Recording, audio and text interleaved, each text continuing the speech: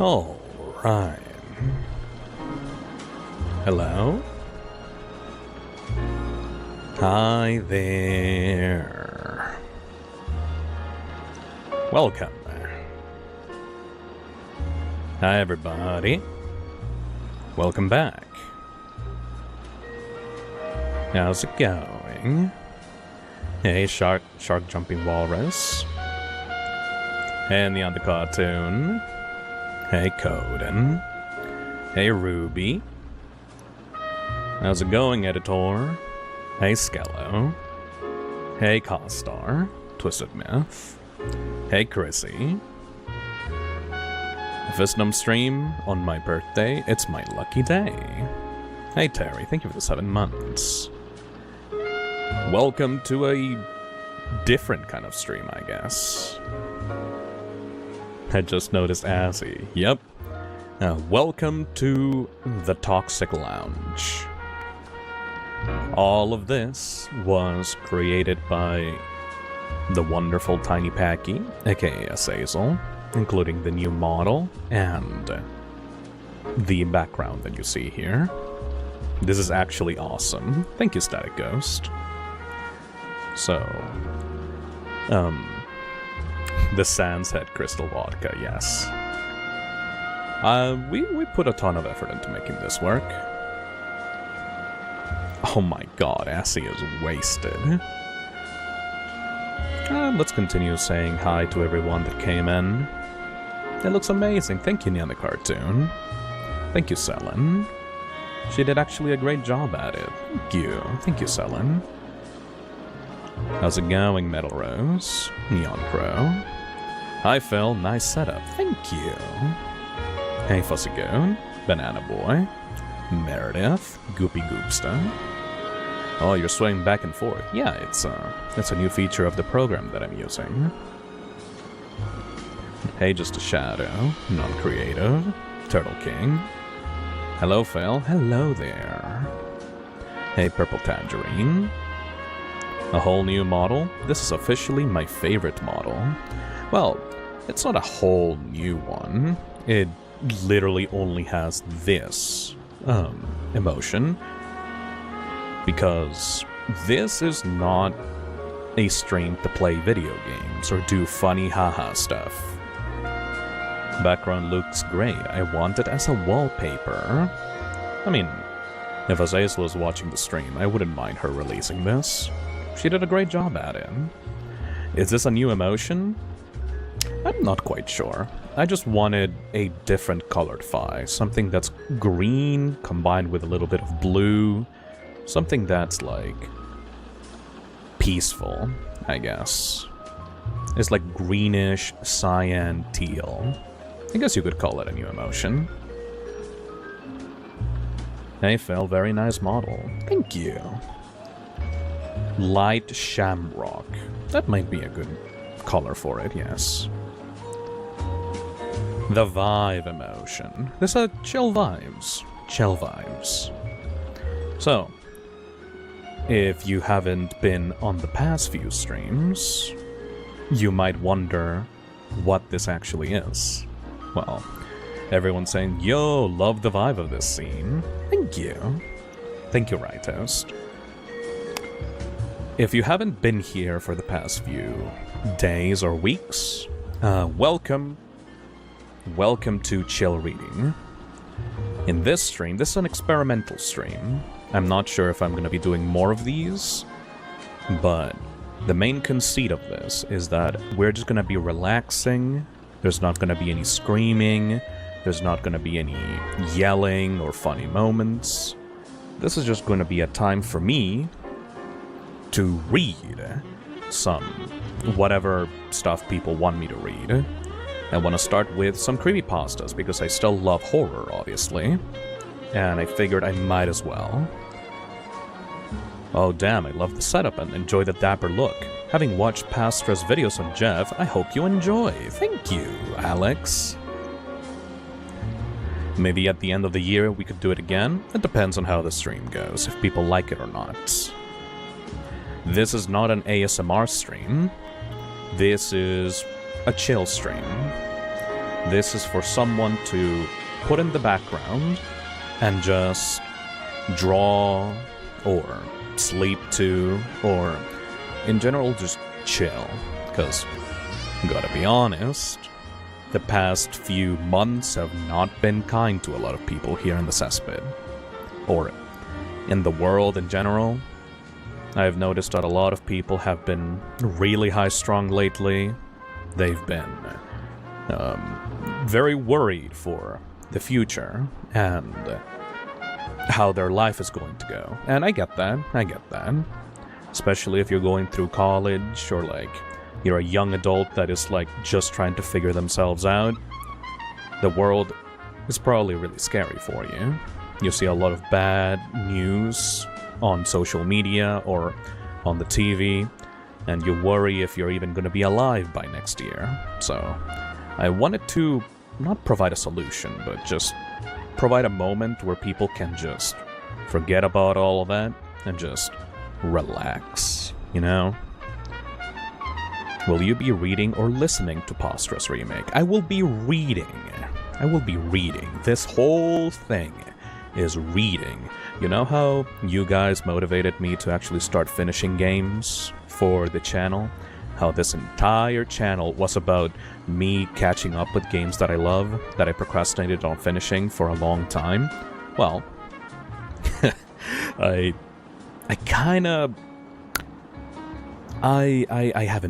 haven't been in the mood to read something since I was in fucking high school, you know? So maybe this channel can also help me, you know, become a more avid reader, I guess. Thank you, Jessa, for the 8 months. Both my free samples and my hoodie are on the way. I can't wait. Hell yeah.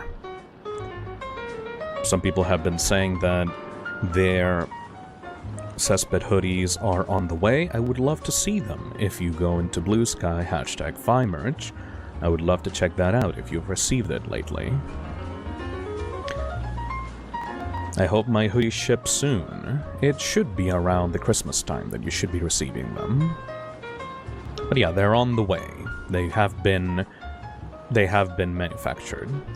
Phil's audiobook career has begun. I'm not gonna be straight up reading all of this without any commentary.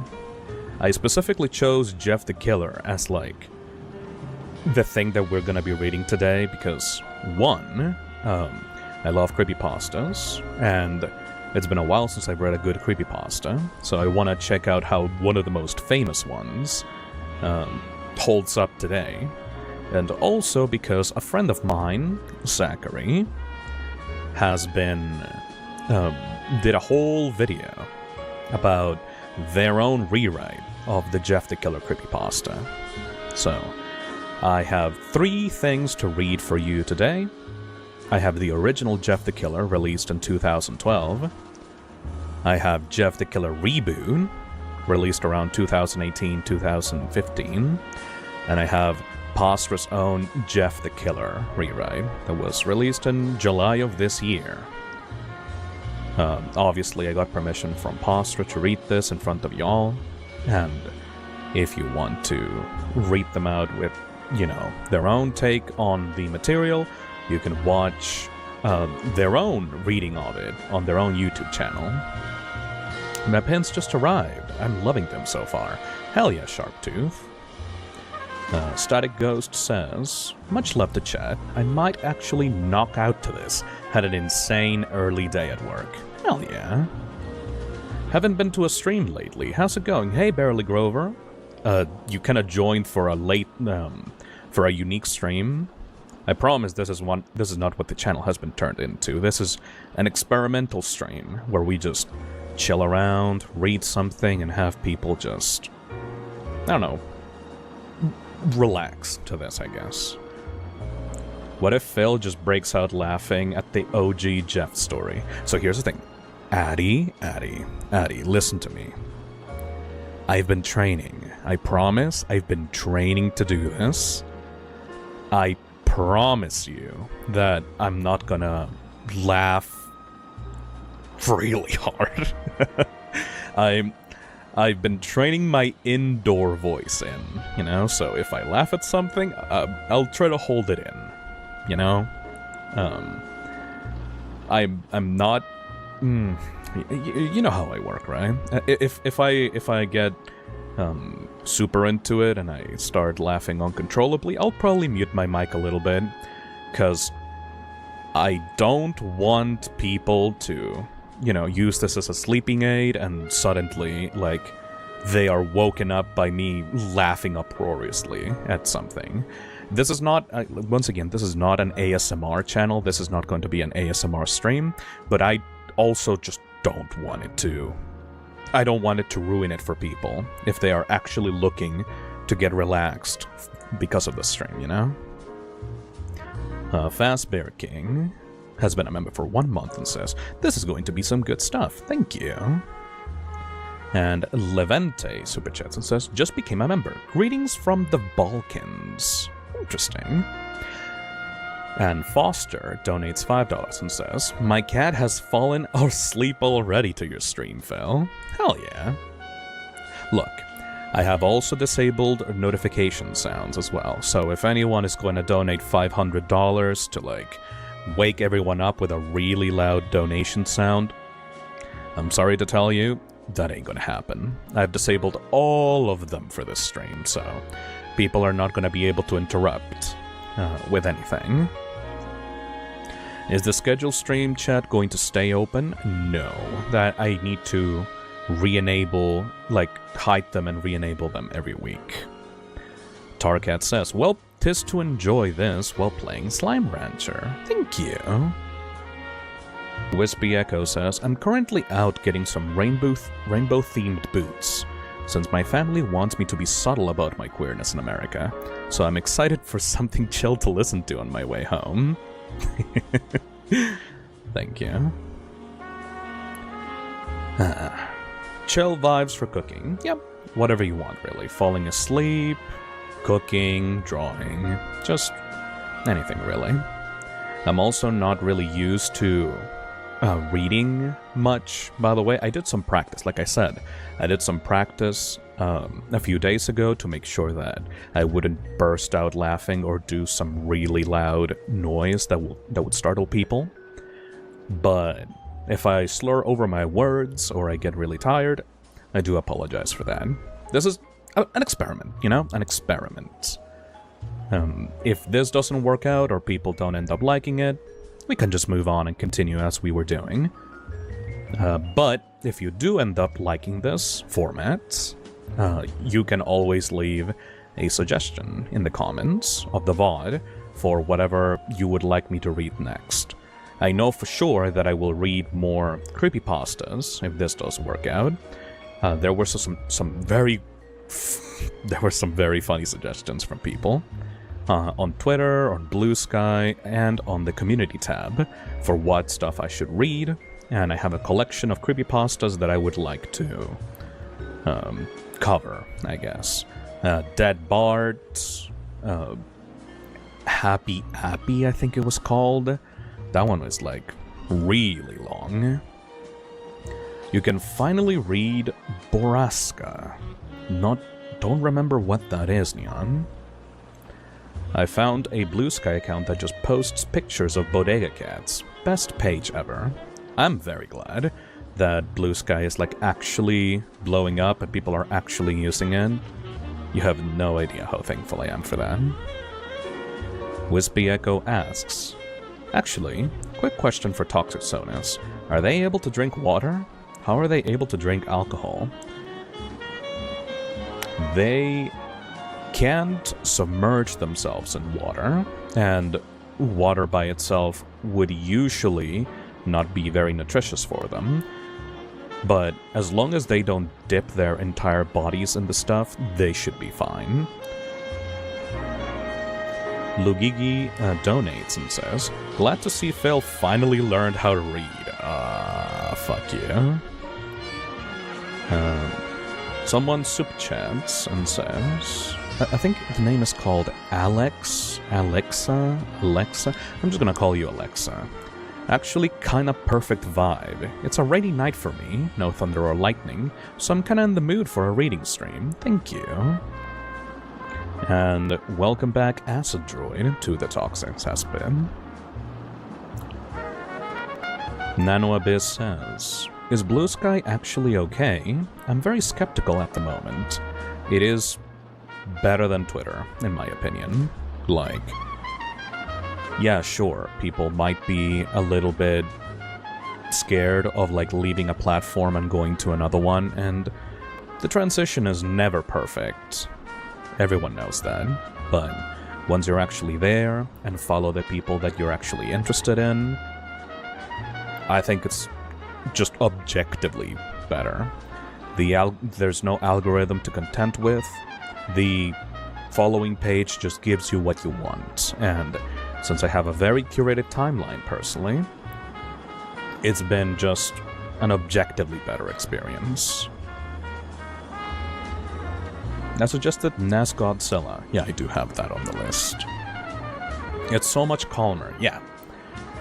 In Blue Sky, you're not gonna get any, like, rage bait that is going to force you into staying on the platform just because you're scared that you're gonna miss out on something.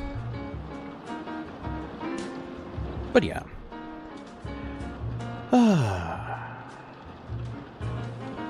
That should cover the initial Let's Talk portion of the stream, just as usual. Hopefully everyone, again, likes the new setup. Also, by the way, you can call me Sasho. It's a Bulgarian nickname for Alex. Alright, Sasho, I'll take you up on that. Reading time? Yes. So, as you might notice from the top left of the screen that we have right now, we have the Jeff the Killer original creepypasta. We have Jeff the Killer reboot. Not sure about the quality of this one. And we got Pastra's own Jeff the Killer with... This one is long. I don't know if you can see this. No, you don't have to see it. This is not a stream where, like, you watch stuff. This is a stream where you put on the background. But if you are watching the screen right now, this is a long boy. So we are going to be here most of the time reading the Jeff the Killer that Zach has prepared for us. But as an appetizer, we're going to cover the first two Jeff the Killers. And if I laugh or think that something is stupid, well, I'll just have to hold it in for that one. Maybe we can also talk in the middle, like if we have to pause, we can talk about our thoughts on this. Who knows, who knows, who knows. Alright. So let's begin now with Jeff the Killer, released on August 12th, 2012. Not really sure what the original author for this creepypasta is. Estimated time, 23 minutes. Banger atmosphere, thank you, Soda Lighter. Speaking of which, I should probably bring in the creepypasta music that everyone loves.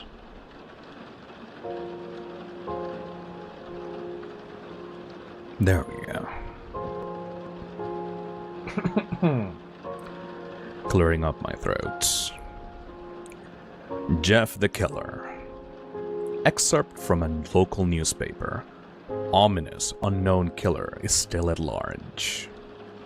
After weeks of unexplained murders, the ominous unknown killer is still on the rise.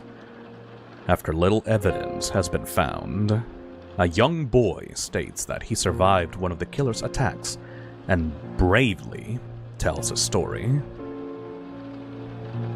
Oh boy, this is gonna be stupid.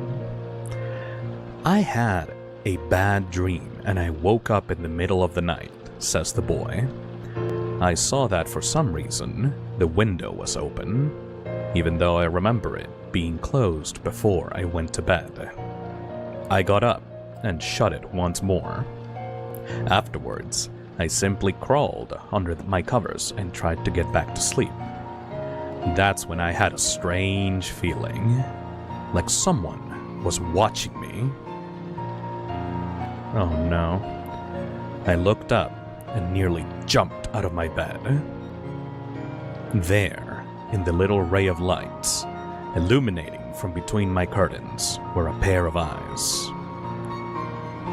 These weren't regular eyes. They were advanced eyes. They were dark, ominous eyes.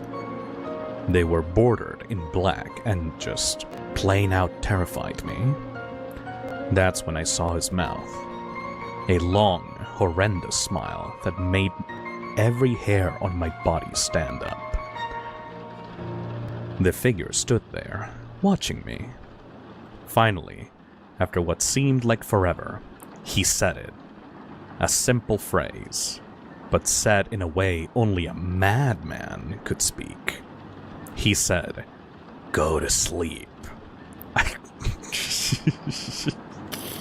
Okay. I let out a scream. That's what sent him at me. He pulled up a knife, aiming at my heart. He jumped onto the bed. I fought him back, kicked, I punched, I rolled around, trying to knock him off of me. That's when my dad busted in. The man threw the knife. It went into my dad's shoulder. The man probably would have finished him off if one of the neighbors hadn't alerted the police. They drove into the parking lot and ran towards the door. The man turned and ran down the hallway. I heard a smash, like a glass breaking. As I came out of my room, I saw the window that was pointing towards the back of my house. It was broken. I looked out to see him vanished into the distance. I can tell you one thing. I will never forget that face. Those cold, evil eyes and that psychotic smile. They will never leave my head. I like this idea of like the child like waking up and like 2 minutes pass and the police is already at the door. Like they somehow called the police in the middle of all this. Apparently police in this universe are very fast. Police are still on the look for this man. If you see anyone that fits the description of this story, please contact your local police department. Jeff and his family had just moved into a new neighborhood. His dad had gotten a promotion at work.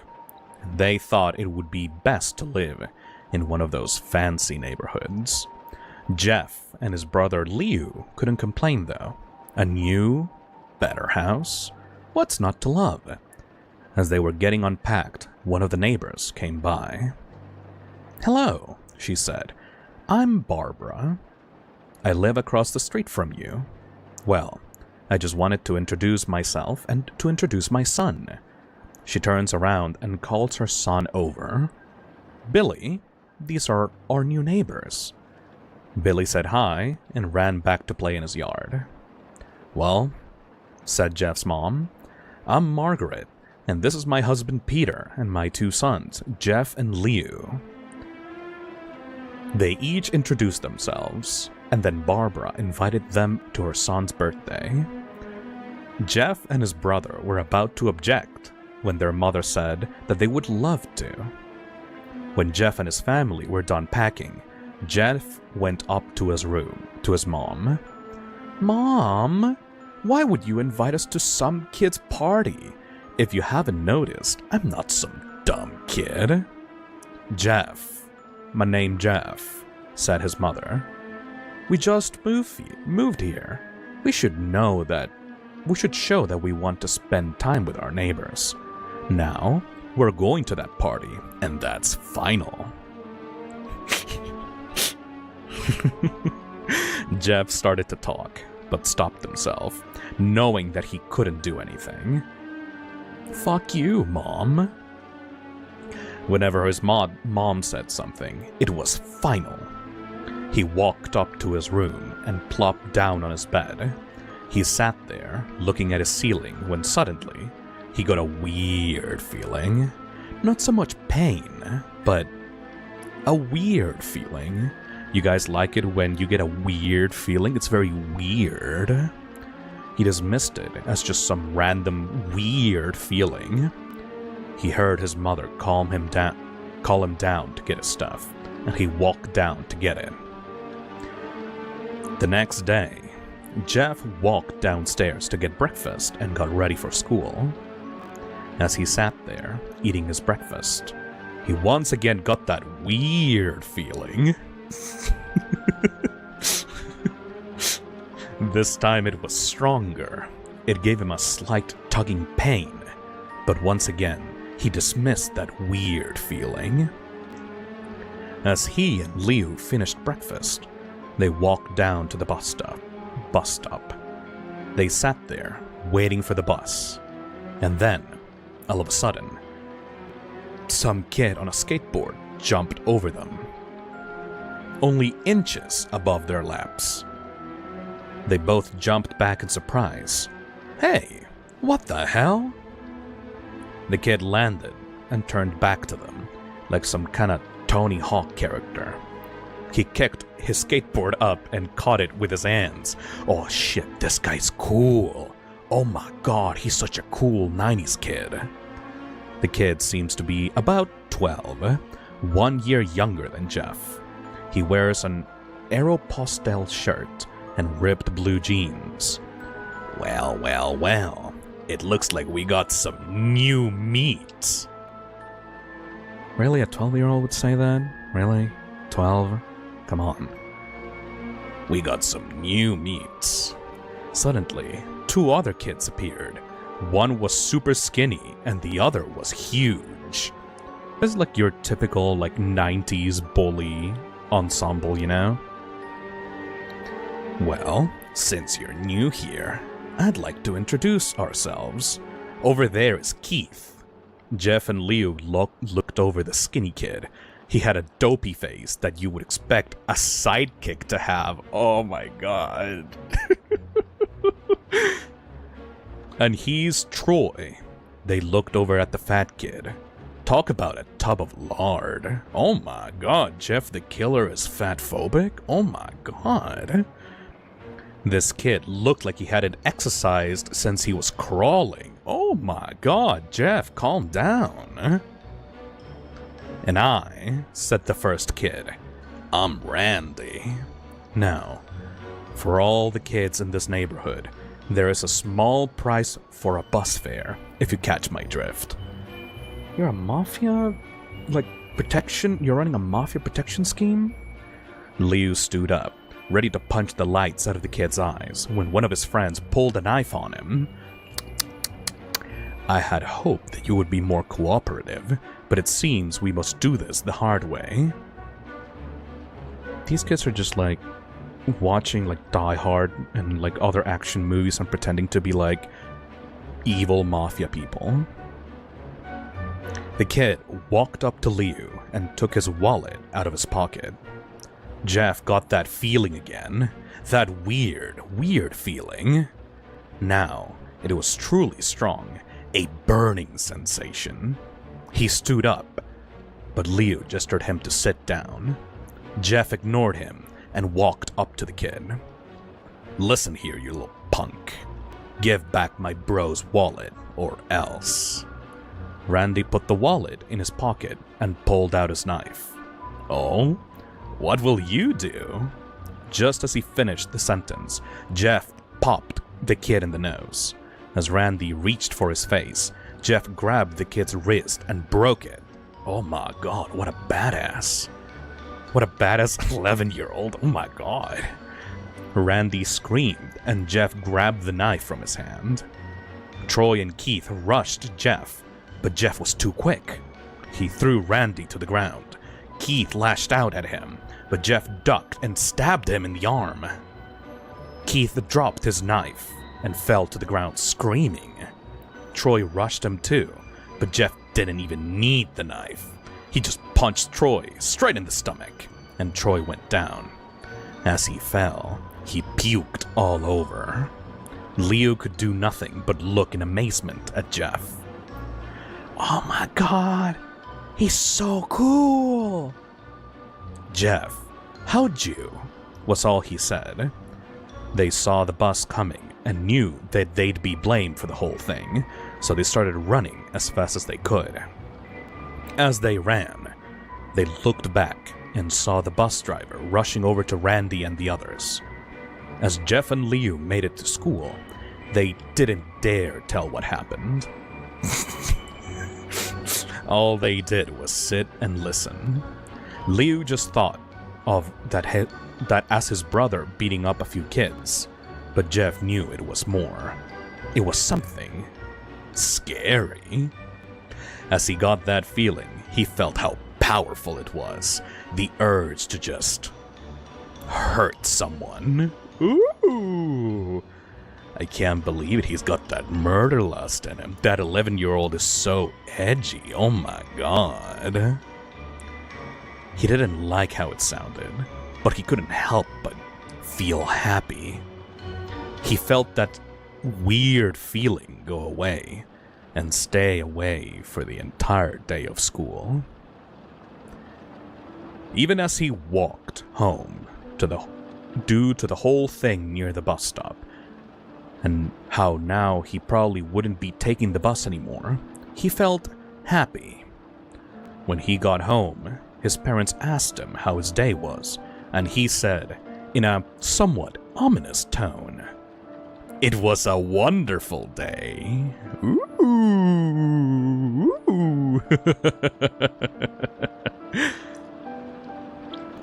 Next morning, he heard a knock at his front door.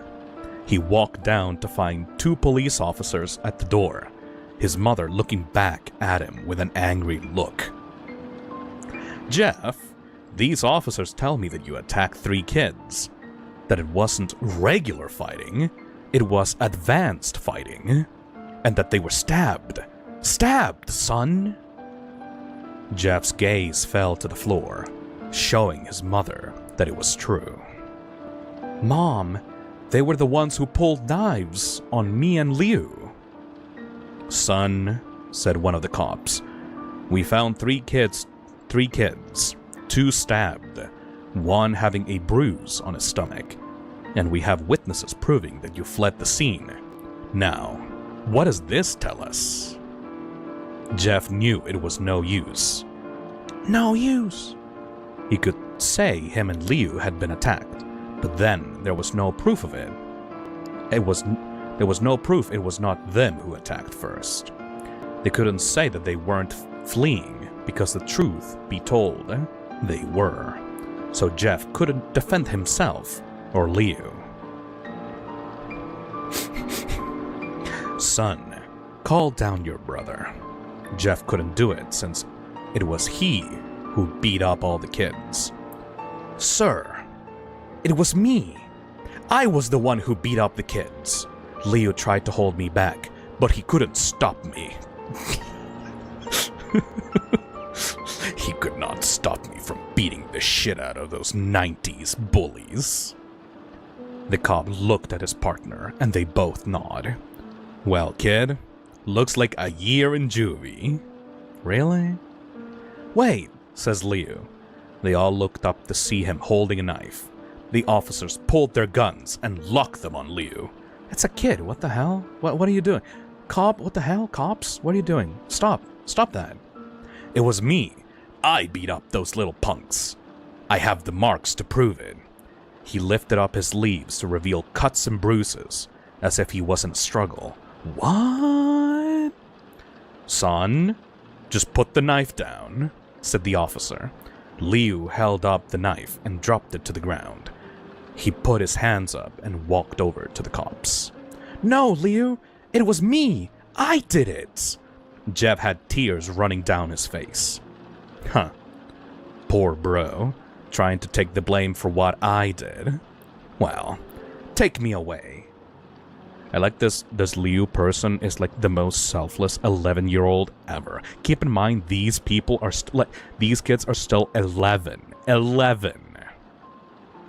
The police led Liu out to the patrol car. "Liu, tell them it was me. Tell them. I was the one who beat up those kids. Jeff's mother put her hands on his shoulders. Jeff, please. You don't have to lie. We know it's Liu. Fuck Liu. I don't even like Liu. You can stop. Man, the mother doesn't care about Liu at all, huh? Yes, my son Jeff and his brother Liu. Jeff watched helplessly as the cop car speeds off with Liu inside. A few minutes later, Jeff's dad pulled into the driveway, seeing Jeff's face and knowing something was wrong. Son, what is it? Jeff couldn't answer. His vocal cords were strained from crying. Instead, Jeff's mother walked his father inside to break the bad news to him as Jeff wept in the driveway. Nothing, like, they just, like, arrest the kid and just send them to juvie, like the parents are not gonna get any blame. You know, they're like 11 years old, right? Like, you're supposed to be their guardians, you're not gonna walk over to the police station with them or anything? No? Nothing? Okay. Fuck Liu, I guess. After an hour or so, Jeff walked back into the house, seeing that his parents were both shocked, sad, and disappointed. He couldn't look at them. He couldn't see how they thought of Liu when it was his fault. He just went to sleep, trying to get the whole thing off his mind. 2 days went by with no word from Liu at juvie, no friends to hang out with, nothing but sadness and guilt. That is until Saturday, when Jeff is woken up by his mother with a happy, sunshiny face. Jeff, it's the day, she said as she opened up the curtains and let light flood into his room. What? What's today? Asked Jeff as he stirs awake. Why, it's Billy's party! He was now fully awake. Mom, you're joking, right? You don't expect me to go to some kid's party after... There was a long pause. Jeff, we both know what happened. I think this party could be the thing that brightens up the past days. Now, get dressed. Jeff's mother does not give a single shit about her other son. Jeff's mother walked out of the room and downstairs to get ready herself. He fought himself to get up. He picked out a random shirt and pair of jeans and walked downstairs. He saw his mother and father all dressed up, his mother in a dress and his father in a suit. He thought, why they would ever wear such fancy clothes to a kid's party. Son, is that all you're going to wear? Said Jeff's mom. Better than wearing too much, he said. His mother pushed down the feeling to yell at him and hid it with a smile. Now, Jeff, don't be a sassy bitch. We may be overdressed, but this is how you go if you want to make an impression. It's just a random kid's birthday party. You're gonna look like a fool. What the hell? Said his father. Jeff grunted and went back up to his room. I don't have any fancy clothes, he yelled downstairs. Just pick something, called his mother. He looked around in his closet for what he would call fancy. He found a pair of black dress pants he had for a special occasion and an undershirt. He couldn't find a shirt to go with it, though. He looked around and found only striped and patterned shirts. You know, like in Undertale when you have like the regular kid like dresses, like they're always striped. Like every single human in Undertale is like a striped shirt human. It's like that. Finally, he found a white hoodie and put it on. You're wearing that? They both said. His mother looked at her watch. Oh no. No time to change. Let's just go. She said as she herded Jeff and his father out the door. They crossed the street over to Barbara and Billy's house. They knocked on the door, and it appeared that Barbara, just like his parents, was way overdressed. As they walked inside, all Jeff could see were adults, no kids. "The kids are out in the yard, Jeff. How about you go and meet some of them?" said Barbara. Jeff walked outside to a yard full of kids. They were running around in weird cowboy costumes and shooting each other with plastic guns. He might as well be standing in a Toys R Us, because it's like the outside in the yard. Everyone knows that Toys R Us looks like a backyard. What? Suddenly, a kid came up to him and handed him a toy gun and a hat. "Play? Wanna play?" he said. "Ah, no, kid. I'm way too old for this stuff," said the 11-year-old. The kid looked at him with that weird puppy dog face. "Please?" said the kid. "Oh, fine," said Jeff. He put on the hat and started to pretend to shoot at the kids. At first, he thought it was totally ridiculous, but then he actually started to have fun. It might not have been super cool, but it was the first time that he had done something that took his mind off of Liu. So he played with the kids for a while, until he heard a noise. A weird, rolling noise. Then it hit him. Randy, Troy, and Keith all jumped over the fence on their skateboards. Jeff dropped the fake gun and ripped off the hat. Randy looked at Jeff with a burning hatred. "Hey, Jeff, isn't?" he said. "We have some unfinished business."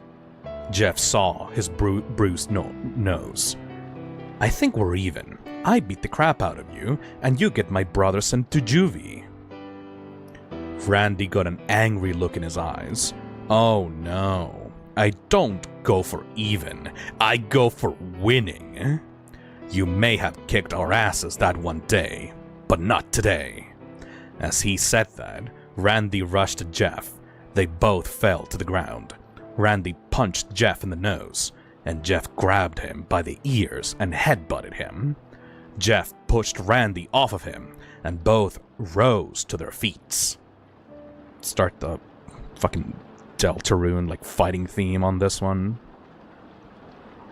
Kids were screaming, and parents were running out of the house. Troy and Keith both pulled guns out of their pockets. I go for winning. "No one interrupts, or guts will fly," they said. Randy pulled a knife on Jeff and stabbed it into his shoulder. Jeff screamed and fell to his knees. Randy started kicking him in the face. After 3 kicks, Jeff grabs his foot and twists it, causing Randy to fall to the ground. Jeff stood up and walked towards the back door, but Troy grabbed him. "Need some help?" He picks Jeff up by the back of the collar and throws him through the patio door. As Jeff tries to stand, he is kicked down to the ground. Randy repeatedly starts kicking Jeff until he starts to cough up blood. "Come on, Jeff! Fight me!" He picks Jeff up and throws him into the kitchen. Randy sees a bottle of vodka on the counter and smashes the glass over Jeff's head. "Fight!" He throws Jeff back into the living room. Keep in mind, there's a dozen adults in the living room and they're all just watching this happen. They don't help him at all. At all. Meanwhile, a John Wick-styled fight is happening in front of them in the living room. "Come on, Jeff. Look at me." Jeff glances up, his face riddled with blood. "I was the one who got your brother sent to juvie, and now you're just gonna sit here and let him rot in there for a whole year. You should be ashamed." Keep in mind it was Liu that did that. Liu was the one that sold himself out, but whatever. Typical 11 to 12-year-old fights, I guess. "Oh, finally. You stand and fight." Jeff starts to get up. Jeff is now to his feet, blood and vodka on his face. Once again, he gets that weird feeling. The one in which he hasn't felt for a while. Finally, he's up, says Randy as he runs at Jeff. That's when it happens. Something inside Jeff snaps. His psyche is destroyed. All rational thinking is gone. All he can do now is kill. He grabs Randy and pile-drives him to the ground. He gets on top of him and punches him straight in the heart. The punch causes Randy's heart to stop. As Randy grasps for breath, Jeff hammers down on him. Punch after punch after punch after punch. Blood gushes from Randy's body until he takes one final breath and dies. Just punching him in the chest over and over again. Everyone is looking at Jeff now. The parents, the crying kids, even Troy and Keith. Although they easily break off from their gaze and point their guns at Jeff. They have guns? Wait, they have guns? What the hell? Wait, what? When did that happen? What the hell? What? They have guns? Real guns? Jeff sees the guns trained on him and runs for the stairs. How did 11-year-olds get guns? As he runs, Troy and Keith let out fire on him, each shot missing. What? What's going on? Jeff runs up to the stairs. He hears Troy and Keith follow up behind. As they let out their final rounds of bullets, Jeff ducks into the bathroom. He grabs the towel rack and rips it off the wall. Troy and Keith race in, knives ready. This is truly a minor community moment. Troy swings his knife at Jeff, who backs away and bangs the towel rack into Troy's face. Troy goes down hard, and now all that's left is Keith. He is more agile than Troy, though, and ducks when Jeff swings the towel rack. He dropped the knife and grabbed Jeff by the neck. He pushed him into the wall. A thing of bleach fell down on top of him from the top shelf. Oh my god, the iconic Jeff the Killer bleach! It burned both of them, and they both started to scream.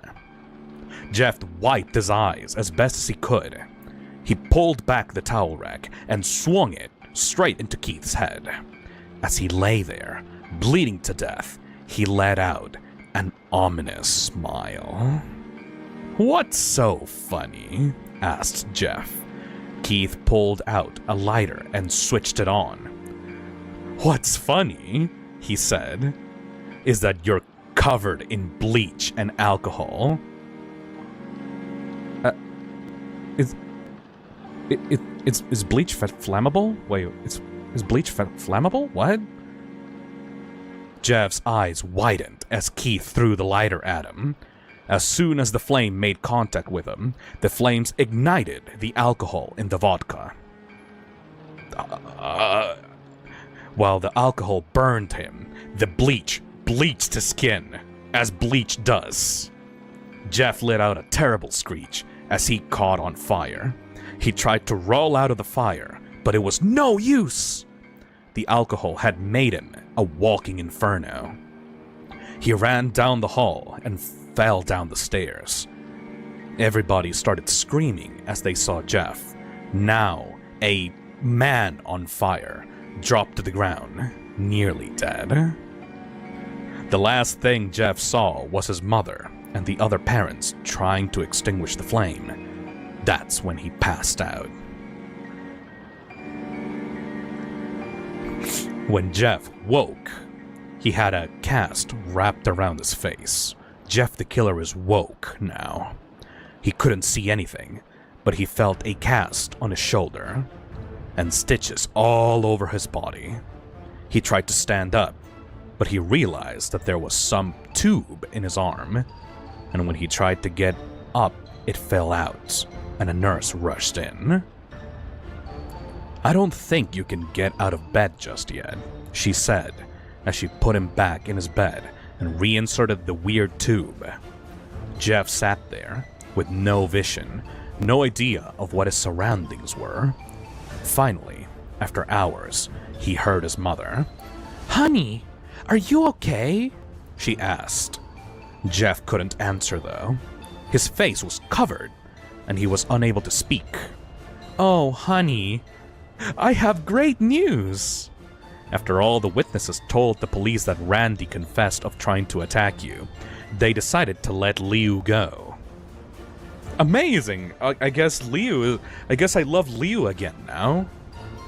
This made Jeff almost bolt up, stopping halfway, remembering the tube coming out of his arm. He'll be out by tomorrow, and then you two will be able to be together again. Jeff's mother hugs Jeff and says her goodbyes. What is her name, by the way? I've only heard Jeff's mother, but I've never heard like her actual name. I think it was Barbara, something like that. The next couple of weeks were those where Jeff was visited by his family. It was not important, okay. Then came the day where his bandages were to be removed. His family members were all there to see it, what he would look like. As the doctors unwrapped the bandages from Jeff's face, everyone was on the edge of their seats. Why? It's just...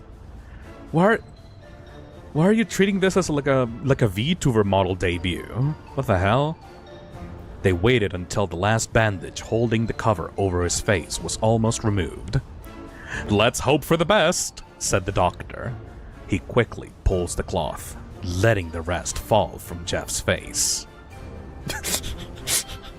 W parenting, let's bring all the family over so we can see how deformed and dumb you look now. Jeff's mother screams at the sight of his face, as a good mother does. Liu and Jeff's dad stare awestruck at his face. "What? What happened to my face?" Jeff said. He rushed out of bed and ran to the bathroom. Of the hospital? He looked in the mirror and saw the cause of the distress. His face. It's horrible. His lips were burnt to a deep shade of red. His face was turned into a pure white color, and his hair singed from brown to black. He slowly put his hand over to his face. It had a sort of leathery feel to it now. He looked back at his family, then back at the mirror. "Jeff. My name Jeff." "Jeff," said Liu. "It's not that bad."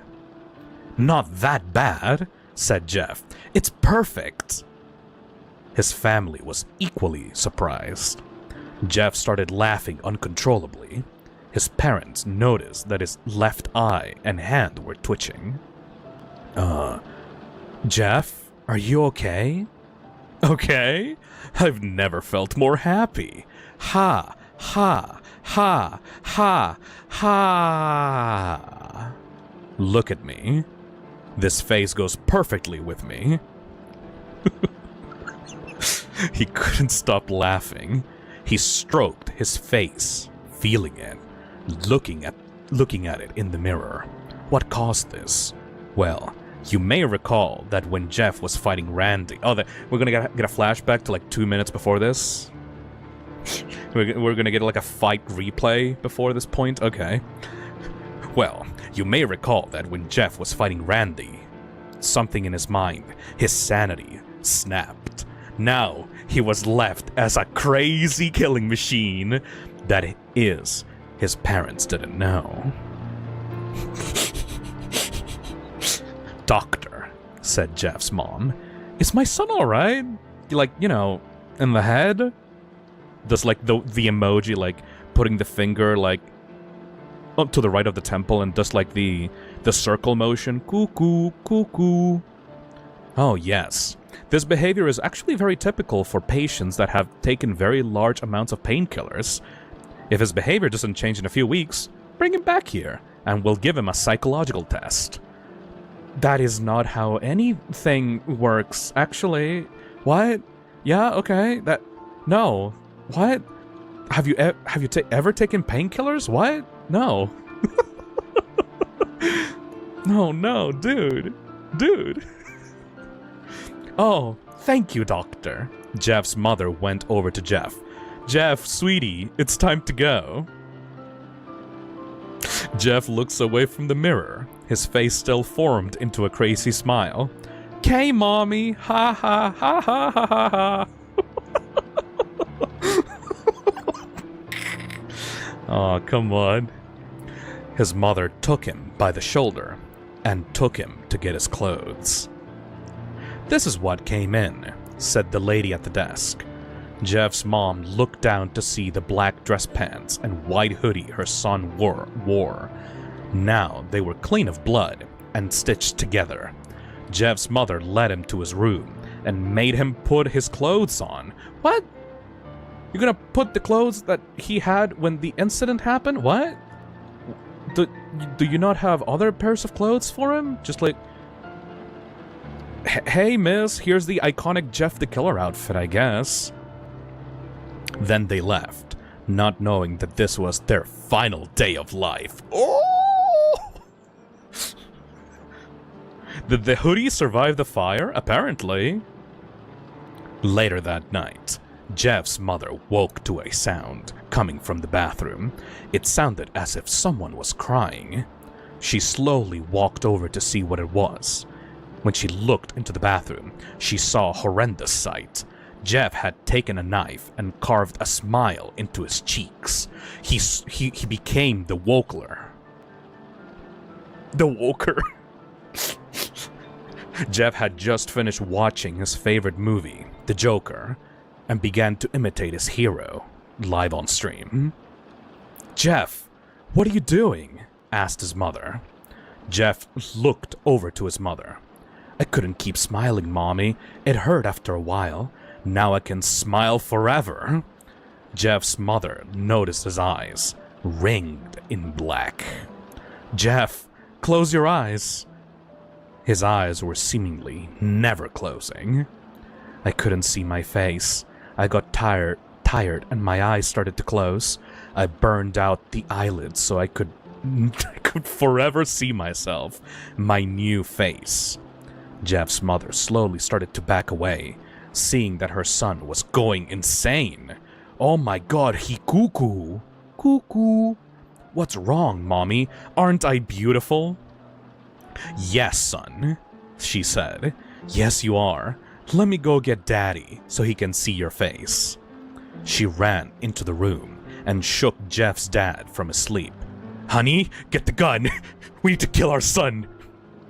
She stopped as she saw Jeff in the doorway, holding a knife. "Mommy, you lied." That's the last thing they hear as Jeff rushes them with a knife, gutting both of them. His brother Liu woke up, startled by some noise. He didn't hear anything else, so he just shut his eyes and tried to go back to sleep. As he was on the border of slumber, he got the strangest feeling that someone was watching him. He looked up before Jeff's hand covered his mouth. He slowly raised the knife, ready to plunge it into Liu. Liu thrashed here and there, trying to escape Jeff's grip. "Shh," Jeff said. "Just go to sleep."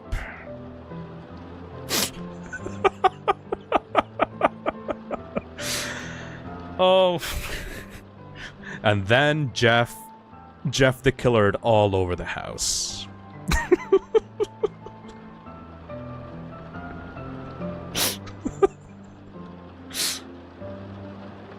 Other possible Jeff the Killer influences. Oh my god, that's the entire story, isn't it? So basically,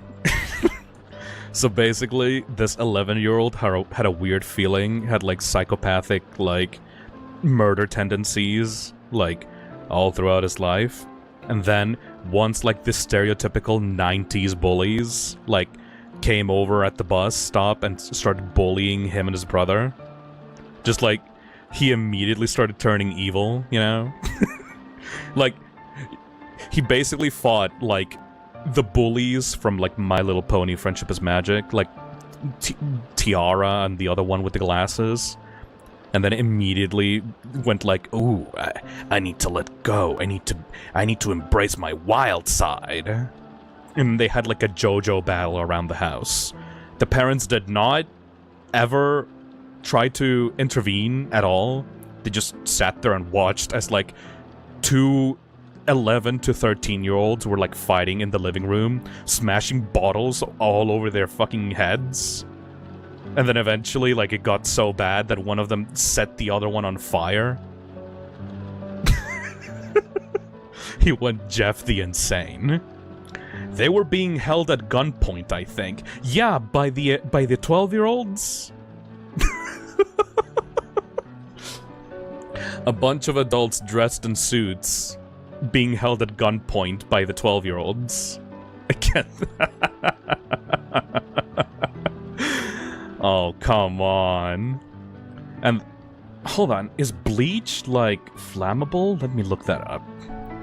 Is bleach flammable? Bleach, which contains chlorine that's dissolved in water, is not flammable. Amazing. So, even if they tried to, like, set him on fire, the bleach would, like, just cover the alcohol and they would not, like, actually light up. And that, for some reason, made him into, like, a mutant psychopath. 12-year-olds with guns at their friend's birthday party. 10 out of 10. 10 out of 10. Best writing. Best writing. Hayden Sand says, I think the point was that the alcohol was flammable, but the bleach was a chemical reaction. Wouldn't work either way, though. Martin says, it's creepypasta bleach. Don't think too hard about it. Yeah, you know the bleach that, like, makes your skin leathery and turns you completely white and makes you, like, makes you into a serial killer?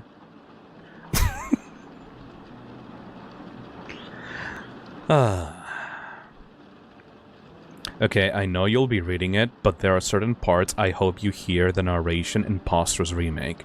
Well, I'm gonna be reading it, like, I'm gonna be the one narrating this. Overall, though, like, this story could have only worked back in 2012, you know what I mean? Like, in today's world, this would be mocked to high heaven.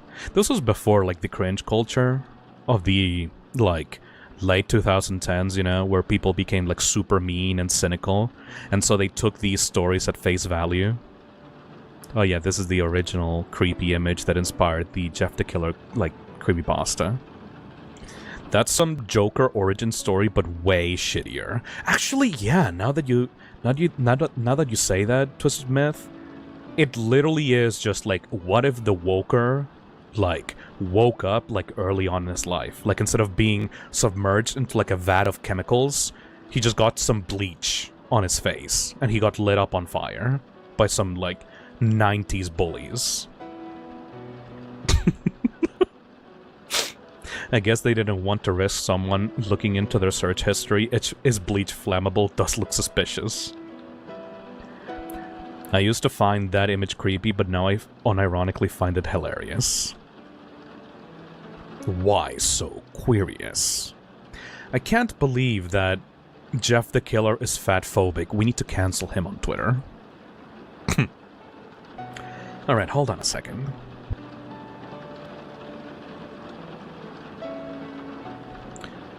I mean, he's basically a Joker ripoff in most of the takes. Speaking of which, we have to move into the next part of the stream. We need to read Jeff the Killer Reboot. This is by Kay Banning, an actual author. I don't really know what the author of the original Jeff the Killer is, but this one is by a fan that wanted to reboot the story into something a little bit more believable. This one is 34 minutes long, so we are going to be here slightly longer before we head down into Zach's take. Verde Creeper donates and says, Phil, since you're a Spanish-speaking horror lover, do you remember the Loquendo creepypasta videos? Or are you familiar with Dross? Yes! When I was a kid, I loved Dross's videos, like creepypasta videos. And I loved Loquendo videos. I don't remember much of them because my memory is very bad, but, you know. Alright. Let me just reset a little bit. Let me drink some water. And by water, I mean my energy drink.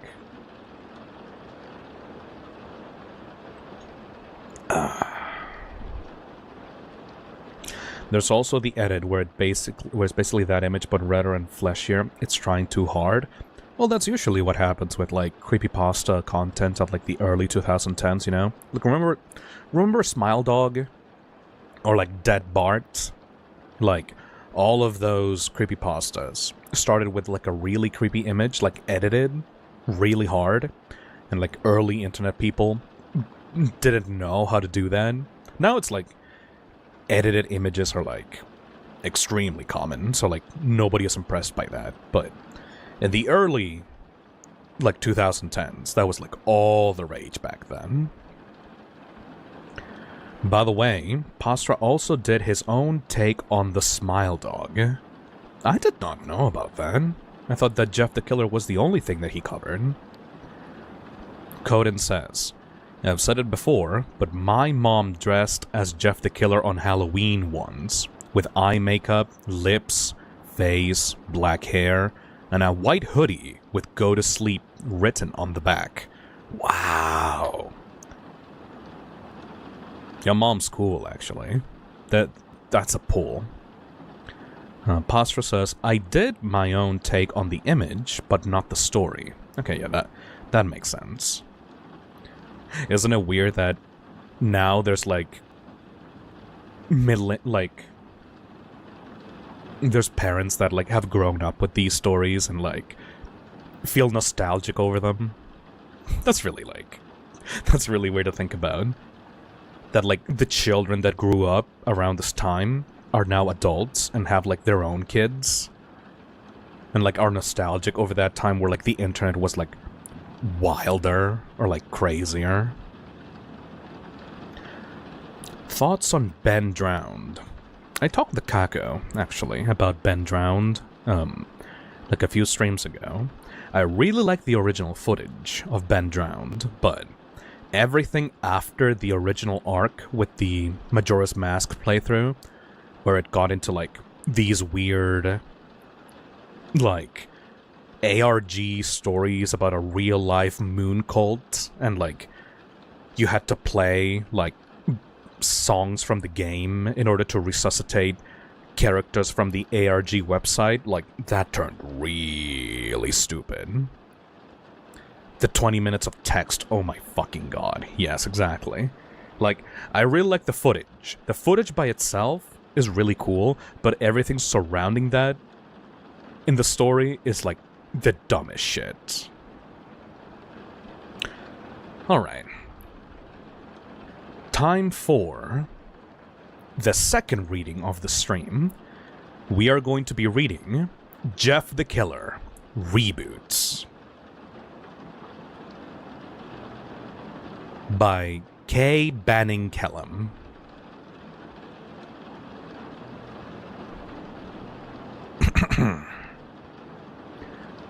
Publisher's notes. This is the Jeff the Killer reboot. For the original, Jeff the Killer, go back a few minutes into the stream. The day Jeffrey Woods and his family arrived at their new home, the sky was overcast and the weather was muggy. The gray skies seemed to punctuate his mood. Jeff was not thrilled to be here. Their new home was beautiful, though, a true example of his father's newfound success. But still, it wasn't the home that he'd known. A week after they'd settled in, Jeff and Liu woke up early.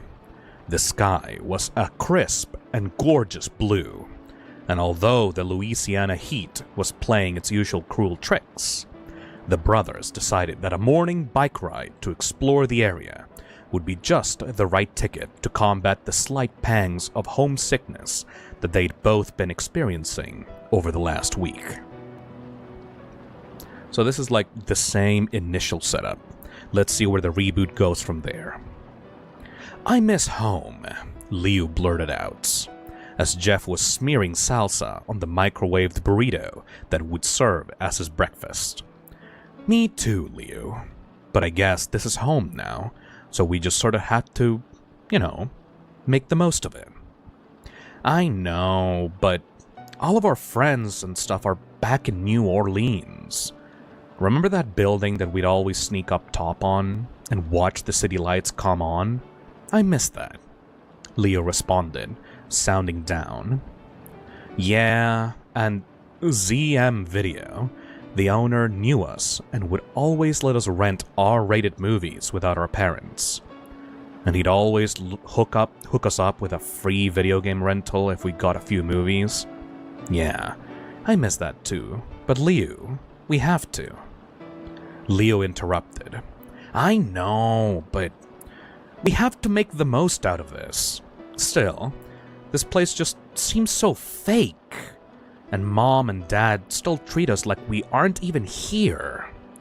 "Yep, that they do. I was sort of hoping that the new house would improve their mood, but what can we do?" Liu had no answer. Jeff finished his breakfast, and the two boys left the house to mount their bikes and explore around a bit more. As it turned out, the subdivision they moved into was rather close to a cluster of stores in a small shopping center. Village Shopping Center was the name of the short row of businesses. Within these were a Pizza Hut, a Chinese restaurant, a tobacco store, a Sprint store, and, what Jeff and Liu were most excited about, a video store. "We'll have to get Mom or Dad to come down here and open up an account so we can rent movies," Liu mentioned as Jeff flipped a box over to read the description of a horror movie. "Shit, you're right," Jeff snapped, feeling a bit of frustration at this thought. He knew getting his parents to actually come down here and set up a membership would take forever, since their usual after-work routine was to go off into separate rooms until they got hungry enough to come out and speak. Ooh, they're going through some family drama. Jeff glanced over at the girl working behind the counter. "Maybe I can go over there and sweet-talk her into giving us accounts," he joked. "Yeah, right, Jeff. One look at you and she'll probably ban us," Leo remarked back, a smile broad on his face. "You doubt me, little man?" "Doubt you? The guy who kissed two girls and almost touched a boobie? Never. Please go on over and lay on all the charm." "Whatever. I totally could have banged that girl, but her parents came home and..." "Oh?" "Last time you told me that story, you said her parents were out of town and her sister came home." Jeff became flustered, and while in the process of trying to make yet another comeback, the girl behind the register removed all doubt by speaking to the boys herself. "Hey, aren't those your bikes?" the young woman asked, pointing towards the glass door and window. Jeff and Leo looked over and saw 3 boys outside. Oh shit! 2 of which were riding around in circles on the Woods brothers' bikes. They would spin them around and then jump off, letting the bikes crash onto the pavement, just to stand them up and ride them again. The 2 boys riding the bikes were both slim in build, while a heavier boy stood on the sidewalk, drinking a Red Bull and watching. They're back! Jeff and his brother made their way towards the doors of the video store. When the fat kid saw them coming, Jeff couldn't hear what he said to 2 of his friends, but he made some sort of gesture while shouting, and the other 2 boys dumped the bikes where they lay and walked towards the sidewalk, directly towards the 2 brothers. "Those your bikes? one of the boys asked as Jeff and Liu entered the summer heat. Yeah? Why are you riding them? Liu asked sharply. We just saw them there, man. Relax. Figured someone just left them out for us. The same boy responded, as his two friends joined him on either side. Jeff, determined to make a good start here, tried to change the course of this confrontation. Well, they're ours. We just moved here about a week ago. We live over on Fairmount Avenue, a few blocks from here. We were just checking out the neighborhood. Jeff hoped that a civil tone could turn things around somehow, but he could tell by the insolent look on the kid's face that this was a difficult gamble. Good for you. You moved somewhere, the fat kid remarked. Oh yeah, Troy. The first boy spoke. They moved into that piece of shit house with the gravel driveway, and was wondering who would move into that place. Well, Randy, now we know, the big kid, apparently named Troy, replied. Jeff, still trying to salvage the conversation, tried peaceful banter one more time. Okay, so you're Troy and you're Randy. Well, my name's Jeff, and this is my brother Liu. We just moved here from New Orleans. Well, you ain't in New Orleans now, the third boy, who just now decided to speak, remarked. Yeah, and who the fuck said that you could call us by our names? Randy asked, that insolent, privileged smile never leaving his face. Jeff smiled and responded to Randy. Well, I guess I could have called you a fucking asshole, but I figured I would have given you the benefit of the doubt. Ooh, oh my god. Did you hear what he said? Oh my god. In that moment, a flare of rage replaced the smirk that had rested on Randy's face throughout this entire exchange. The two other boys, Troy and the still unknown third member of his band, seemed to be momentarily struck silent. Perhaps they weren't used to being stood up to. Oh, I'm sorry. Was that language too adult for you? Jeff asked. And you, quiet boy. We know this isn't New Orleans, Jeff stated to the slim kid that had reminded him of his geographical locations. What the hell? Because if this was New Orleans, you three would have already gotten your asses kicked for touching someone else's shit. Oh my god, this kid got spunk. The slim kid looked back and forth at his two friends. However, Randy, clearly the leader, seemed to know what to say. Yo, Keith, you gonna let this little bitch talk to you like that? Jeff knew this part, and while he wanted quite badly to suck Randy and his pulse around, a real concern suddenly invaded his mind.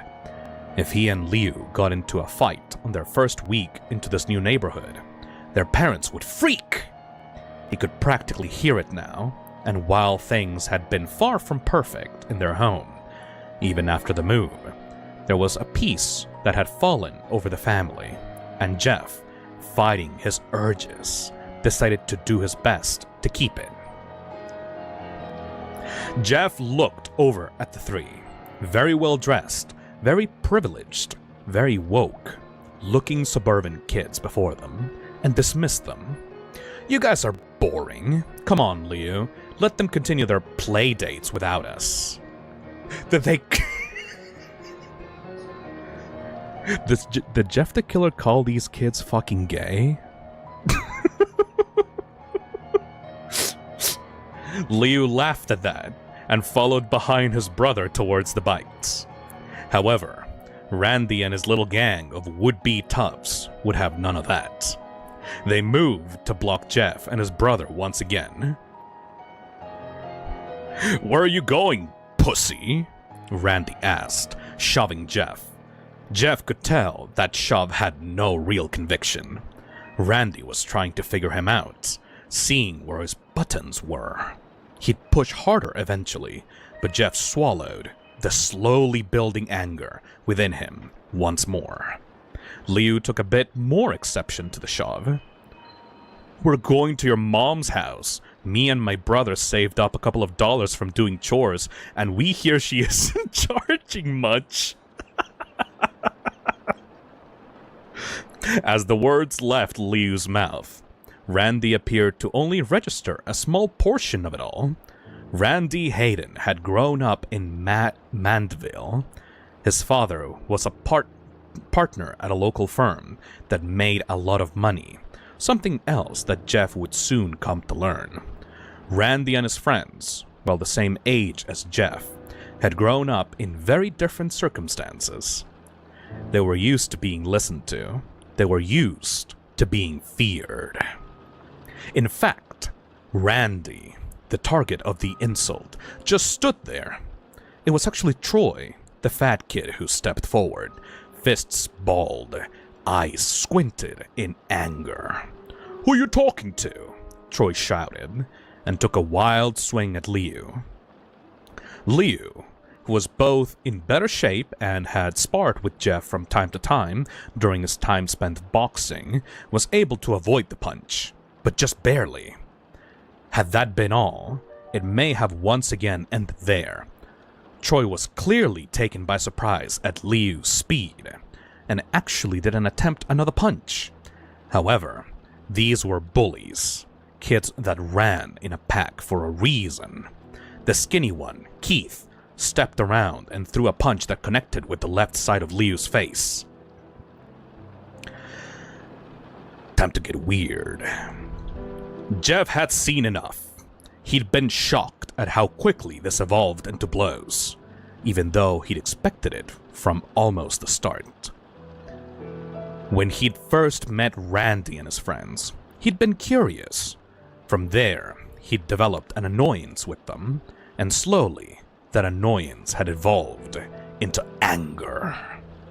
However, upon seeing Liu punched, seeing the small trickle of blood forming on his brother's lower lip, upon seeing the smug look of satisfaction on Keith's face, that anger that Jeff felt suddenly exploded into a rage that he'd never felt before in his life. Jeff Woods did not hesitate.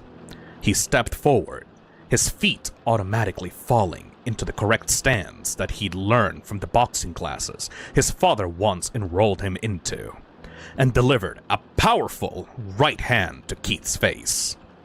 The skinny boy had no time to register shock or pain. The punch caught him by surprise, and his knees buckled. Keith went down to the ground in a heap of confusion and dawning fear.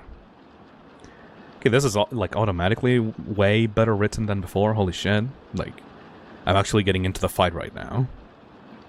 Randy, this so-called leader here, was almost too shocked to move. He'd had quite a lot of experience starting fights, but no real time logged into losing them. He'd never felt control out of a situation slip. He was used to being in charge, so now, seeing one of his friends go down so quickly and easily left him in a state of shock that he had no idea how to address. "Go, Jeffy, go, Jeffy, go! Go, Jeffy, go, Jeffy, go!" Troy, on the other hand, seemed to have a plan. Throw another punch. He moved towards Jeff, deceptively faster than his weight would seem to allow, and threw two equally fast punches. Jeff, however, had no problem sidestepping both attempts. Troy, seeming lost for actions, actually dropped his arms, as if to say, "Gee, what do I do now?" Jeff had the answer. He moved in, throwing 3 hooks to Troy's stomach. The hefty kid's eyes went as wide as pie pans, a fitting analogy, because he's fat, Jeff thought. Oh, come on. Jeff wasted no time and stepped in once more, fetching a sharp punch to the big kid's jaw, causing Troy to promptly fall on his ass. Jeff was reminded of King Hippo from the Punch-Out game he used to play. He couldn't help but smile. God damn. Can't believe my boy Jeff the Killer is fatphobic. Oh my god. Jeff now turned his focus on Randy. He advanced on the boy, feeling something new forming inside of him. He still felt the anger, the rage actually, at the antics of these three assholes. They had the nerve to mess with their bikes, the nerve to insult two kids they've never even met before, and of course, the ultimate offense, touching his brother. However, mixed in with his rage was also a sweet, enjoyable pleasure. Not only was he kicking their asses, but he was loving every second of it. It was as though the joy of showing them up was perfectly blending with the rage he felt towards them. Together, it formed into a sadistic, controlled sense of power. Power. I need more power. That was until Liu stepped in front of him. Jeff, stop! That's enough! Why stop now, Liu? They wanted this. Jeff replied in a flat voice that Liu had never heard from his brother's mouth. She's calling the cops! Look! Liu shouted again, and this time, Jeff came back to reality, snapped back to reality. Long enough to listen, he glanced over at the video store clerk and saw her on the phone, talking frantically and pointing towards the parking lot. Suddenly, Jeff's strange, sadistic haze collapsed, and he gained his former self. Oh fuck, let's go, he stated quickly, and he and Liu mounted their bikes and rode towards the park exit. Yeah, you better fucking run, Randy called behind them. Jeff and Liu paid no mind and pedaled away. A few blocks down the street, they dismounted their bikes and began to walk them together. At first, neither brother spoke. Then Liu broke the silence. Jeff, thank you for standing up for me back there. Thank you. Oh my god, you're such a cool older brother. Oh my god, Jeff the Killer, you're so fucking cool. Yeah, those guys were pieces of shit. They had it coming, Jeff replied, looking down at the street as they walked. What happened? I've never seen you like that before. I'm just defending myself, Liu. What was I supposed to do? Let them beat you up? I bet they go to our school. I bet we'll see them there, and they won't forget this. Who cares? We didn't ask to move here. We didn't ask for any of this.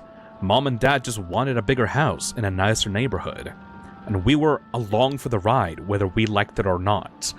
Think I give a shit what these rich asshole kids think of us? Jeff stated, and went back to looking at his feet. Do you think we'll get in trouble? Liu asked. For what? Defending ourselves? Yeah, that would be kind of strange, wouldn't it? Like, if the police were just like... If the police just came up to, like, a random kid's house and, like, told them they were gonna go to juvie because they defended themselves, yeah, that would be crazy, right? Who in the hell would write something like that?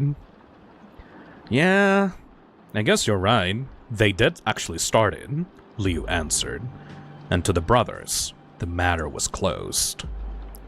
However, things were far from over. They found that the trouble they believed that they'd escaped was in fact waiting for them at their front door. Jeff and Liu saw the police cars well before they arrived at the driveway. 2 cop cars, both parked in front of their house. Both of them felt their stomachs drop, as they well knew why the police were there. Damn it. The brothers entered the living room to see their parents sitting on the couch, the 2 cops standing up, leaning on the wall, writing in their notebooks. "What did you two do?"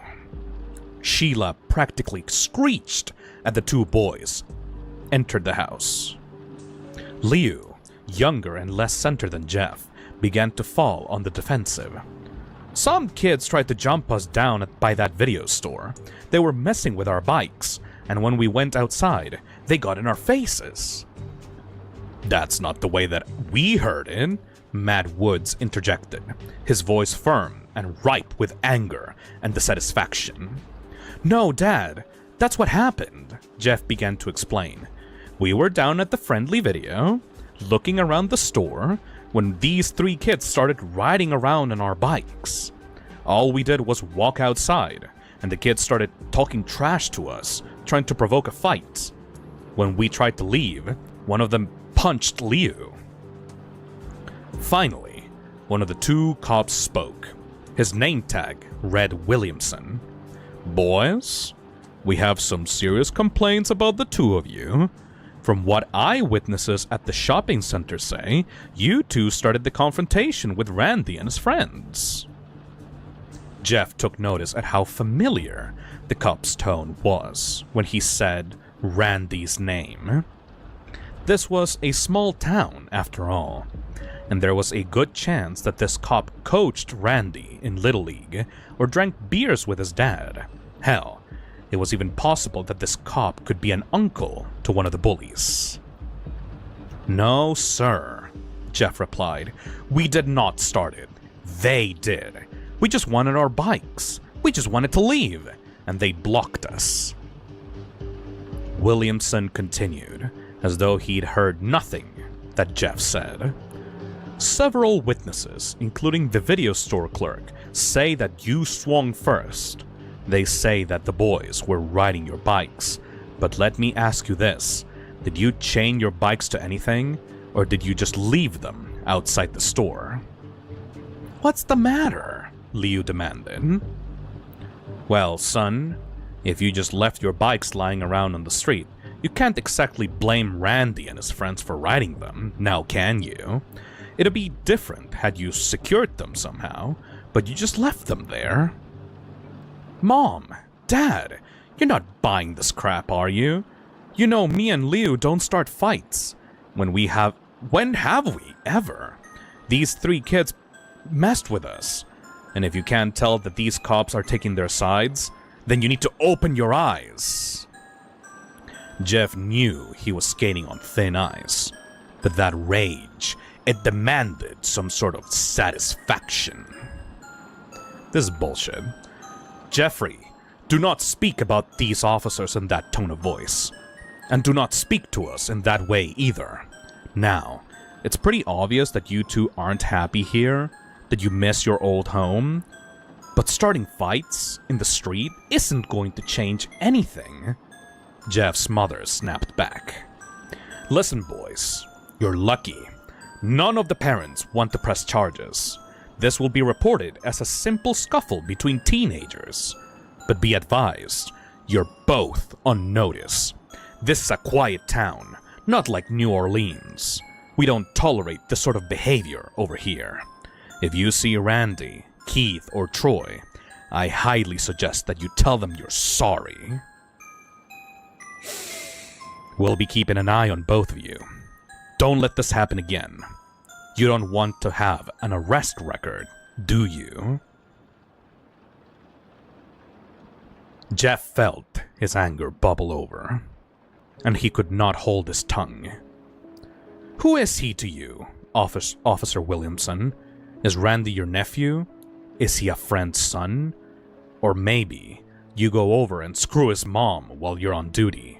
Which one of us is it, officer? Oh my god, Jeff. Oh my god, you being a dick to a police officer." "That's it. Both of you go to your rooms." Matt Woods apparently found that he wasn't a mute after all. As he ordered his sons out of the room, Jeff and Liu walked up the stairs. However, they refused to hang their heads in shame or feel any regrets. Neither of the parents spoke to them for the rest of the day. Jeff and Liu stayed upstairs, venting their shared frustration to each other. They'd been screwed over. Even at their young ages, they knew that. They took some solace in the fact that they were at least not been arrested or cited. But still, they saw what was really going on here.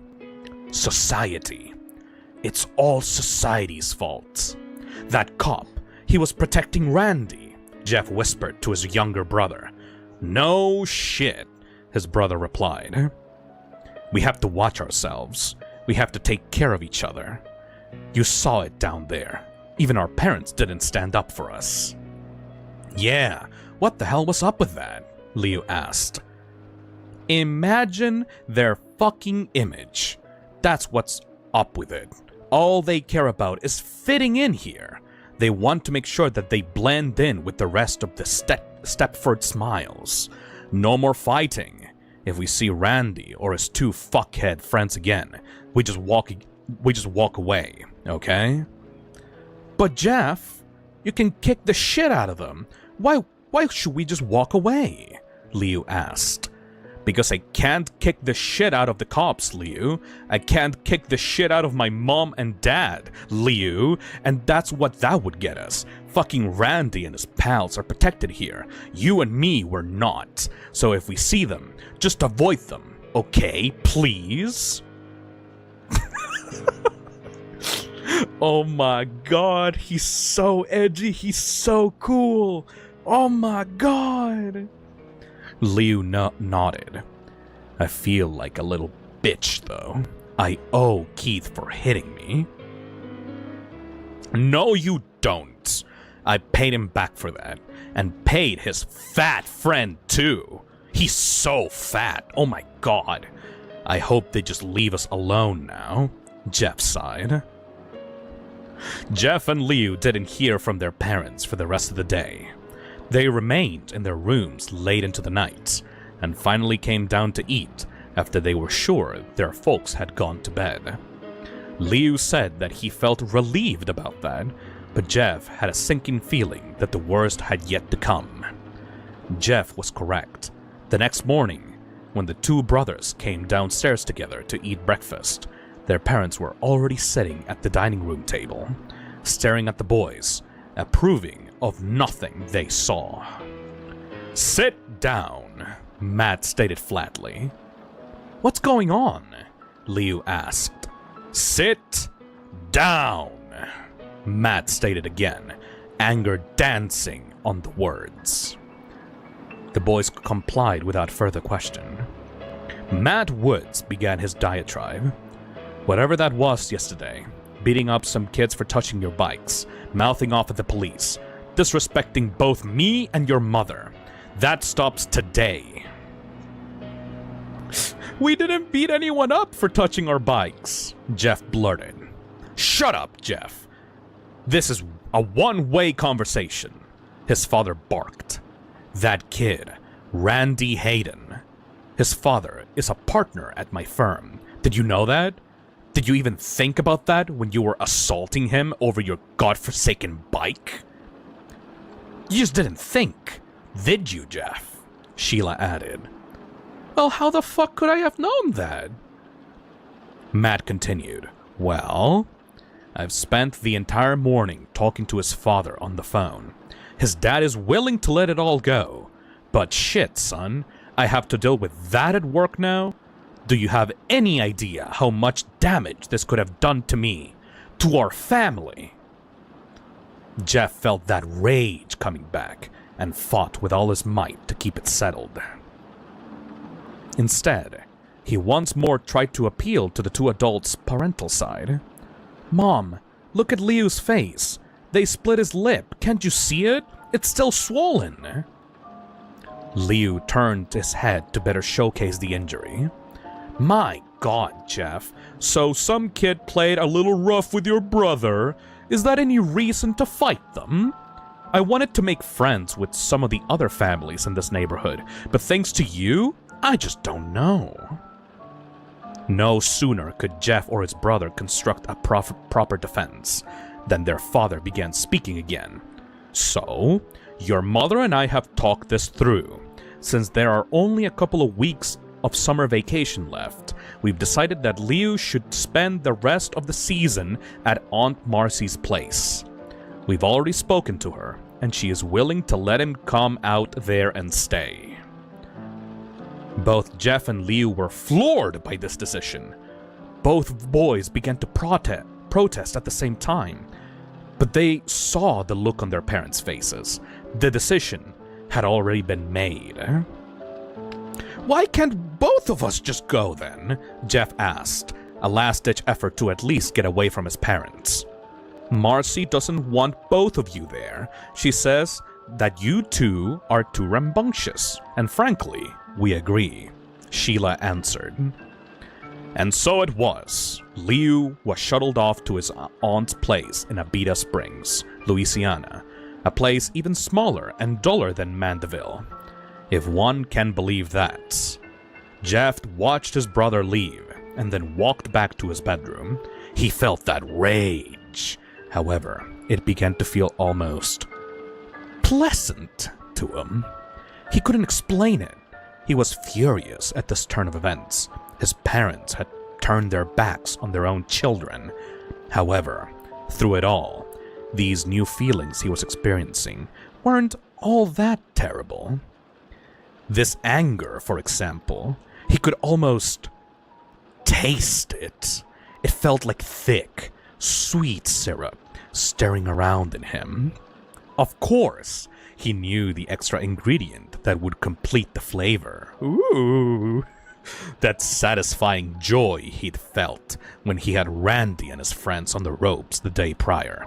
That mixed perfectly with the anger to create some intoxicating product that Jeff almost craved now. He fell asleep, lying on his bed, thinking about that syrup, that thick, viscous substance that seemed to work its way into every fabric of his soul. He wanted it, yet he knew that it was destructive, and that nothing good would come from sampling it again. I'm actually getting really into this now. Several days passed, and tensions were high between Jeff and his parents.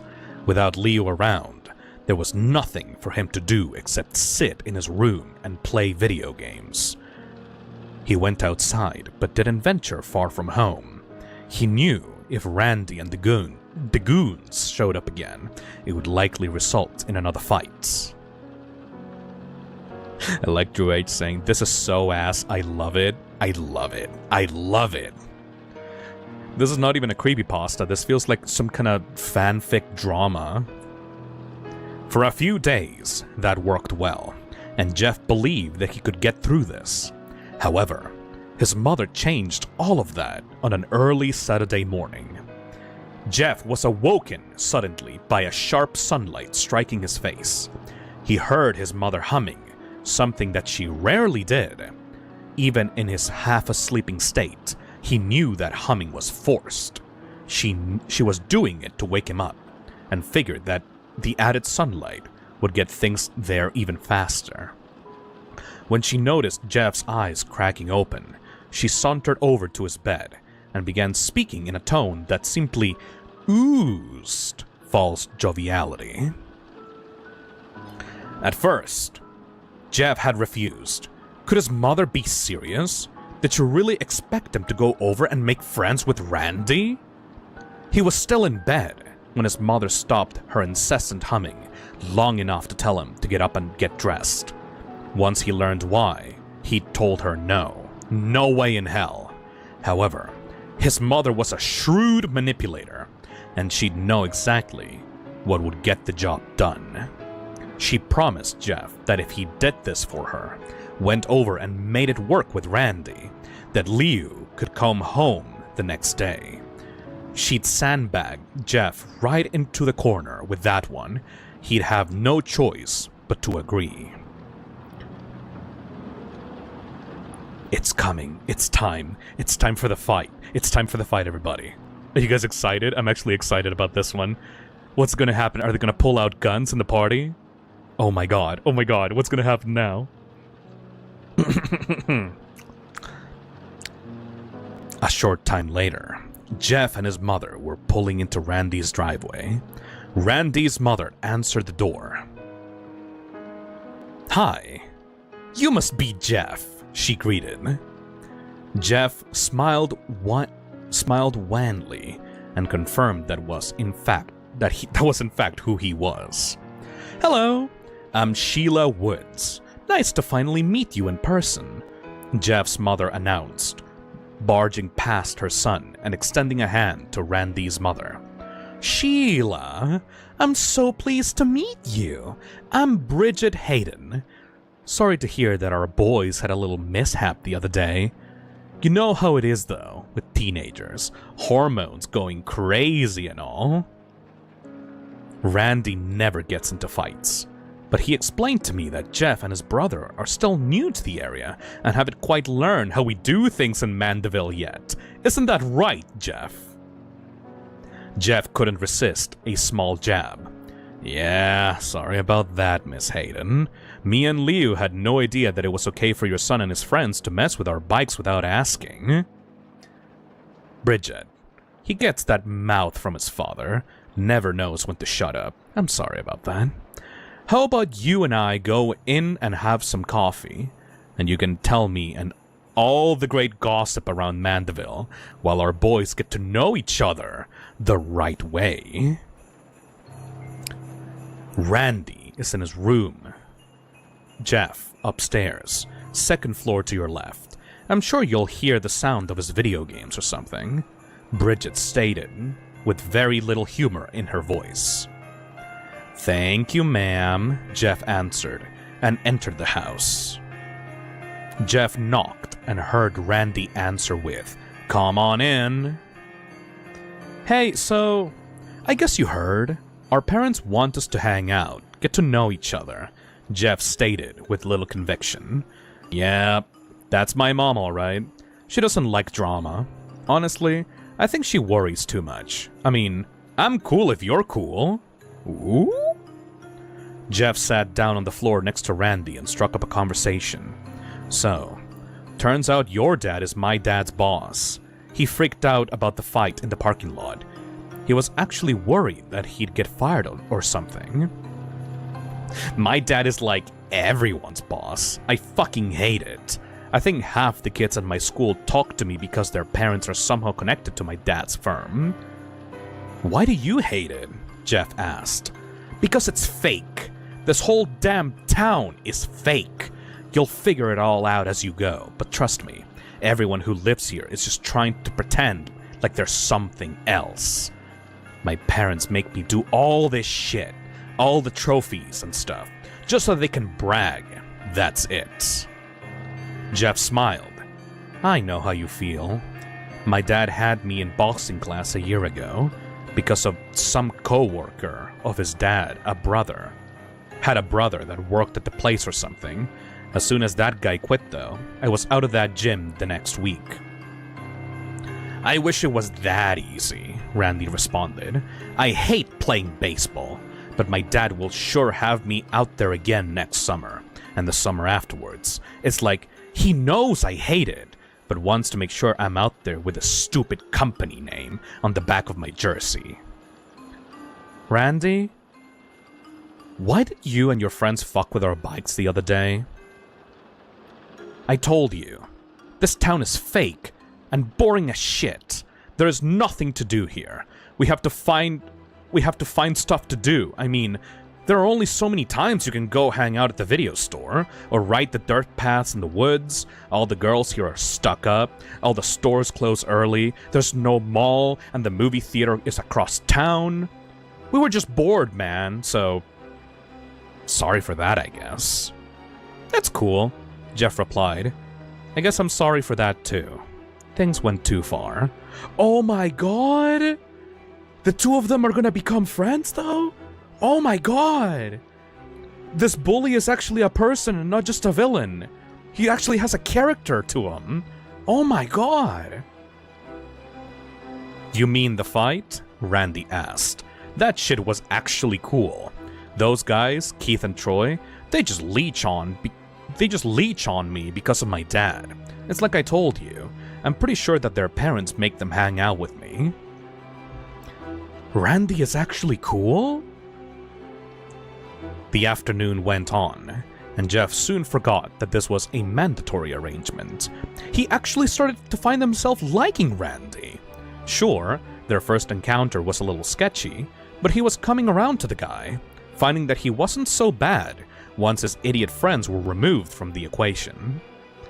About an hour later, things took a new turn.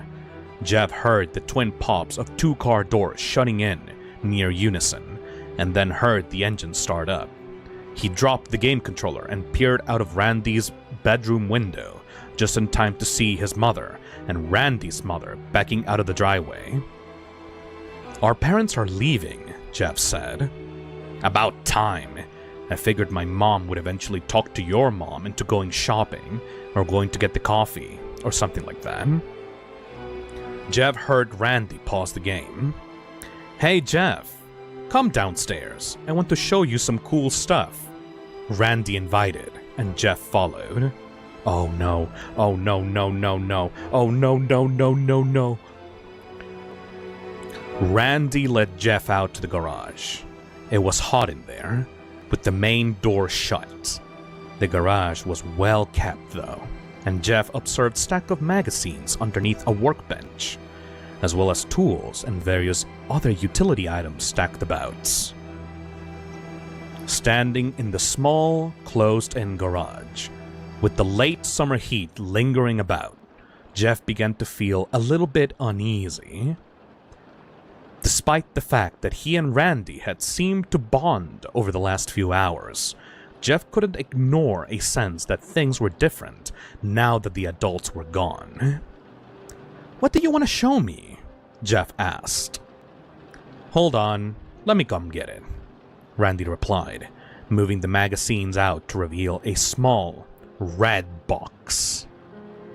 Jeff watched as Randy removed the box and opened it.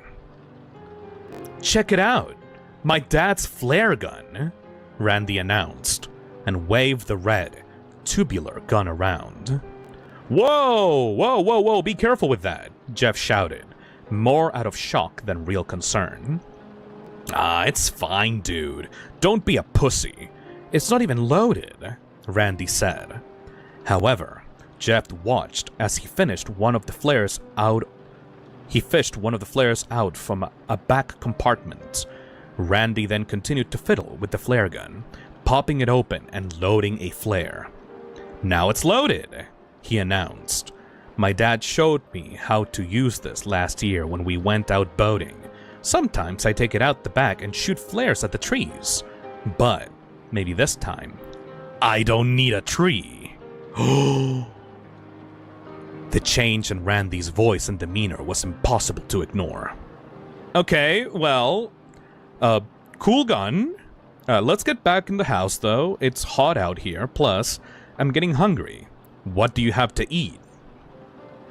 However, as Jeff turned to walk through the small door leading back into the house, his path was suddenly blocked by 2 more familiar faces.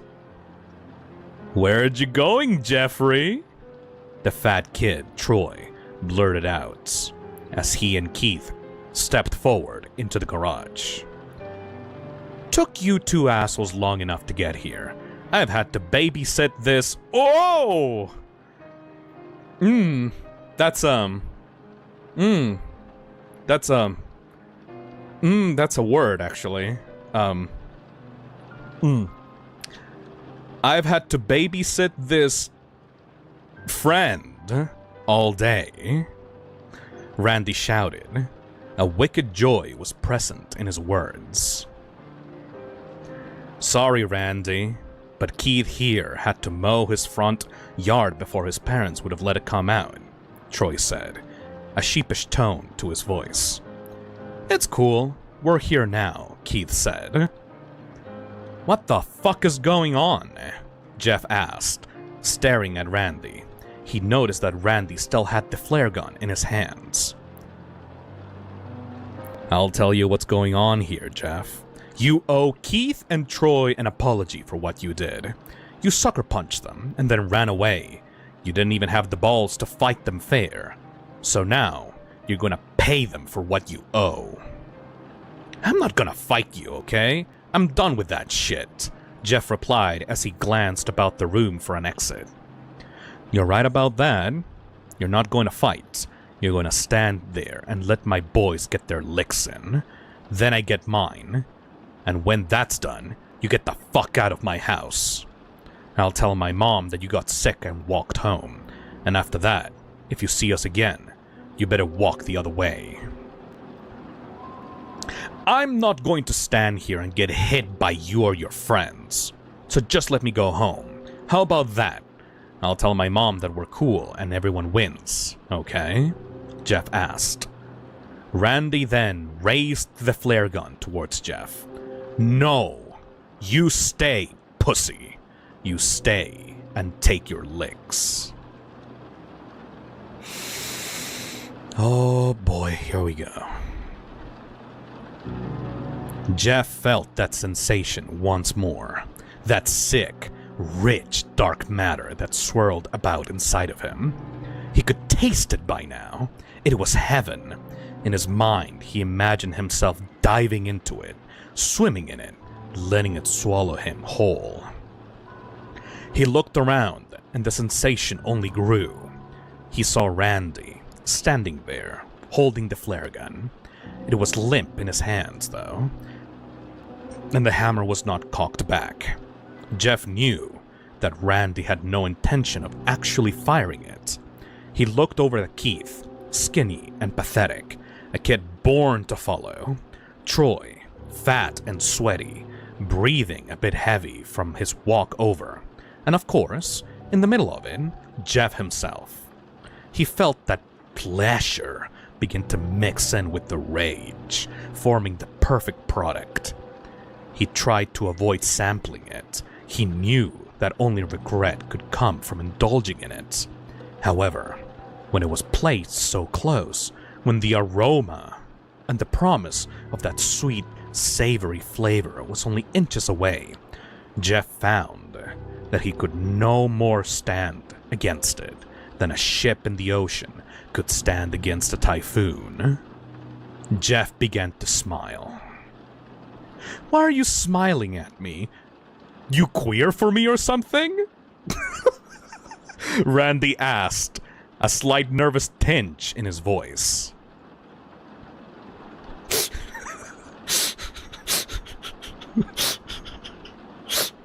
I think that Randy has the hots for Jeff, but he doesn't want to admit it.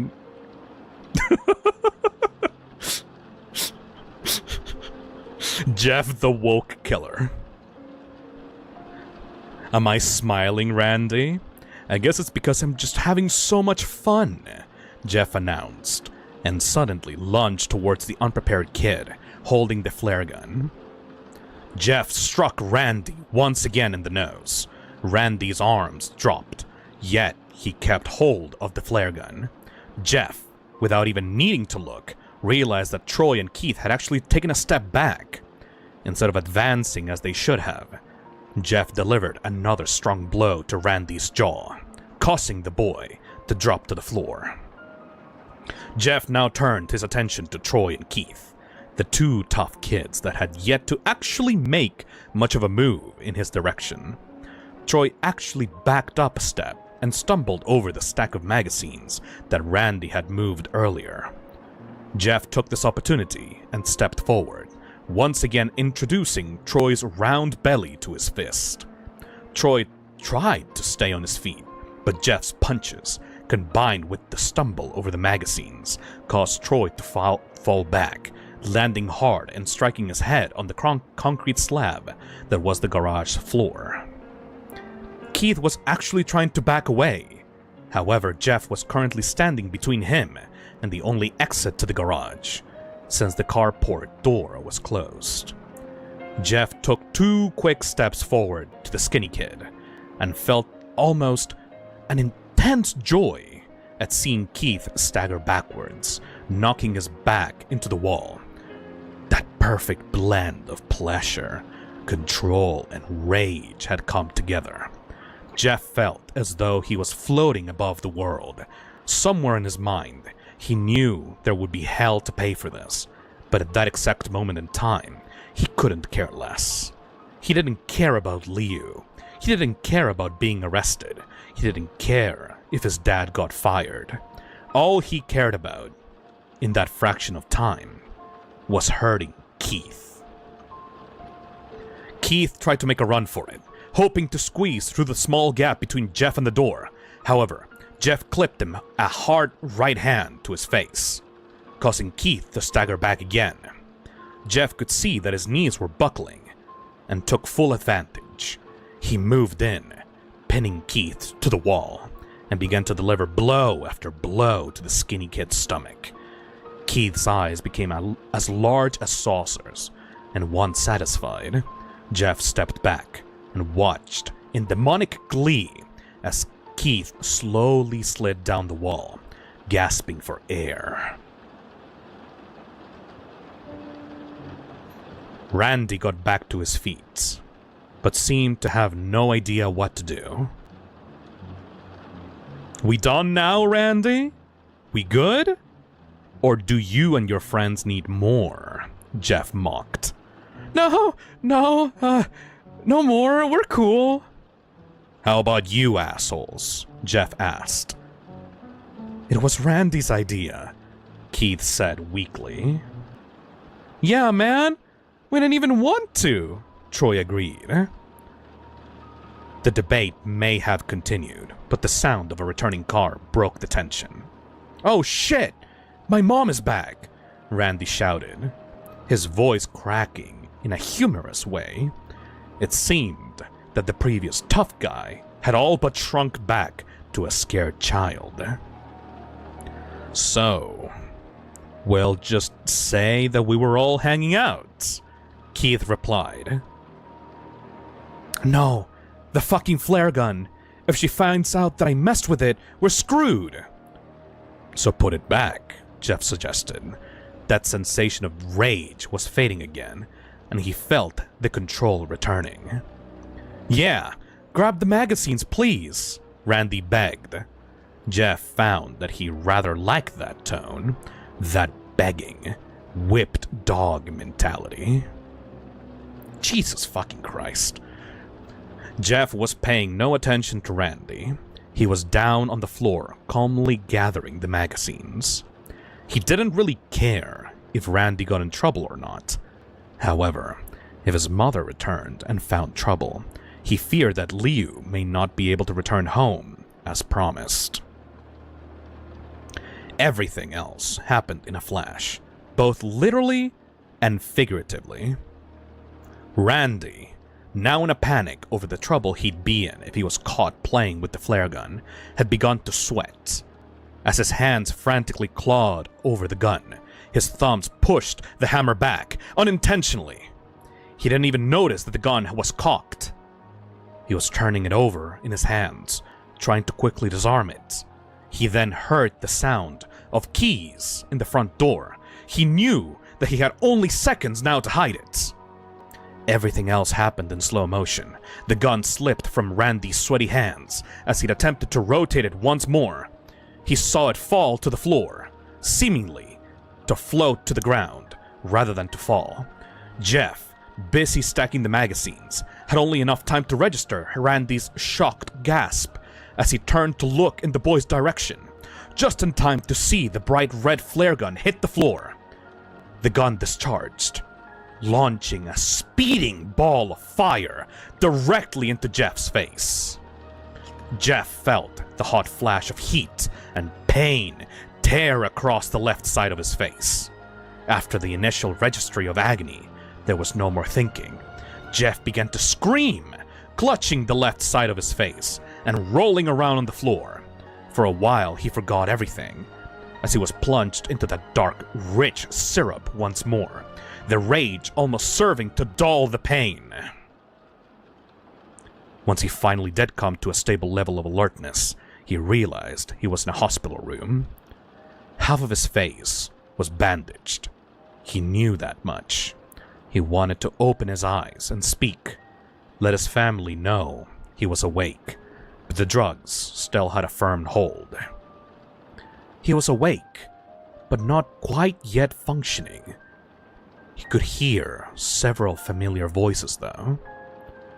"Is he going to be okay, doctor?" Jeff's mother asked. "Oh yes, ma'am. Your son will be fine. However, he will have a lengthy road to recovery and will need your support." The flare struck his face and caused third-degree burns on his left side. "How bad is the eye?" Jeff's father asked. "Hard to say at this point. He'll need to see an optometrist for further review, but the damage appears quite severe." "And his face? What about his face?" Jeff's mother asked, sounding deeply concerned. "Well, we were able to clean and treat the injury in time, so you've got no concern for infection or anything of that matter. We'll want him on antibiotics for a while, and he'll need to have the wound cleaned and dressed on a regular basis. But all in all, your son got very lucky. The damage could have been more severe." I like that everyone is talking about Harvey Dent and Two-Face on the chat, by the way. "Doctor," his mother began again. "What if there's permanent damage? What do we do about that?" "As I said, an optometrist will have to examine the eye." Sheila Woods interrupted the doctor, sounding more and more agitated. "You're not listening. Not the eye. His face. What do we do to correct this face?" she demanded. "Well, ma'am, we have treated his face, like I said. There shouldn't be a risk of infection so long as you..." She cut him off again. "Not the infection. His face. His appearance. What can we do for that?"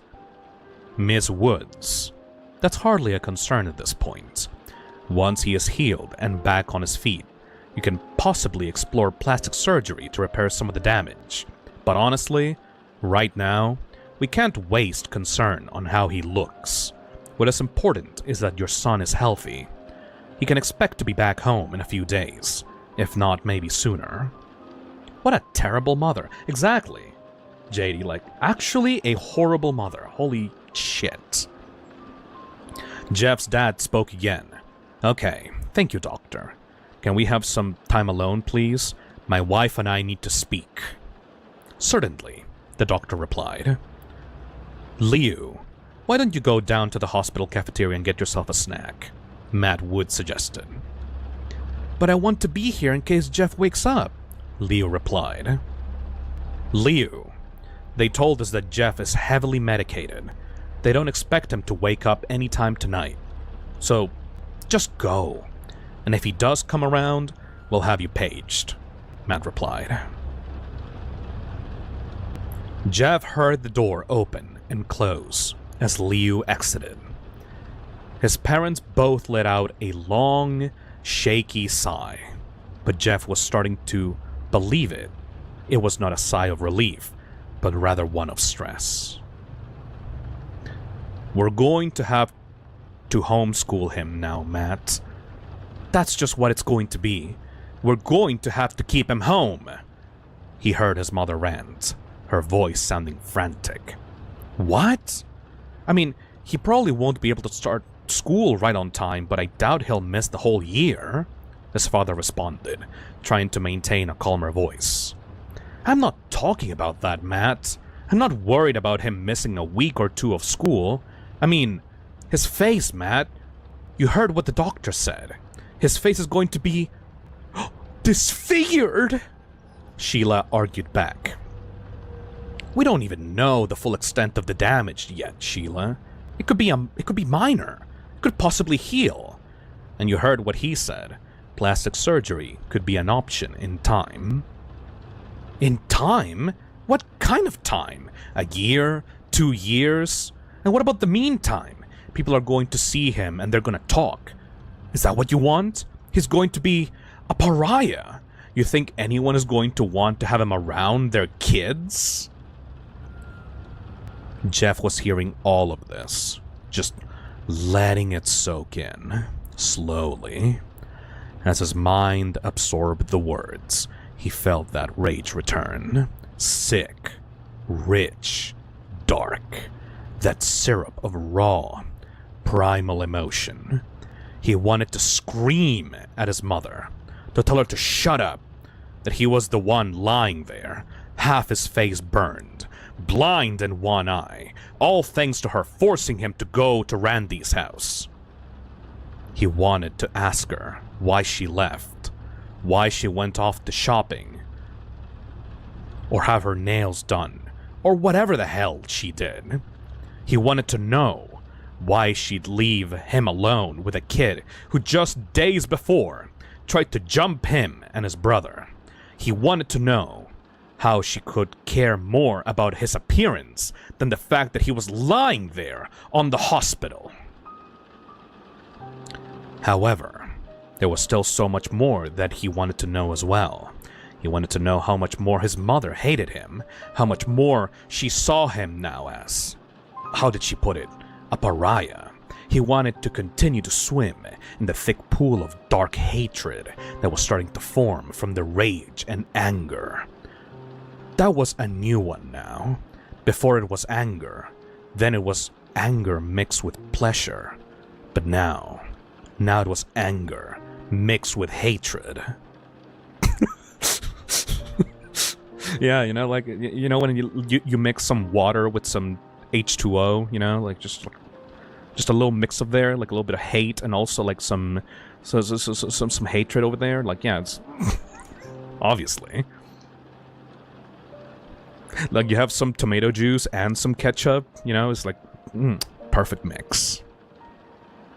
And while he certainly longed to be free of it, while he most certainly preferred the false sense of love and concern he believed he heard from her before, he also wanted to test it out a bit more. He also began to wonder how well would this new recipe blend with pleasure, how it would feel. Mad Woods began to speak again. I just can't believe he shot himself in the face with a flare gun.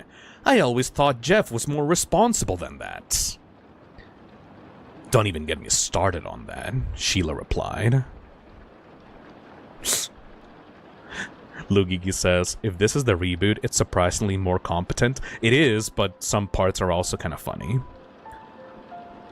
Don't even get me started on that, Sheila replied. I couldn't believe it when Randy and his friends explained to the medics and the police how it all happened. Randy was just trying to show off Jeff around the house and wanted to show him the collection of magazines his dad kept in the garage. You know, boys will be boys. He was probably hoping that a couple of Playboys would be in there or something. Then he said Jeff found the box containing the flare gun and just wouldn't stop playing around with it. You should have heard those other boys, Matt. They told me that they practically begged Jeff just to put it down before he got hurt. But he had to just show it off. I just don't know where we went wrong, Matt. I thought us moving out here to a nice, quiet neighborhood would make everyone happy. Jeff, though, he just wants to fight us on everything. And while all that came together in Jeff's mind, he continued to swim in that black ichor of hatred and rage. The morphine drip added a nice touch of euphoria. Jeff could almost see himself plunging into the syrupy waters of hatred and emerging changed. Each dip brought him so much twisted pleasure, and that was when he finally understood. He could sample the pleasure now, not because he was enjoying what was happening, but because he knew he could enjoy what was to come. Oh, lordy. Oh, lordy. Here we go. Just as the doctor predicted, Jeff was rescheduled to go home a few days later. During his time at the hospital, he never asked to see his face. It wasn't until the last day that he finally asked for a mirror. The nurse had come in to change his bandages, as was the routine. She was a pleasant woman, She spoke to him, asked him how he was doing. He enjoyed her visits, and so, on the final day, when she arrived to clean and dress his face, he asked to see himself. "Are you sure, sweetheart? Would you like me to call in your parents first?" she asked. "No, thank you," Jeff replied. "I think I want to see it for myself first, without them standing over me." "I understand," she replied honestly, without a hint of pretension. Once the bandages were off, she handed him a small hand mirror. "Would you like me to step out of the room?" she asked. Jeff ignored her and looked at himself, taking stock of the damage. Sure enough, his face was a mess. The entire left side, at least. The flare struck him, traveling upwards, and burned a scar into his left cheek that extended to his eye. At first glance, it almost looked like he was smiling on that side. The scar was still bright red, and burned tissue spread out on either side. Once it arrived at his eye, the news did not get any better. His eye was white, just a lifeless bulb plugged into his face. He closed his right eye and found that he could see nothing from his left eye at all. The scar continued up the left side of his forehead. The damage was less severe there, however. The hair on the left side of his head was burnt off, leaving a few strands to stick up here and there. "Oh, I'm so sorry, sweetie, but I have to put clean bandages in now," she told him. Jeff smiled. "It's okay. There will be plenty of time for me to admire myself later," he said. There was no joy from his parents on the ride home, or upon arrival. They spoke very little, and there was a tension in the car that simply wouldn't fade away. As for Liu, he was thrilled that his brother was okay, but he didn't know what to say concerning the damage to his face. So, after asking a few questions about the accident and the recovery, he fell silent as well. They walked into their home at dusk, and Liu asked about dinner. He suggested that they let Jeff pick a place to celebrate his return home. "Just go to sleep, both of you boys. Just go to sleep," Sheila remarked. She and her husband both retreated into their bedrooms as well, to argue or feel sorry for themselves. Who knew? Jeff and Liu didn't speak much that night. Jeff spent most of the evening staring at himself in the mirror. He kept pulling back the bandages and looking at the scars. Liu wanted to see them too, but felt that it might be imprudent to ask. "I'm glad you're home, Jeff. I really missed you, and I'm glad you're okay," Liu said to Jeff as he stared at himself. "I'm not okay, Liu, and neither are you. None of us are, really. There's a sickness here. The only difference is, now my sickness shows on the outside as well."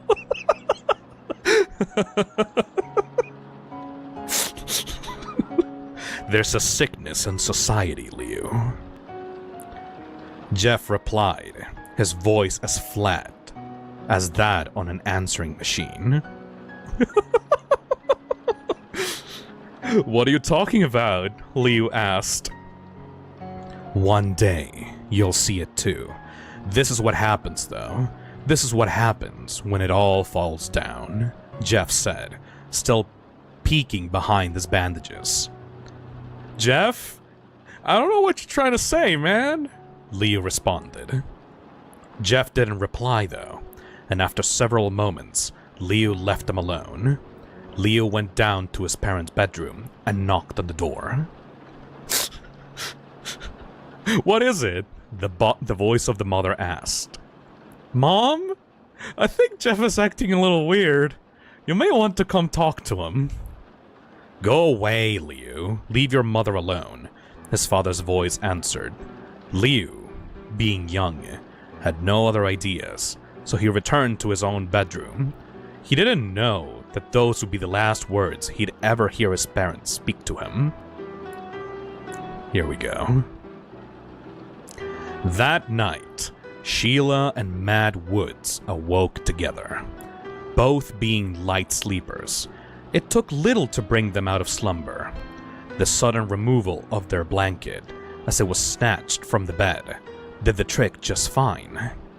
They awoke to see a small light coming from the half bath that was situated in their master bedroom. The door was cracked only slightly, and the light source was weak. They could make out a human shape, standing over their bed, though. "What? What is going on?" Sheila grumbled. As their vision came into focus, they realized their son was standing before them. Matt reached over and flipped on the lamp next to their bed. Jeff was standing there, his bandages off, his disfigured face beaming down at them, with a long kitchen knife clutched in his hand. "What are you doing, son?" Matt asked, his mind still trying to shake out the cobwebs of sleep. "He's got a knife!" Sheila screamed, grabbing at her husband's arm. Matt kept his composure, though. "Sheila, it's probably the painkillers. He likely got up and got disoriented. Relax, for Christ's sake." Jeff tilted his head to one side, still not speaking. He stared hard at his father, slowly bringing the knife up, ensuring that he saw it as well. Son? What are you doing?" Matt asked. "Scaring you," Jeff replied, with no emotion in his voice. "Matt, do something," Sheila pleaded. "Okay, son, I realize that you've been through a lot, but you need to go back to bed. I'm gonna call the doctor in the morning and..." Jeff moved quickly across to his father's side of the bed, his head moving about, alternating between a normal-looking young man and the deformed ghoul that had been lurking in the shadows. "Okay, son, you wanted to scare me. You did it. Is that what you wanted?" Matt asked, adjusting to the middle of the bed to put distance between himself and his son. "Good. Now I can start hurting you," Jeff spoke again, with no emotion. His father had time to utter a single syllable, most likely to ask another question, to try and reason with his son. Jeff, however, gave him time to do no more than that. He lunged into the bed, driving the knife into his father's stomach. Matt attempted to fend Jeff off, but the wound to his midsection rendered him into shock, and his arm fell to the side. Jeff could hear his mother screaming, but paid no mind. He wanted to finish with his father first. Removing the knife, Jeff stabbed down into the stomach 3 more times. Quickly, his father gasped and coughed up blood. His body jerked and twitched each time the knife found its mark. After the 3rd time, Mad Woods lay still. Sheila had backed up against the headboard of the bed. She wanted to climb down, make a run for it, but she'd balled herself up between the headboard and the end table. In her frantic state of terror and confusion, she couldn't figure out how to do something as simple as dismount a bed. "Jeff, why are you doing this to us?" she asked feebly. "Randy started it. You must have known that. But you ignored it. Liu had a busted lip. You must have seen that, but you ignored it. I was shot in the face with a flare gun. But you believed Randy. Why? So you could fit in?" Jeff asked in a low, almost growling voice. "No, baby. I believed in you. It was just your father's job, and we were new here, and... Oh, God, Jeff, please," his mother begged. "Tell me about homeschool, Mom. Tell me all about how you don't want to send me out into the public because of my face. Tell me how none of the other kids will want to be my friend, how none of their parents will want to be yours. Tell me about that, Mom. Tell me how nice it's going to be, you home, homeschooling me. Jeff, please! I was just stressed. I was worried about you, that's all. Please, I love you. Mom, I think you should take your own advice, you know? What you told Liu when we got home tonight. You wanted to do something nice to welcome me home. And do you remember what you told us to do instead? Jeff asked, as he was now crawled over, cornering his mother on the bed. What did I say? She asked, the question coming out barely a whisper. Shh. Go to sleep. Jeff snarled and drove the knife into his mother's chest. He stabbed her over and over again. And as he did, he finally found that perfect recipe, that heavenly blend, the rage, hate, and pleasure all mixed into one perfect formula, and for a while, Jeff became lost in it all.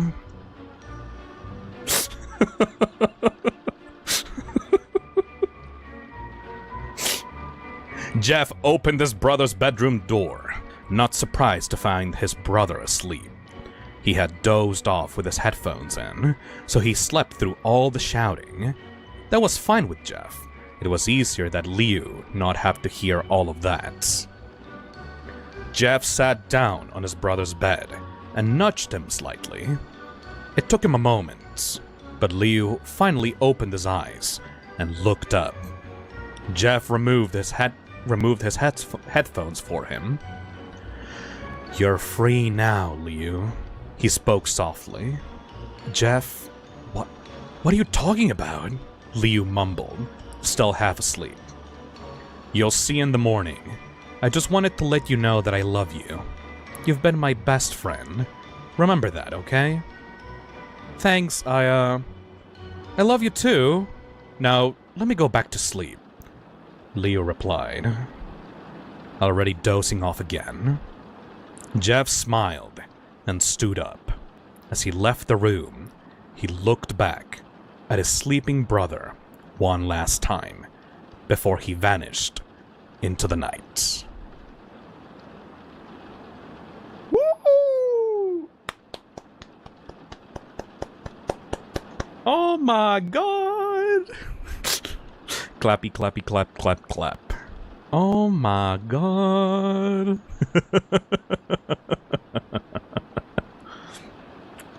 Nano Abyss says that was actually way better. I mean, the concept itself is goofy, but yeah, that was actually way better. That was actually a really good reboot. Well, I think this, like, upgraded itself from, like, shitty fanfic made in an afternoon after, like, a kid got beaten up in school to, like, you know, B-movie slasher drama film type stuff, you know? Like, it's not the best thing in the world, but it's definitely an improvement. It doesn't have the stupid bleach, but I do kind of miss the whole, like, white leathery face with the eyes and, like, the mouth, you know? Like, this is like Jeff the Killer if it was, like, yeah, like, basically a B-movie. Slasher B-movie stuff. Jeff the Flare Gun. Exactly. Exactly, Martin. It's really well done, but Postra's rewrite is way better. Ooh. Should we go into that one as well, then? I mean, before we do, I just have to say, it is kind of crazy that Jeff the Killer as, like, a concept became so big that someone else wanted to do a whole reboot of his story. Author's note. Credit for the characters of Jeff, Liu, Keith, Troy, and Randy go to the original author of Jeff the Killer. This is my remake of Jeff the Killer, voted for through a community challenge in 2015 to become the new Jeff the Killer story to be featured on the Creepypasta Wiki.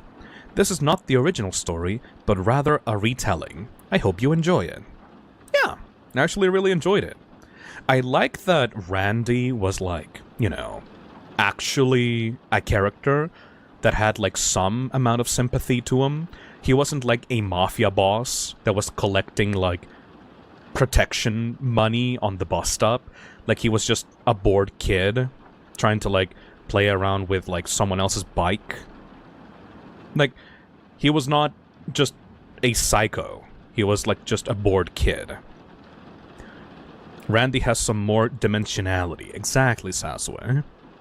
What I don't understand is why he wanted to do that whole display of like being like the big boss and like scare Jeff, even though they both kind of got along. I guess he had to turn out to be an asshole, you know? Don't mess with Big Rand, he'll bite your toes off. Flowey character. Exactly. Like, he was cool for a second. He was feigning actually being, like, a cool kid. But nah, he wanted to be a bitch. He wanted to be a bitch. You know, he didn't even get what he deserved. Like, at the end of the story, Jeff killed his parents and didn't really, like, go after Randy or anything. I thought that he would, like, at least kill Randy. You know, the boy that said that everything on the town was fake, but he himself was also fake. I like this idea of Jeff the Killer being like the product of parents that are completely uncaring for their children. Like this idea of pushing a child to the point that they have nowhere else to go in their life. I like the idea that Randy was talking about how everyone was fake, and that reflected onto, like, Jeff's parents. Like, it actually showed that Jeff's parents were fake. And the moment that he realized that, he took care of them so that Liu would have a better life. He was a product of society. Ooh. Martin says, I think they wanted to portray Randy probably has a huge deal with inferiority due to how he's treated by the figures of authority around him, but it's handled pretty weirdly, I think. I think it would have been, like, better if, like, Randy had to act like he was the big dick around town in front of his friends, you know? Like, maybe he was just a normal kid, but because his friends expect him to be, like, the big bad boss, he has to act tough and, like, let Jeff get beaten up by them, or something like that. That would have been a little bit more interesting than him just suddenly becoming, like, a traitor in, like, 2/3 through the story. Skello says, I really do like that Liu wasn't killed off like in the OG. It feels like Jeff actually does care enough for him to not to kill him, even though he is absolutely fucked in the head. Yeah, it seemed like the two brothers actually had, like, a camaraderie going on. Like, they were the only things in their lives that, like, were actually genuine. Like, a genuine bond between those two people. Like, a brotherly bond. And, like, after Liu was, like, away and was not there to, like, calm down Jeff, like, that's when he, like, absolutely spiraled down. The fact that he wanted to protect Jeff and killed his parents, not because of himself, well, he did it for himself because, like, he felt good, but also that he could give Liu a better life in his own fucked up way. That's pretty cool, actually. Twisted Myth says, I like how, for the original, no one in the chat cared when Jeff killed, but for the 2015 remake, we cared. We wanted blood. I mean, yeah, I mean, considering the type of story that we're going through right now, like, I'm pretty sure that most of the chat would have, like, cheered on to get the parents, like, the shit-ass, horrible parents killed. Like, fuck those. Fuck those people. Like, they didn't even have a good marriage, like, they were about to divorce anyway, and they moved into, like, a fake-ass neighborhood, and, like, everyone, like, they didn't like anyone, they just wanted to be part of the cool, rich people club, you know? I like this idea that Jeff the Killer is born from a fake world. Everyone around him is fake. Like, he is just sitting there with this rage inside of him. And once he actually gets this taste, like this genuine hatred and sadism, he actually, like, transforms. It's like this, like, kiddish, like, teenager, like, Joker kind of persona. It's not, like, the best, most, like, amazing, well-written story, but it's, like, yeah, it's kind of charming, you know? It feels like something that would come out of this, like, teenager period in your life, where, like, you think that you're above everyone else, and, like, you're the only one that's genuine, and everyone around you is, like, a poser. Like, that teenager rage inside of you. Like, I can imagine that resonating with people that read this story back in the day, you know? Hold on a second, I'm gonna drink a little bit.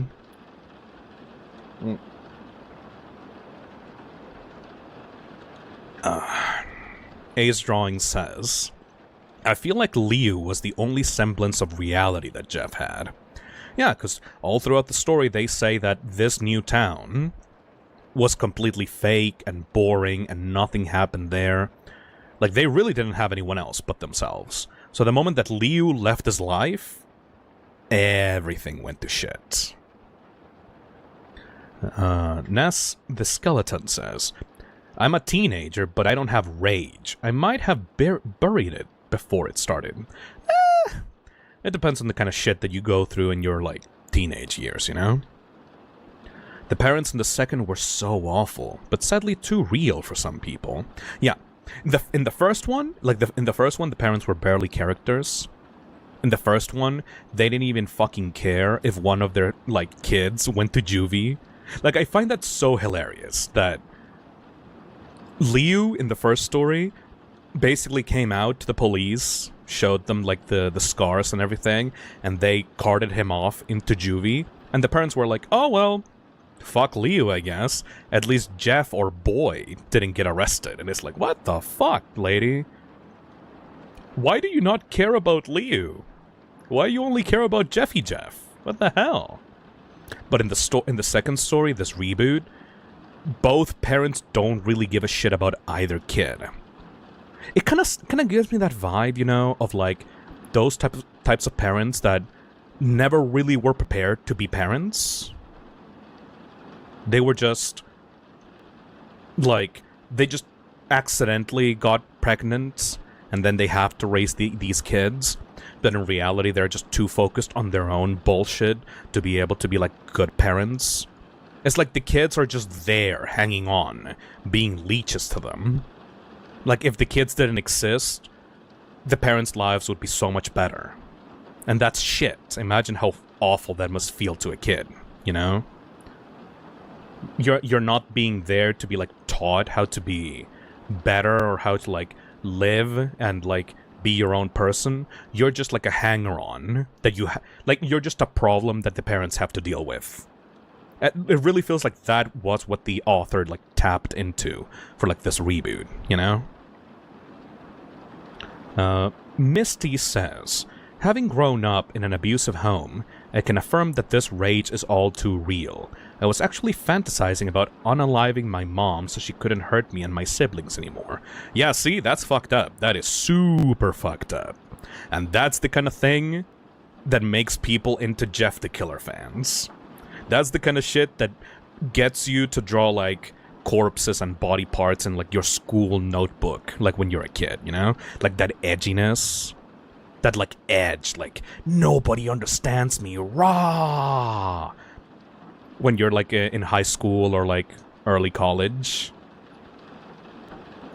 Twisted Myth says, Jeff knew he had violent urges and tried to keep himself under control, and Liu helped with that, and when Liu left, Jeff didn't care. Exactly. Missy, hopefully you are in a better place right now. Hopefully you don't Jeff the Kill your parents. Remember, everybody, even if your life is miserable, don't Jeff the Kill. It's just pretty bad.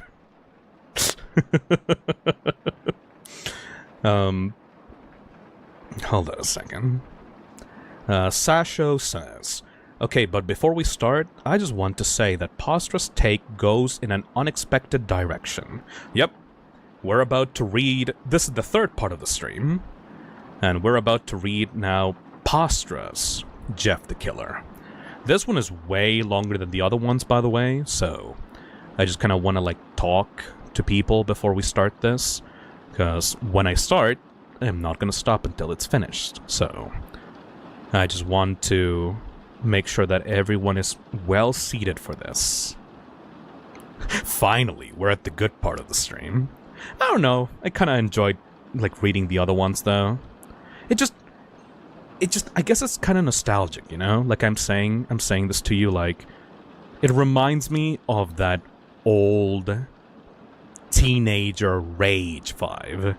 That, like, fuck you, Mom, you don't understand me. You should have loved me more. Meh. You know? Unfortunately, I have to go in a moment, so I won't be around for the Pastra version. That's okay, Ruby. You can always watch the VOD. I mean, half the point of the stream is to just sit down with the VOD and just relax, you know? So, you can always pick it back up later. Don't worry, I will make sure that I have everything timestamped for you guys, so you can skip around the VOD if you want to listen to some parts. Ace Drawing says, this stream has become something to listen to while I'm doing my work. I can't wait for Pastra's version. Yep. I am just about to listen... I mean, we're just about to listen to that. 321 Pie Time says... has been a member for 7 months and says, this live reading is sponsored by... no, you're wrong there, Pie Time. This is not sponsored by G Fuel. This is sponsored by Gamersubs. I mean, not really, like... I don't have, like, the code on the screen right now, but I am drinking some right now, and it's pretty cool.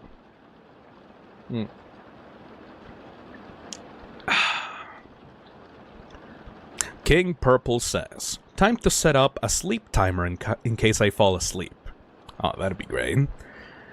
I don't exactly know how long this reading is going to be. Let me go search up, Pastra's own reading of it on YouTube. Pastra Jeff the Killer. So, the reading that's currently on Pastra's own channel is about 2 hours. So, yeah, this is going to be the other half of the stream, pretty much. I am also going to split these up into chapters. These ones have actual chapters, by the way, so I'm gonna timestamp the VOD with the different chapters, and maybe we're gonna talk about the story as the chapters go on. So it's probably gonna be longer than 2 hours, but hopefully you guys enjoy it. I'm in a game programming groove right now, and this in the background is a perfect atmosphere. Thank you. Alright. Hold on. Let me just crack my back a little bit. Hold on. Ooh. Okay. I'm at work right now, and this is great to pass the time. Thank you. I enjoyed the video. I'll definitely enjoy the reading. Hopefully you guys like this experiment overall.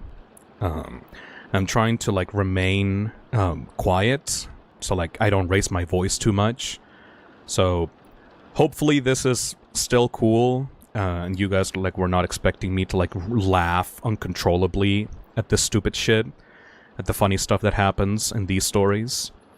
This is just, you know, relaxed. A relaxed vibe. Dav says, Jeff the Killer wouldn't have Jeff the Killed if he simply used code TOXIC for 10% off on gamersops.gg. Exactly. Remember, if you ever feel that black syrup inside of yourself, if you can almost taste the combination of anger and pleasure, just get some Gamersubs.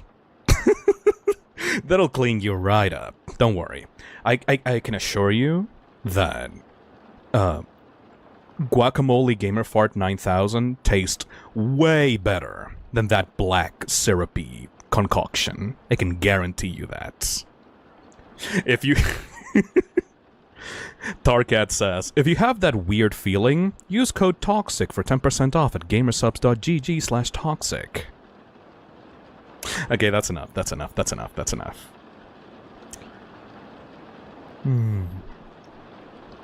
What's that background music that Zach uses on his videos a lot? Does anybody, like, remember or know the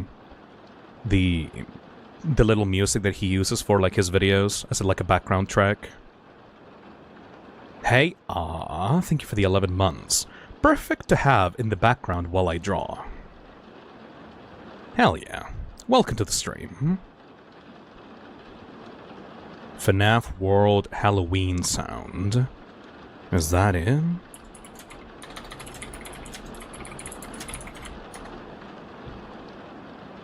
No, this is not in. I don't think so. Sweet dreams are made of these. I don't know the specifics, but it's definitely from Mew. It's called Pastor Song, and you can't tell me otherwise. I need to find, like, a good backing music for this. It was, like, Halloween-themed, Halloween something. I could just ask them right now.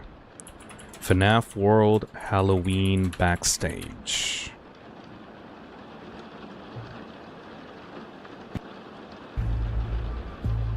Oh, there it is. That's it, right?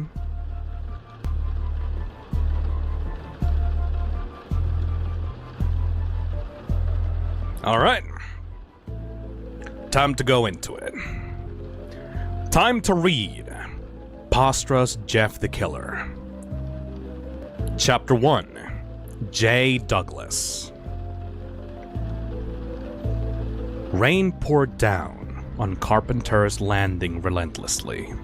It was one of the worst storms that the town had seen in years, and it showed no signs of stopping. Lightning flashed throughout the sky in massive bursts, with booming thunder following soon after. Following yet another long night of drinking alone in his dingy apartment, J. Douglas tried to sleep despite the storm. Long black curtains covered his window to shield his eyes from the bright flashes that came and went. But he was left defenseless to the explosive sounds that always followed. His digital clock struck 2 in the morning when one such sound woke him from his deep sleep. The thunder was louder than before, reverberating through his entire room, so loudly he could feel it shaking. The sound startled him awake, shooting up from his bed and swinging out his arms in such a fashion that it knocked over an empty bottle that sat on the nightstand next to him. It fell on the ground loudly, hitting first against the lamp that sat next to it and then rattling against the floorboards, aggravating the hangover he already could feel coming on. "Ah, fuck," he mumbled to himself as he put his hand to his forehead and stared at the clock next to him. The pain in his head came in short, stinging bursts. It felt like at any moment it might split open. As his hand touched his forehead, he could also feel the cold sweat that had collected there. That was when he felt the draft. He slowly looked around his room, trying to identify the source of the mild breeze that brushed across his body. The window remained closed, the black curtain over it maintaining its stillness. The old, dusty fan he kept in the far right corner of his room was turned off, just as he left it. He jumped suddenly at the sight of a dark silhouette in the corner of his room. Quickly, he turned his body over to the side, turning on the lamp next to him. It illuminated the room in an instant, revealing the shadow to be nothing more than a pile of dirty laundry he had let sit there for over a week now. "God damn it," he said to himself, laying out a weak, sarcastic chuckle as he continued to observe his surroundings. The lamp helped him identify the origin of the breeze, with his sights finally locking on the left side of his room. The door was left ajar, slowly pushing open as if something had made contact with it. This was odd. Jay lived alone, and he could have sworn that he closed the door behind him when he got home from work that night.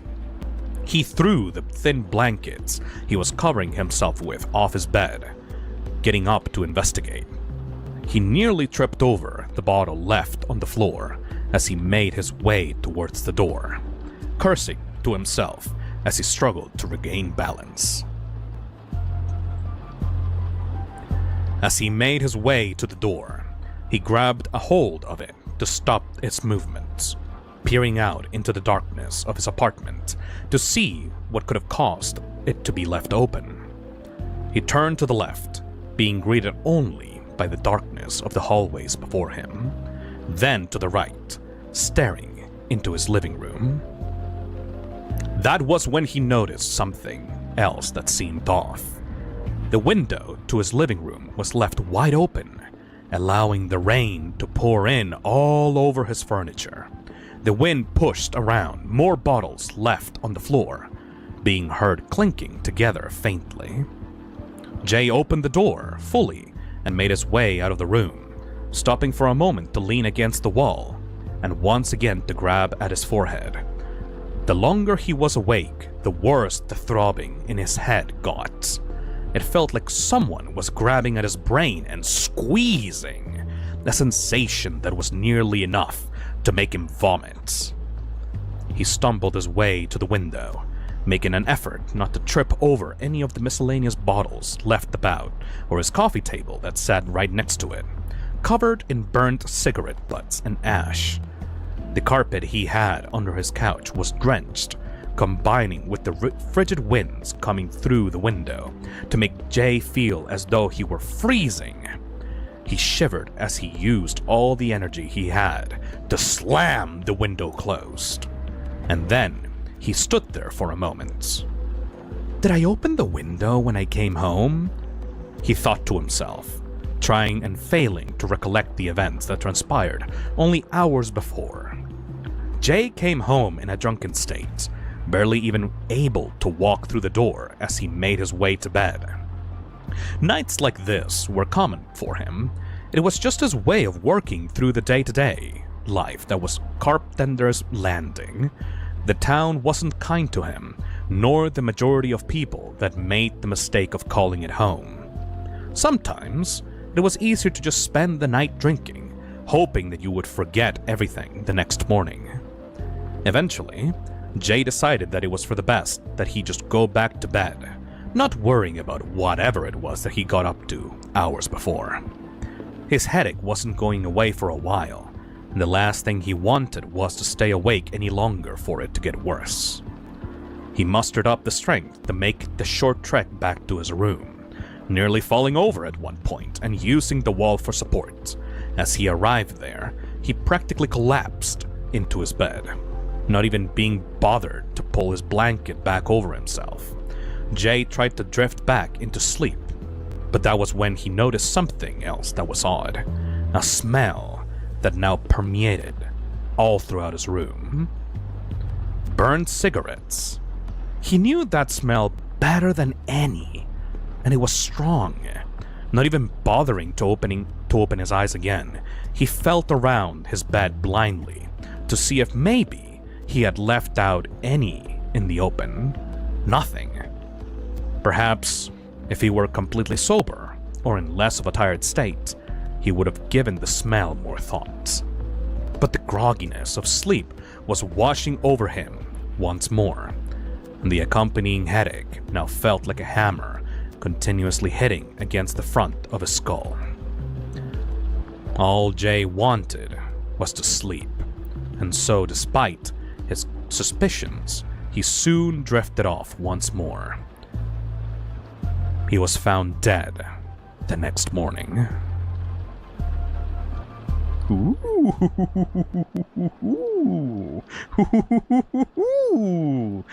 Go to sleep, Jay. Go to sleep. Okay. That was kind of cool. Just the description of the man. Nothing about what actually happened to him. Interesting. Alright. Chapter 2. Samuel Morgan. The storm from the night prior persisted into the early hours of the morning when Samuel Morgan got the call.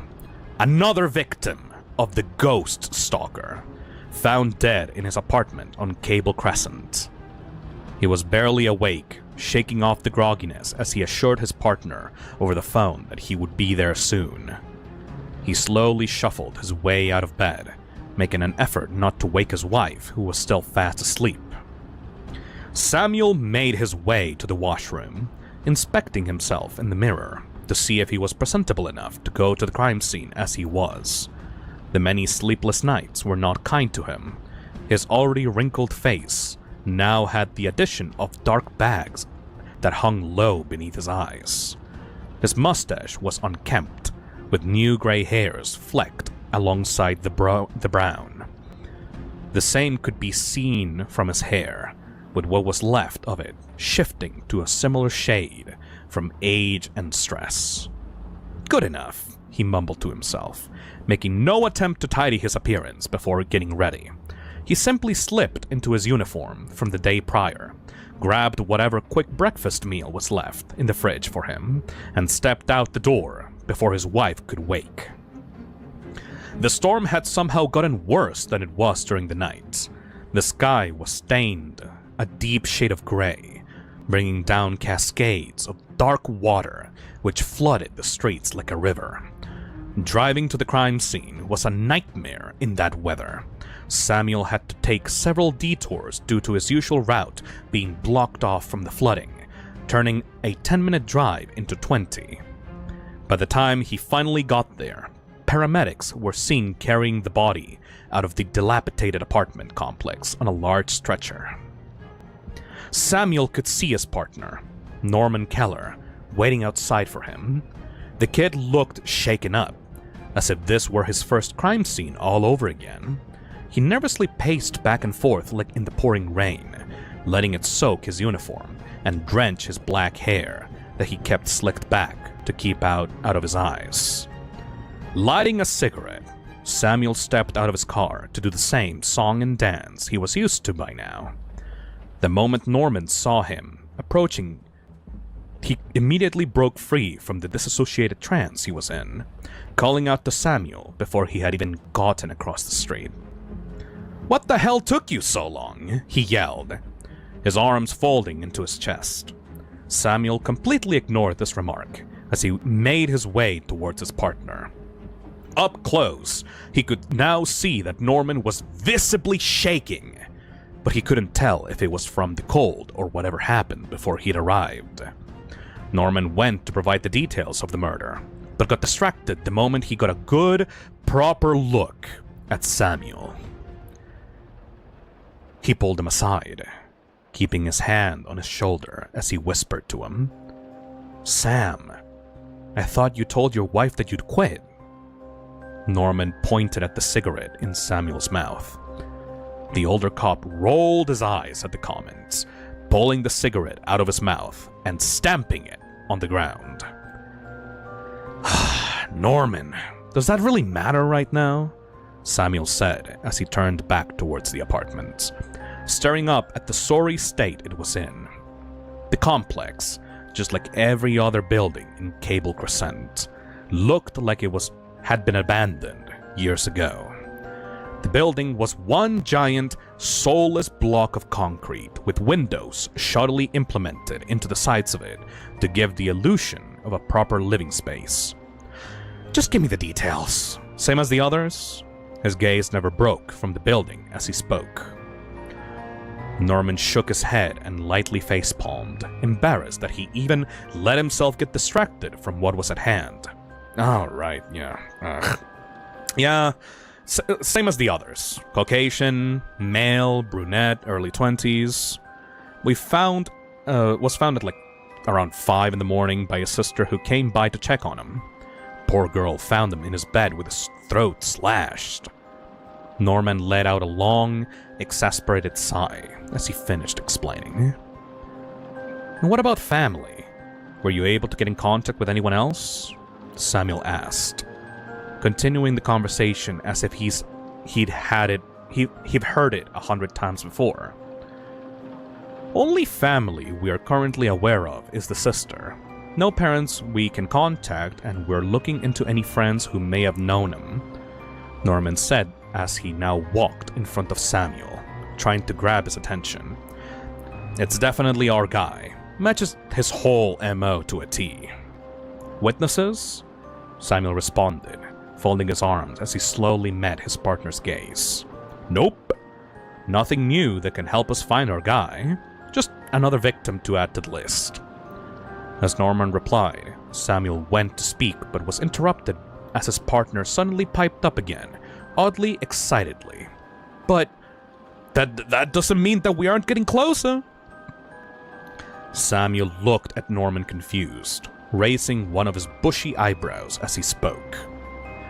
Yeah, Norman, that is exactly what that means, he said sarcastically. Norman immediately continued, not letting Samuel's snide remark stop him. No, you don't get what I mean. See, last night after you went home, I started doing a little bit of detective work myself. And after a couple of hours of digging into like some old reports and talking to some people, I think we might actually be able to figure out who our guy is. Samuel was surprised by the sudden conviction of his usually immature partner, but also took what he was saying with a grain of salt. Norman was, by all intents and purposes, still a rookie. He made reckless decisions that Samuel usually had to clean up after. So, hearing this didn't really inspire the awe that Norman had hoped. He tilted his head, waiting for Norman to continue. Now, I can tell from your expression that you're skeptical, but trust me, I got something good here. Last night, after you left, I got a call from someone claiming that they had a run-in with our guy. As Norman explained his process, he began to pace around in the rain like before. I talked to them about it, and the account they gave me sounded really oddly familiar. Like, I'd heard the story before. Please get on with it, Samuel grumbled as he rubbed his hand against his head. I was going to. You can't rush me here, Norman responded, raising his voice slightly and moving his hands in an exaggerated fashion. It took him a moment to regain his train of thought before he could continue. Anyways, I realized after talking to the guy why it sounded so familiar. A couple of guys a few months back reported some really similar encounters. And what do you know? When I decided to do a background check, all of these guys had the same description as our killer's victims.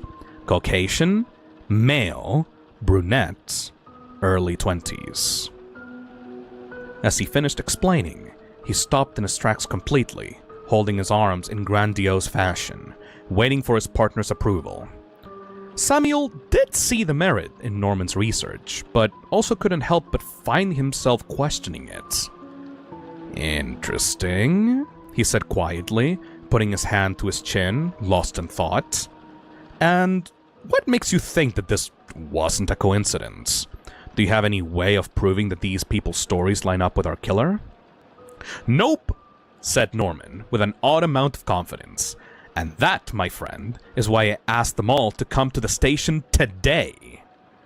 You what? Samuel asked, now more confused than ever. Why would you ask these people to come to the station with no proof if they are even involved in this? You're just working on a hunch. As he spoke, Samuel sounded more and more exhausted with Norman's reckless actions, now rubbing his hand against his head, as if to fight off a headache. Sam, buddy, look, here's how I see it. Right now, a hunch is the best thing that we've had to work with. We've got a maniac on the loose and not a single lead as to who he could be. I figured that we could give this a shot.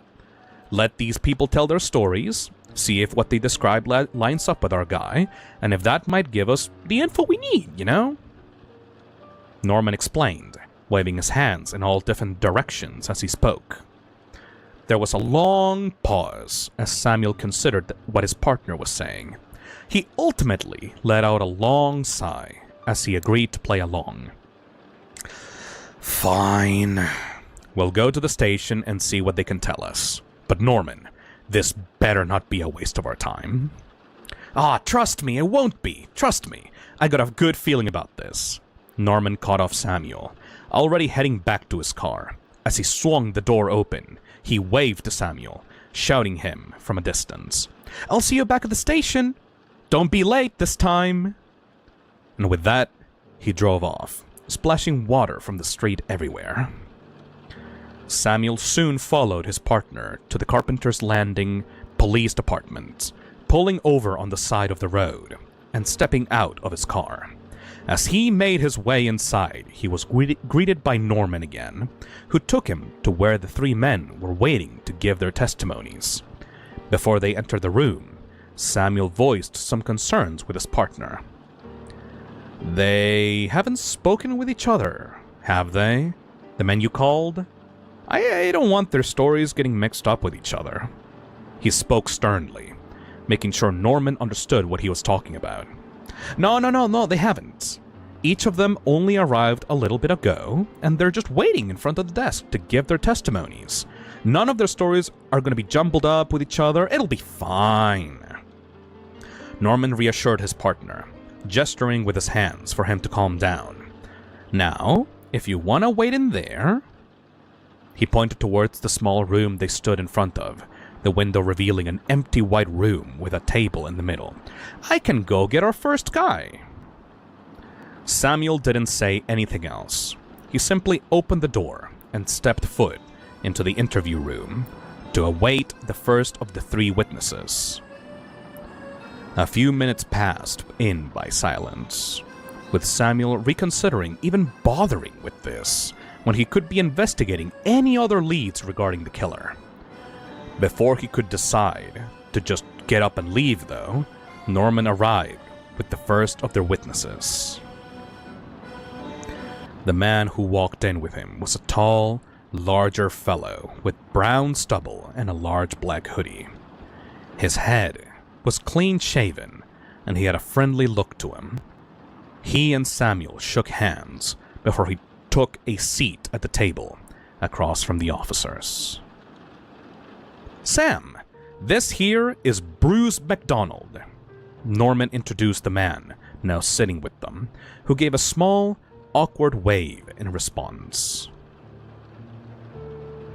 I'm told, Bruce, that you had a run-in with somebody who may be the guy that we're currently looking for. What can you tell us about that night? We want all the details you can provide. Samuel made sure to speak in a softer tone than his usual. Hold on a second.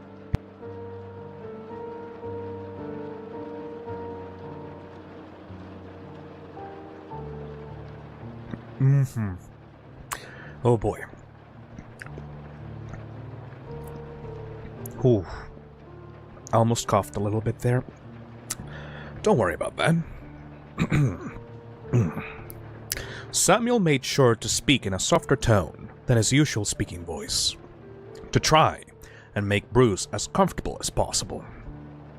Well, I guess I better start with what my buddies and I were doing before anything happened, Bruce said, trailing off as he began to explain his account of what happened the night he came face to face with death. Sorry guys, Jeff killed me just a little bit, but I recovered though. Speaking of which, let's go into Bruce's account in Chapter 3, Bruce MacDonald. A couple months ago, myself and a few friends went on a week-long bender, traveling around the city and getting up to no good. It was something I did far more often than I like to admit. My buddy Jay, in particular, enabled this behavior in me, convinced me that there was nothing else to do in the city, and he needed friends to keep him company while he spiraled out of control. I don't remember much from this bender. Most of the time they were just a blur until I would inevitably get dropped off at home, sober up, and then get ready to go on another. What I do remember, clear as day though, was the night I was dropped off at my apartment. It was a stormy night like this one. Rain flooded the streets so badly that Jay could barely keep his shitbox of a car on the road. Felt like a miracle when he dropped me off at my apartment late that night. I stumbled my way up the stairs to my floor, tripping over my own feet as I got to the door. I remember being so shit-faced drunk that I could barely even grab a hold of my keys to open the door, only to find out that I had made the stupid mistake of leaving it completely unlocked. I started cursing to myself the second I realized how badly I'd messed up, storming into my house and immediately checking to see if anything had been stolen. I lived in a bad part of town. If you didn't lock your doors, someone was sure to take advantage of that moment you stepped out of the house. My brother, a while back, had his whole place robbed just like that. Bunch of guys showed up when he wasn't around and took practically everything valuable that wasn't nailed to the floor. I remember I looked at my whole apartment up and down, checking for anything that could have been taken. I looked through my drawers, opened every closet. Hell, I even looked at my fridge to make sure that they didn't take any food. Maybe it was because I was so intoxicated at the time that everything was kind of a blur, but I remember being shocked to find that, to my knowledge, nothing had been stolen. Maybe it was because I didn't have anything really worth stealing. Maybe it was because I was just lucky, but either way, the panic slowly faded from my system, and all I could think about after was food. I wanted to sober up at least a little bit before I headed to bed that night. I opened my fridge again, grabbing whatever miscellaneous items were in there to make the worst sandwich known to man, when suddenly, all the lights inside of it went dark. I knew exactly what that meant, going over to the main light switch to my apartment and flicking it up and down. No lights. The part of town I lived in was known for having shitty electricity, so it was no surprise that the storm took out the power. I just let out an exhausted sigh and continued throwing together my delicious mustard and cheese sandwich. Ugh. Mustard and cheese? Ate it surprisingly fast for how awful it tasted, and made my way back to bed. I was quick to fall asleep. The rain outside was oddly soothing, and the alcohol running through my system had me feeling tired already. I would have slept like a log that night if not for the stench that woke me up only hours later. It was 3 a.m. when I shot awake, sitting up from in my bed with a cold sweat. The smell filled my entire room. The rancid smell of burnt cigarettes and gasoline. At first I thought there had somehow been a fire, but when I frantically looked around the room, it was too dark to be able to see anything. I blindly felt around the nightstand next to me for my phone, turning on the flashlight with what little battery had left. That was when I saw something that I still remember, clear as day, even in the dark of my room, even despite the grogginess and intoxication I was fighting off at the time. A hand. A hand that for but a moment was revealed sticking out from under my bed. A hand which quickly retreated back into the darkness the moment the light of my flashlight revealed it. I froze there for a moment, staring down at the floor in a surreal form of terror I had never felt before. I couldn't tell if the man under my bed knew I had seen him or not, but regardless, I pretended I hadn't. I moved the light around my room, with trembling hands as I tried to identify anything else that was wrong. Nothing. The smell was coming from him. It had to be. I tried my hardest to think of what to do in the situation. I had to get out of the room. I didn't want the intruder to know I was awake and aware of his presence. Best I could think to do was play it off like I had woken up, needing to use the washroom. I slowly shuffled my way to the foot of my bed, letting out a fake, tired yawn, and spoke under my breath something along the lines of, "Man, I gotta piss." I then tried to stand up and make my way towards the door, using my phone's flashlight to ensure I didn't trip over anything in the dark. As I grabbed onto the doorknob, I carefully turned it so that not to look as though I was in a rush. I heard something that made my blood run cold, the sound of shuffling behind me, and a raspy, whispering voice that spoke to me from under my bed. "Where are you going?" he said to me, as I quickly turned around with the flashlight to reveal the source of the sound. The man was now climbing out from under the bed, struggling to pull himself out as his eyes locked onto mine. In that moment, I could make out all the ghastly details of his face. He was pale, pale as a ghost. His skin looked like rough leather, and a disgusting, unnatural smile crept across his face, all the way up to his eyes. It looked so painful, almost like his true smile stopped at a certain point and roughly transitioned into a large, infected wound that held the shape of it. His eyes were no better, wide and bloodshot, with dark black rings stained around them. Hair clung to his head in patches, with what was there being long, black, greasy strands that went down to his shoulders. As he struggled to pull himself out from under my bed, I could see what he was wearing. A filthy, white hoodie, covered in what looked like dirt and dried, dark blood. My phone battery died mere seconds after revealing the man, giving me only a brief glance at him before I left to fend for myself in complete and total darkness. My fight or flight response kicked in. I let out a horrible scream, throwing my door open and sprinting through my apartment as fast as my weak legs could take me. I ran into my living room, tripping over the side of my couch and falling to the floor in the pitch-black darkness. I lied there for a moment, trying to regain my composure, when I heard the sound of wet footsteps closing in behind me.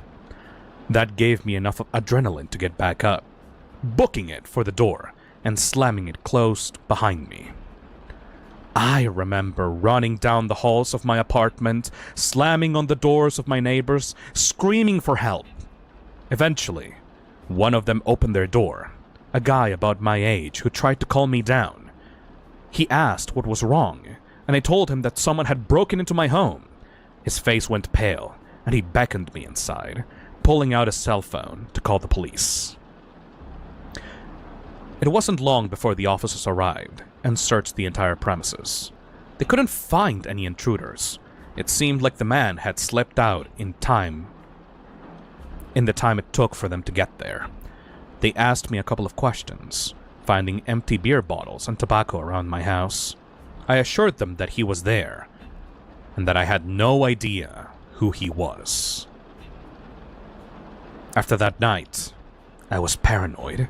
I never left the house and kept everything locked at all times. I remember my buddy Jay tried calling me to go out, but I kept ignoring him, scared that if I left, that man would eventually find a way back into my house while I was away. Eventually, he stopped talking to me, choosing to continue our destructive habits alone. Months later, I ended up going to rehab. The whole experience kinda scared me straight, in a weird way. Seeing someone like that in my house, being that close to potentially dying, it put the state of my life into perspective in a way I never thought it would. Anytime I think about going back to my old habits now, whether it be weed or alcohol, I just think about that face staring at me from the dark, and it makes me think twice. I just hope that my body is doing alright now without me. Anyways, the reason I came here to talk to you two is because I've been hearing about the murders going on, about how this guy shows up at night and kills people in their sleep. Every time I hear someone bring it up, I just can't help but think it's the same guy I saw that night. I hope my story helps make finding him easier. Nobody should have to go through what I did that night. And with the story finished, Bruce MacDonald let out a long, exhausted sigh. Samuel could see a great deal of relief all over the man's face, and for a moment, he broke from his tough cop demeanor to give him a soft smile. Norman looked over at Samuel with concern, his eyes wide since the mention of who the two assumed to be Jay Douglas.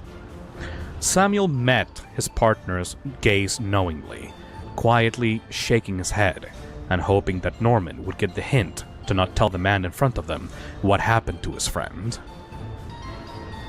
"Thank you, Bruce," Samuel said with a light nod.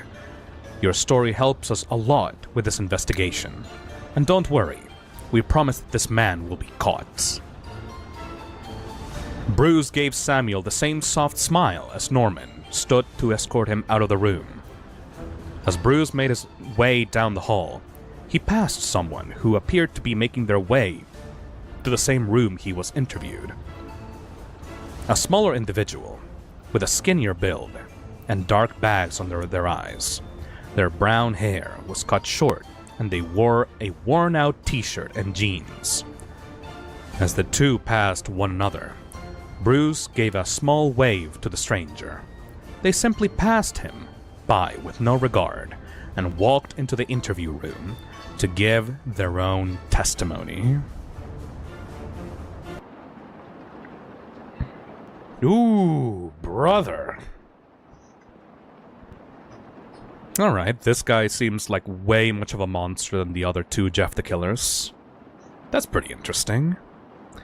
That's the end of chapter 3 out of... let me see. How many chapters? Around 9. Alright.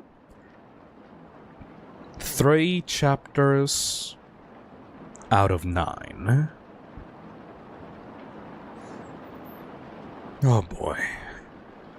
Hey Shad, thank you for the super chat. But it's getting good now. Oh yeah, this is way more of a slower burn. You don't actually get the perspective of Jeff. You get the perspective of their victims in this story. I can imagine like this next guy will be like the same. Chapter 4. Ashley Carter. Alright, Ashley. Let's see what you got. My name is Ashley Carter. I was born and raised in Carpenter's Landing. Unfortunately, life wasn't exactly easy for me growing up. My older brother was a deadbeat, and my parents both ended up leaving us at some point when I was still young, so I had to spend the better part of my life putting up with that day by day. I try not to let those experiences bring me down a similar path though, you know? I saw what it brought my brother, and I wanted to be better. That was why, instead of getting into drugs and alcohol like every other person who lives here, I tried to make the best of my situation. I did well in school, saved what little money I had, and I have been studying law at the Tremblay Community College for the last couple of years now.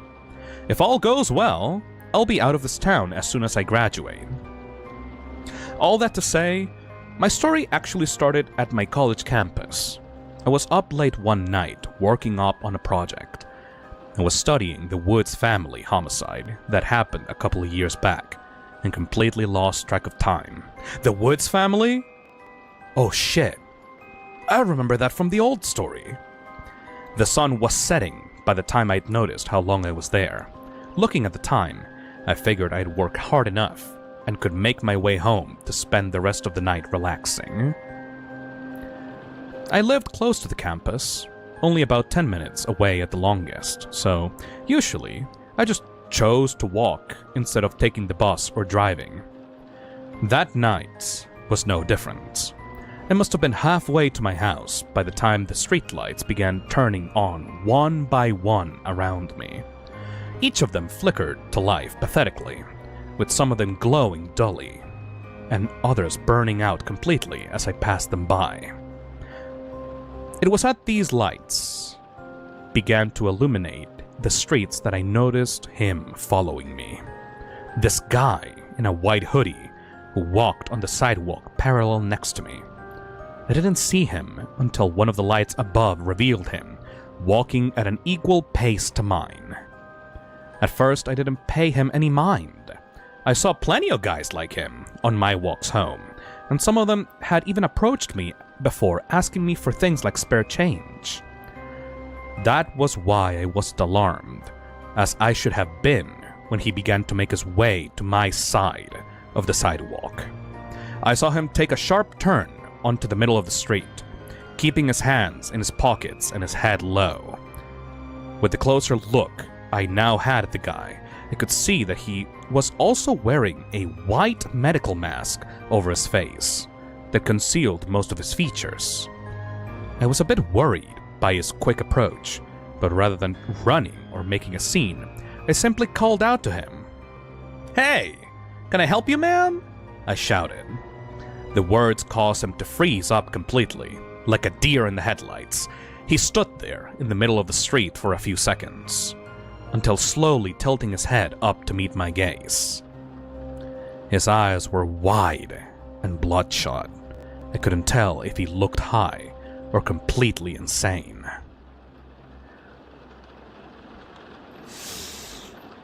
Oh no, here we go. The moment we made eye contact, his demeanor shifted into something completely different. Instead of quickly approaching like before, he now slowly and methodically advanced towards me, with his entire body hunched over. With each step, he put all of his weight onto one of his feet, and the entire time, he never broke eye contact with me. Any time I would step back or move suddenly in any way, he would freeze up momentarily and begin sizing me up like a predator, stalking his prey. At this point, I was thoroughly freaked out. I didn't know what the guy wanted, and nobody was out there at night that could see what was going on. I started weighing my options.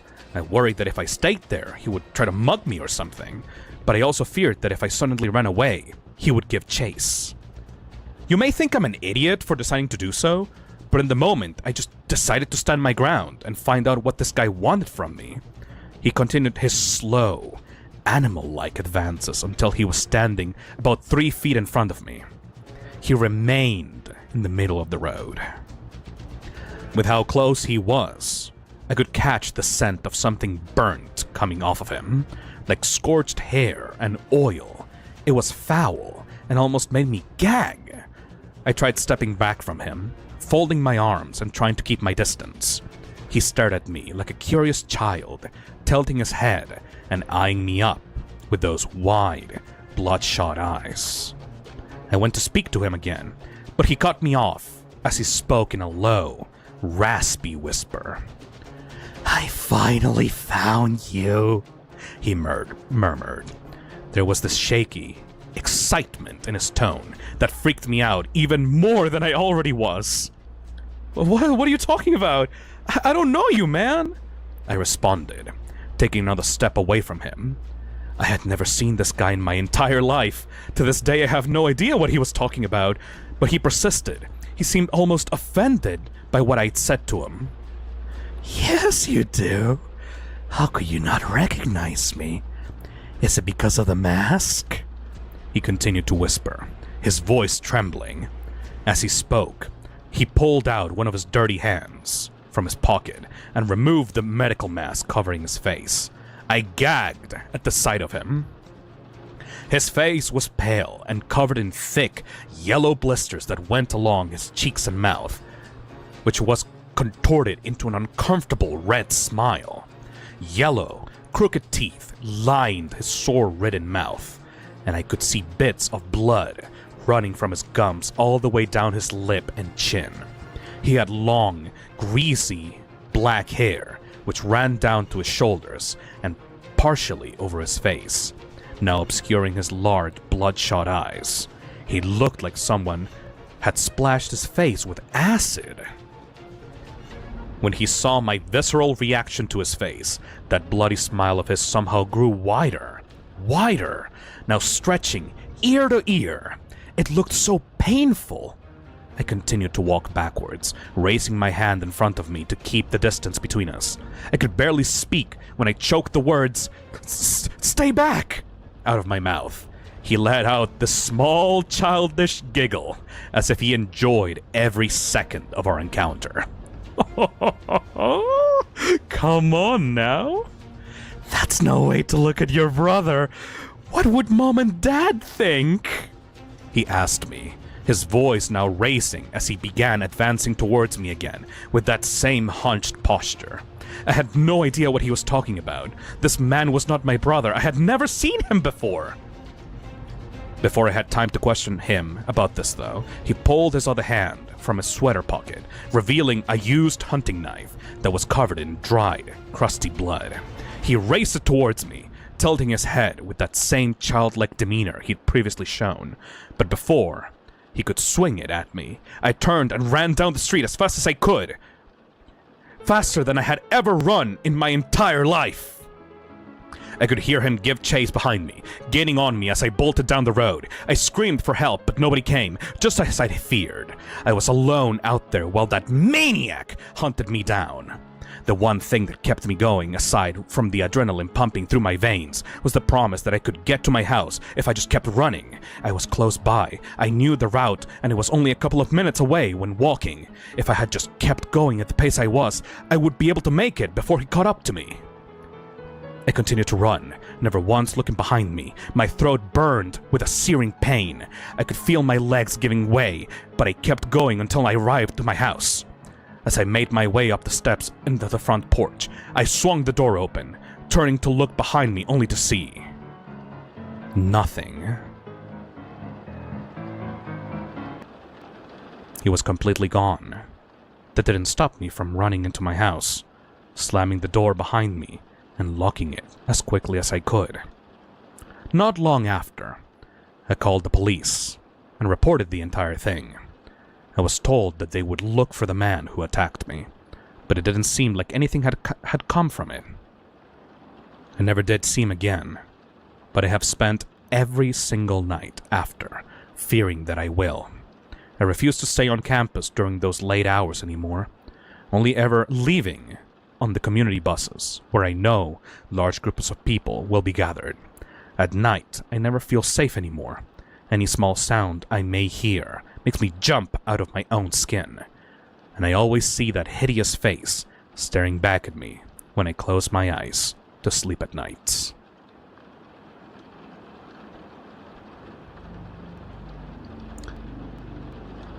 If the person you're looking for is the same guy who attacked me that night, I hope to God you catch him. Not just to stop these murders, but to give me some peace of mind.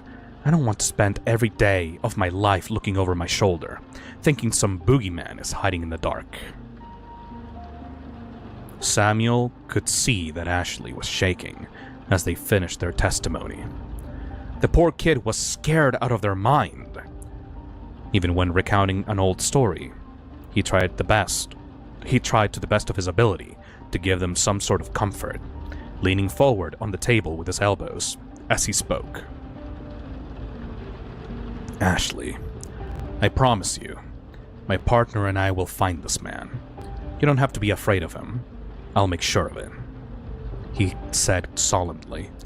Ashley seemed to calm down upon hearing those words. The shaking stopped, and he took a long, deep breath. Thank you. Thank you, was all that Ashley said in response as they pushed their chair out and left the room before Norman could even see them out. Ashley left the police department soon after, going out to the front desk just as the next witness stood up from his chair. The man was tall and built. He had a long, fluffy brown hair and very distinguished, chiseled features. As Ashley tried to pass him by, the man spoke to them. "You saw him too, right?" he said, grabbing Ashley's attention. Ashley turned to the man, staring up at him and meeting his eyes.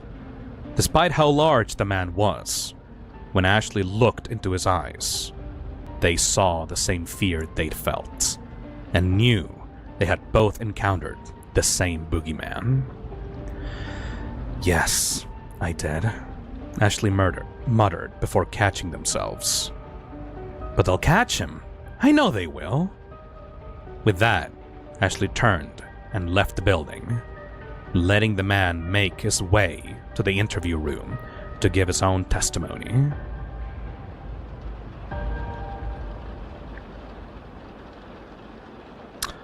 Oh, that was the end of chapter 4.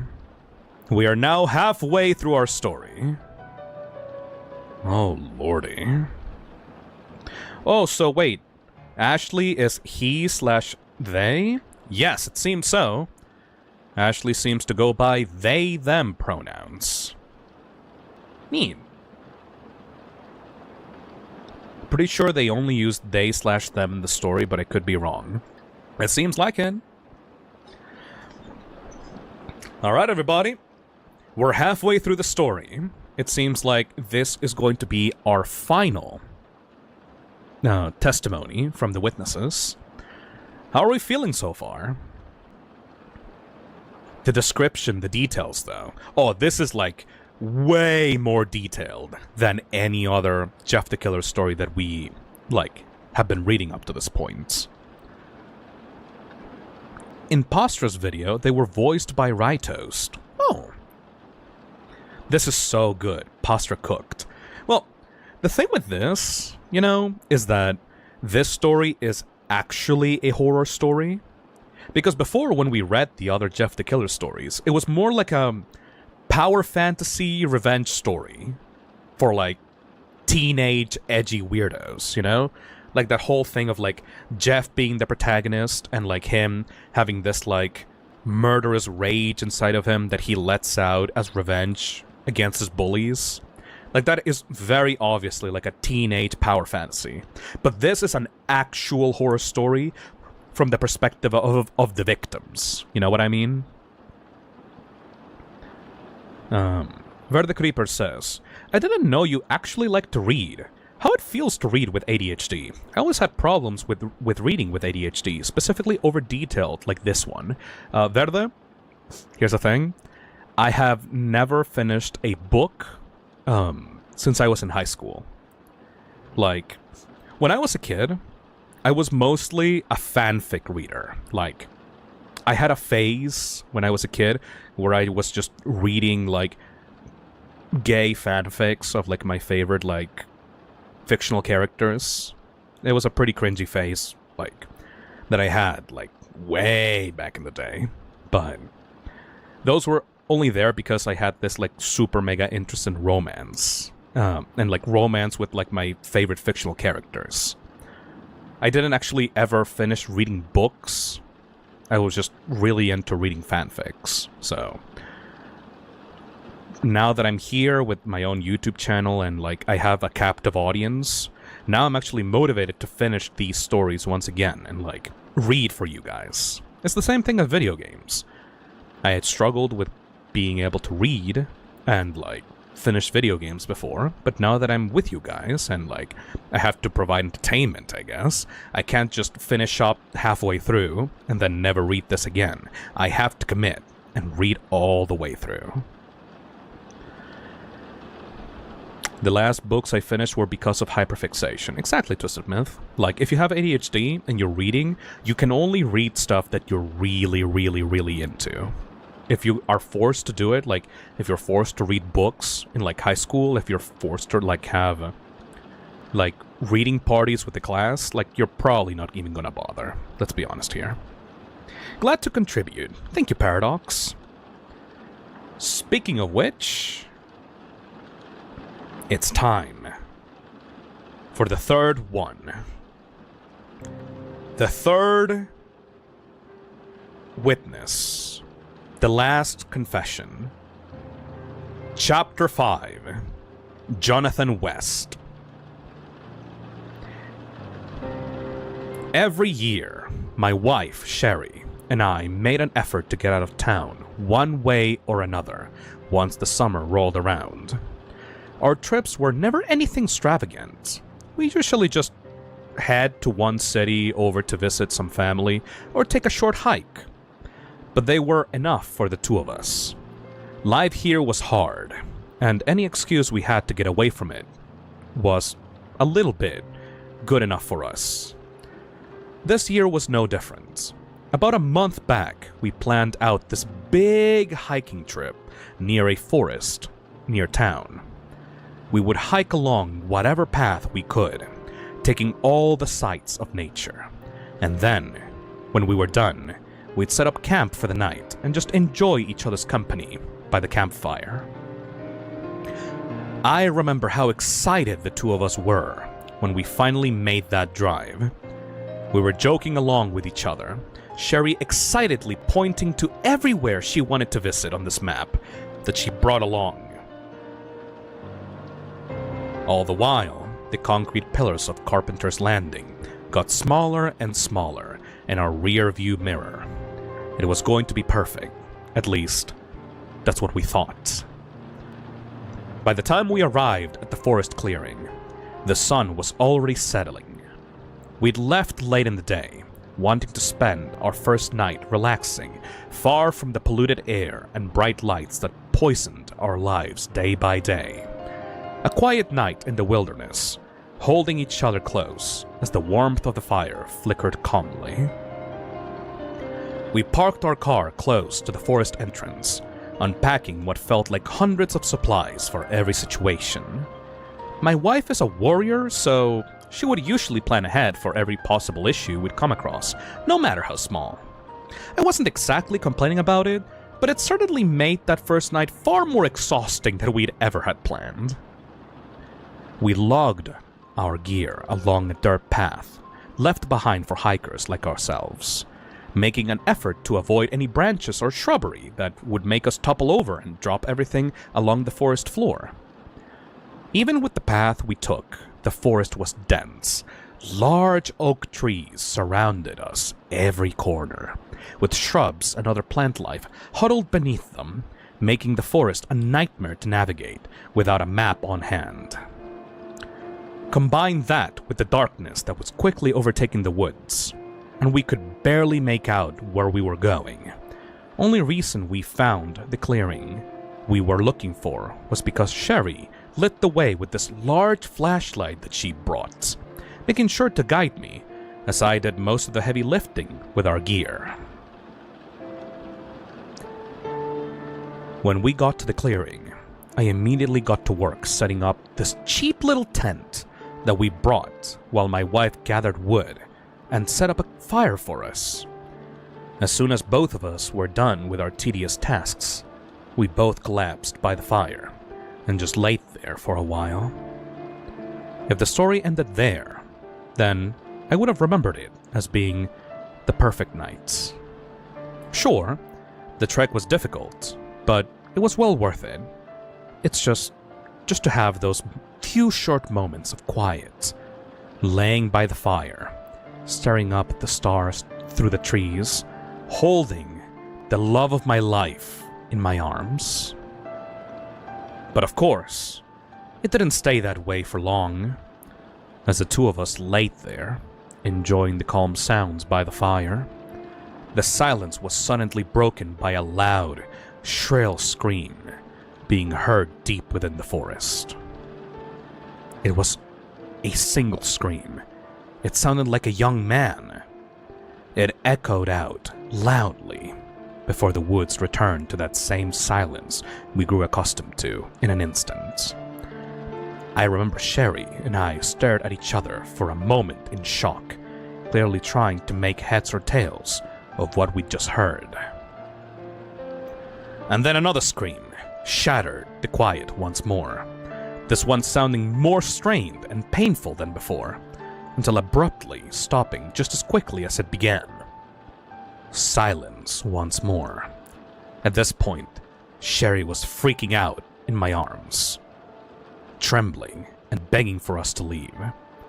I tried to calm her down, to no avail, when we heard another sound, this one closer than the screams ever were, the sound of soft footsteps closing in on our campsite.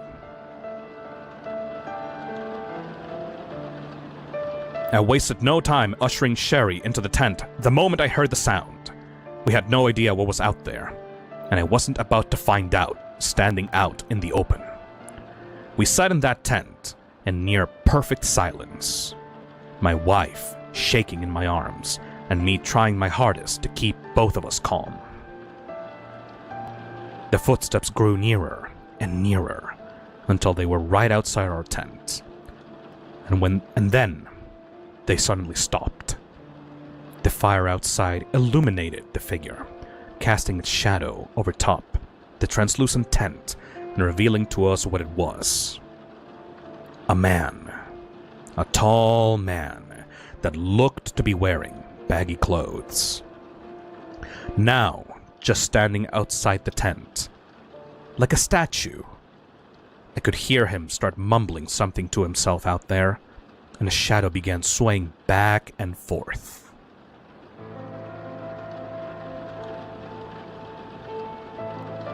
He stood out there for what felt like an eternity, whispering to nobody, like he was in some kind of catatonic state. Eventually, I had enough of it. I rummaged around our tent for some kind of weapon, settling on a hunting knife that we had brought. As I went to the tent, Sherry grabbed at my shirt sleeve, mouthing the words "no" to me over and over. But I assured her that it would be okay, and slowly unzipped the tent to get a better look at the man outside. I peered my head out of the small entrance I created, just enough to be able to see him. He was facing away from our tent, staring deeply into the campfire as he continued his quiet rambling. He wore a large baggy white hoodie and black cargo pants. The hoodie was filthy, covered in all sorts of dirt, grime, and almost strikingly, what looked like blood. The same blood could be seen running through his dark hair and all over his hands, which tightly clutched his shoulders as if he were cold. The light from the fire reflected off the bloodstains, creating a glare which told me it was fresh. My mind began to race with all horrible implications of his appearance. What were those screams we heard?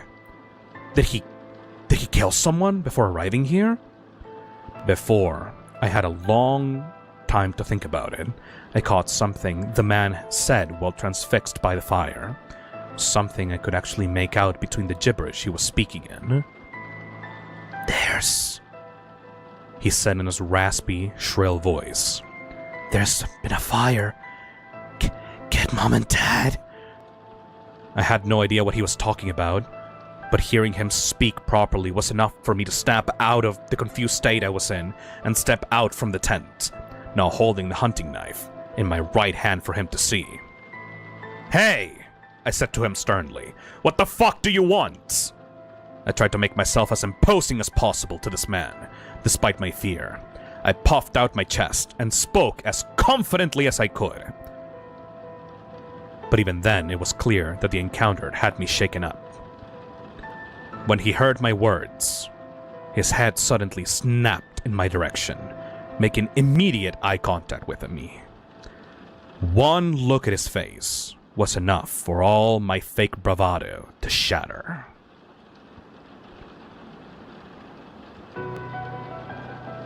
He looked burnt. Badly burnt. His face was scarred and misshapen, with a large burn mark creeping up his cheek towards his left eye, which looked to be blind. At first glance, it looked like half of a large, painful smile. He was missing almost all of his hair on the left side of his head as well, with what was still there barely clinging into his scalp in small black patches. The other side of his face would have looked fine by comparison, if not for the blood that had covered it almost completely. I stepped back at the sight of him, my heart sinking into my stomach, and my breaths becoming sporadic. The moment he saw me, a flash of recognition suddenly appeared on his face, breaking him free from the strange trance he was in. Is that you? He asked me in an excited voice. I can't believe it. You're here. I finally found you. As he said those words to me, he opened his arms and began slowly walking towards me, his hands and arms still dripping with that fresh, thick blood. I didn't know what he wanted, or who he thought I was, but I wasn't having any of it. I took one step back and firmly planted my feet into the dirt, pointing the hunting knife at him as I shouted, "Get the hell away from me, you freak! You take one step closer and I'll kill you!" That time I meant it. I was not about to let this guy get anywhere close to me or my wife, no matter how scared I was. The moment he heard those words, something about his demeanor changed. He looked shocked, his eyes going wide and bloodshot, and his arms slowly lowering. How could you say that to me? How could you say that to me? He whispered, tears beginning to roll down his face. That was when I saw him reach into his pocket and pull out an old box cutter, covered in the same blood as his hands and sweater. He suddenly hunched forward and lunged at me, faster than I ever could have expected from a man his size. He tackled me to the ground, raising the box cutter above his head and preparing to swing down at me. In that instant, I acted fast, stabbing him in the side of the torso with a hunting knife and kicking him off of me as he screamed in pain. He barreled backwards into the campfire, his hoodie catching on fire as soon as he tried to gain his composure. I screamed for Sherry to run, and soon after her and I were bolting through the dark forest together, tripping over branches and shrubbery, but continuing forward regardless. That moment, running through the dark of the woods, knowing that maniac may be trailing behind us, that was the most scared I have been my entire life.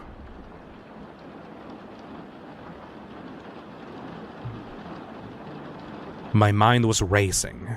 My eyes darted in every direction, mistaking the shapes of the oak trees around us for that man. It felt like a miracle when we saw the moonlight piercing through the trees, revealing the forest exit to us. We got to our car, and I frantically rummaged through my pockets, trying to get my hands on the keys. I constantly checked behind myself, making sure he didn't follow us. The man was nowhere to be seen. When I got my hands on the keys, I opened the doors to our car, and the next thing you know, my wife and I floored it out of there. I remember that ride home so vividly. That sobbing, the arguing about what to do next, the questioning about who that man was and what he wanted. It was the worst night of my entire life. After we got home, I called the cops and reported the whole thing. I remember I was told that they'd check the forest out to try and find any bodies, but I don't think anything came of it. Ever since then, things have been different between my wife and I. I've tried to help her work through what we experienced, but she's become so paranoid ever since that she barely even wants to leave the house. It's gotten especially bad now that the word has gotten out about the ghost stalker, or whatever else people are calling him. She is absolutely convinced the guy we saw that night and the killer you're looking for are the same guy. That's why I'm here. I hope that by telling you this, that you'll be able to piece things together and catch him. I want that more than anything, for the victims, and so Sherry doesn't have to be afraid to leave the house anymore. I just want to see her happy again, man. As Jonathan finished giving his account, tears ran down his face, and his head hung low. Norman glanced over at his partner, clearly unequipped to deal with this kind of situation. Samuel caught his glance taking in a deep breath before saying, "Don't worry, Jonathan. We will catch him, no matter what. I promise we will."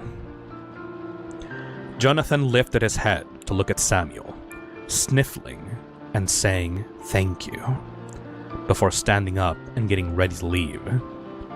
"Will that be all? I gotta make sure that I get home before Sherry starts to worry," he asked, pointing to the door.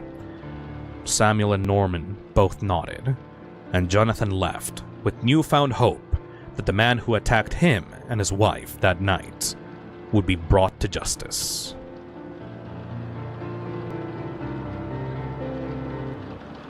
Oh, lordy.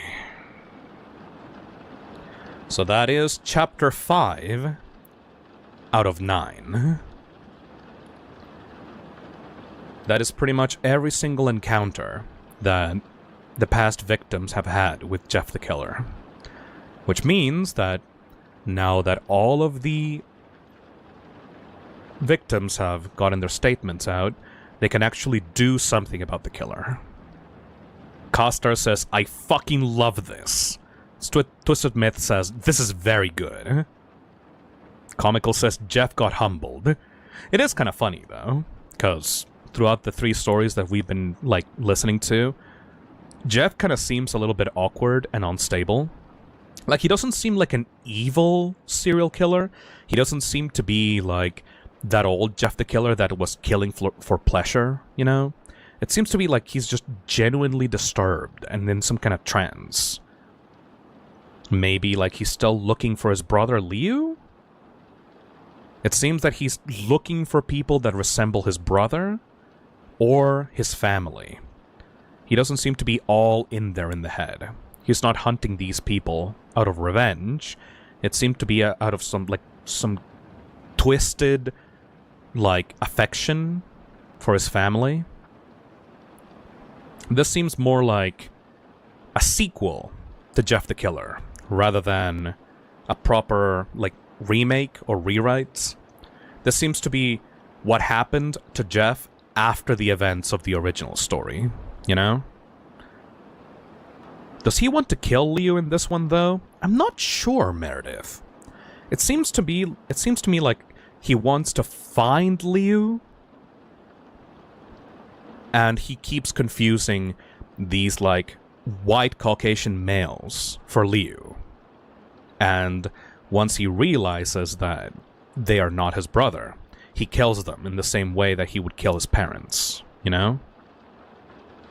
Kudo says, it's maybe why he smells like burned cigarettes at the start. Well, the smell, the smell of burned cigarettes is his trademark, smell. He's burnt. Something definitely happened to his face that's not just, a flare gun. Something is fucked up with his face, and he has not even taken off the hoodie ever after, his whole ordeal, you know? He probably killed his parents. Yep. Alderite says, I'm not gonna say anything after I watched the rewrite video. Okay, we may get to Jeff's story, now that we are done with looking at the victims' stories. Maybe we'll get the story of Jeff the Killer, in these next few chapters, you know? I'm not sure. Seems like these next few chapters are also longer, because stuff actually happens, instead of just recounting what already happened before in the past. So, let's continue now with Chapter 6, Norman Keller. Not this one. There we go. Chapter 6, Norman Keller. With all the witnesses having provided their testimonies, Norman and Samuel were left in the interview room to stew over everything they were told. The accounts of each witness only left them with more questions about their killer than where they began. Samuel sat at the table, his head resting in his hands as he pondered every possibility. Meanwhile, Norman paced back and forth, talking out loud to himself, much to his partner's dismay. So we can at least agree that they all encountered the same guy, right? I mean, the descriptions were a bit off, but they were close enough that there's no way that this isn't the same guy, right? Norman asked, taking a brief pause from his pacing and turning to Samuel for reassurance. Samuel simply let out an affirmative grunt, nodding his head slowly. The stories had more in common than just his appearance, too, Samuel added, now resting his hands on the table and leaning back in his chair. This stalker behaves just like our killer does, follows his victims at night, chooses them wisely too, it seems. Before Samuel could finish his sentence, Norman cut him off, thinking aloud once more. Yeah, what's up with that? Guy acted like those last two witnesses were a part of his family or something. And he clearly wasn't just toying around with them either. No, he really, really believed it was from the way they explained it, you know? Norman began making large gestures with his hands, as if trying to paint a picture in the air to illustrate his point and failing. I noticed that too. It just makes the patterns with his victims make more sense when we look at it that way. Perhaps he is looking for one specific person he can't find, someone who matches the victim's descriptions, that he could mistake them for. A family member? A close friend? Samuel continued, now sharing his thoughts more closely with his partner as they work things out. And what about all that mention of fire? First two guys said that he reeked of oil or burnt cigarettes or whatever, and the third guy mentioned that fire? What does that guy's deal with? Fire? Before Norman could finish his thought, he suddenly paused, a flash of recognition appearing on his face as his eyes widened. Hold on. Wait a minute.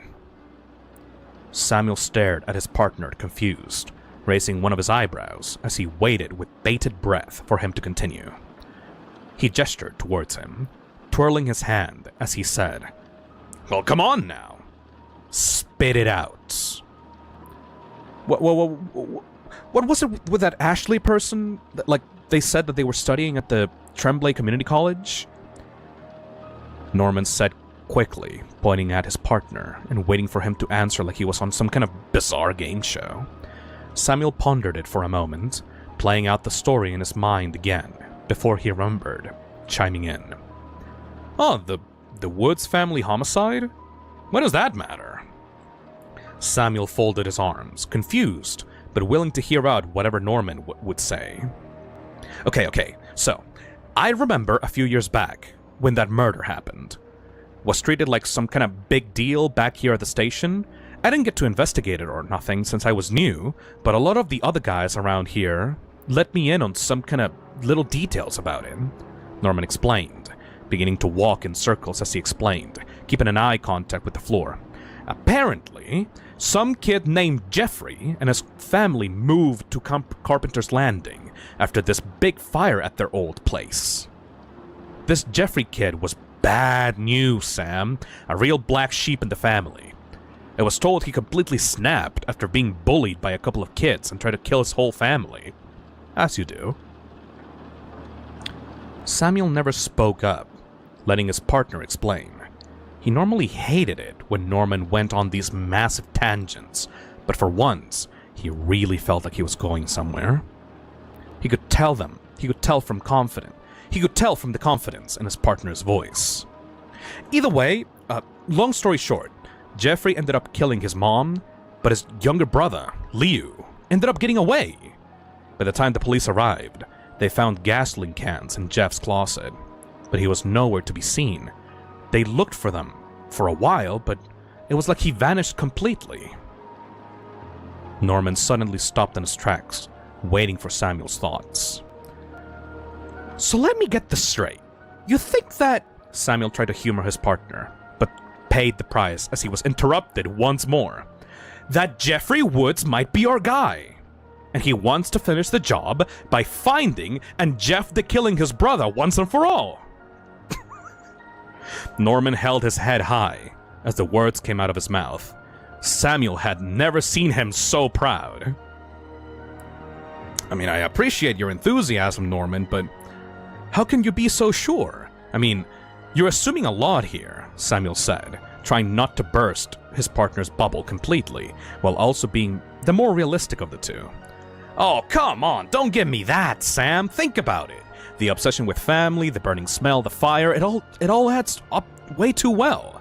If our guy really is Jeffrey Woods, we'd be catching the ghost stalker, and we'd be solving an old cold case. It'd be 2 birds with 1 stone. Norman was trying now more than ever to convince Samuel of his logic. He had no proof yet, only vague theories, but deep down he knew he was onto something with this. Samuel could see that, and despite his skepticism, he relented. Fine, I'll play along. I'll do some digging on this and see what I can find out about it, Samuel responded. A light smile across his face. What was seen across his face as he folded his arms. He could see the joy on Norman's face when he agreed. This was the first time that Norman did most of the heavy lifting in a case like this, and Samuel could tell that he was living for every second of it. All right then. Okay. I'll start doing more research myself then. See what I can find, you know? Norman said excitedly, and the two left the room to begin their own respective detective work. A few hours passed at the station, with Norman conducting his own research on one of the 6 communal computers left at the office for times like this. He was completely absorbed in his work, typing away and looking into every document he could find pertaining to the Woods family homicide. When he suddenly felt a tap on his shoulder, he quickly turned around to see Samuel standing next to him, a large file in his hand. So he did some digging like you asked, Samuel said, placing the file on the desk next to Norman. And I think you're gonna like what I found. Samuel gestured to the file, nodding his head as if he waited for Norman to open it. Norman excitedly flipped over the file, instantly being greeted to something that gave him all the confirmation he needed about his theory. A photo of Leo Woods. The boy looked to be in about his 20s. He had long brown hair that went down to his shoulders, and sported a pair of square glasses over top his large brown eyes. Sam! He looks just like him! I told you I was onto something! Norman looked up at Samuel, expecting another one of his remarks, but only saw his partner staring down at him, arms folded with a large grin across his face. You sure did. Good work, kid. This is the best lead we've had yet. And I did some extra digging on this Leo kid. Turns out, after the murders took place, he went to live with his aunt for a while, and moved into an apartment in town once he was old enough for it. I've got an address, Samuel said, the smile he had never fading from his face. It wasn't often that Norman saw his partner so proud of his detective skills. It made him more excited about the revelation than he ever was before. It's Leoing time.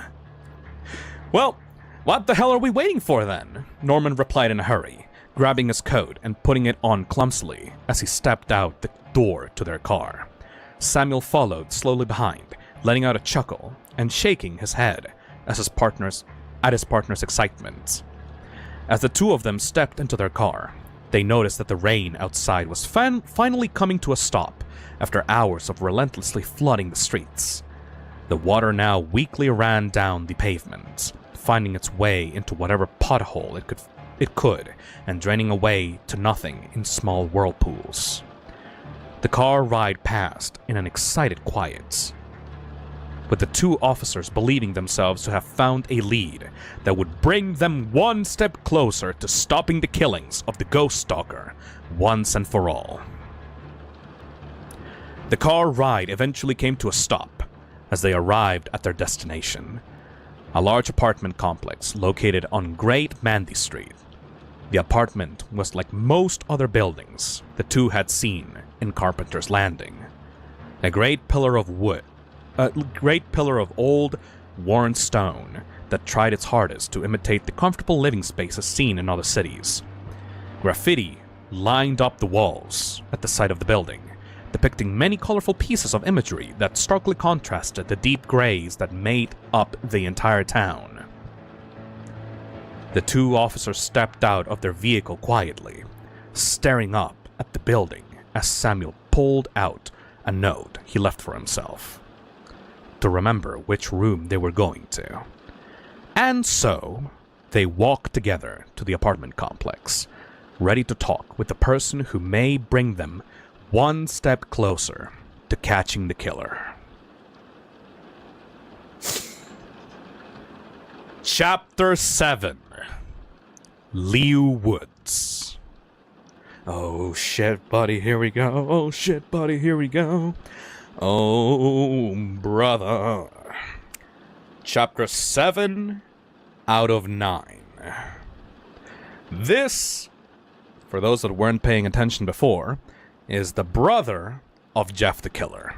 This is really the guy who started all of this, even in the first story. This is the actual guy that pushed Jeff into becoming who he is. I'm not sure how it's going to play out in this story, but based on the other ones, Jeff is probably really obsessed with this dude. His brother from the same mother. Exactly. Alright, just let me get a little bit of a... prepare myself for this. Hold on. Let me get a little bit of sippy sip from my concoction that I have over here.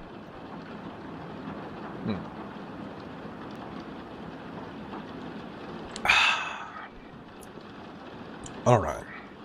The origin of the killer. I mean, I think, maybe. The brother will probably tell the story.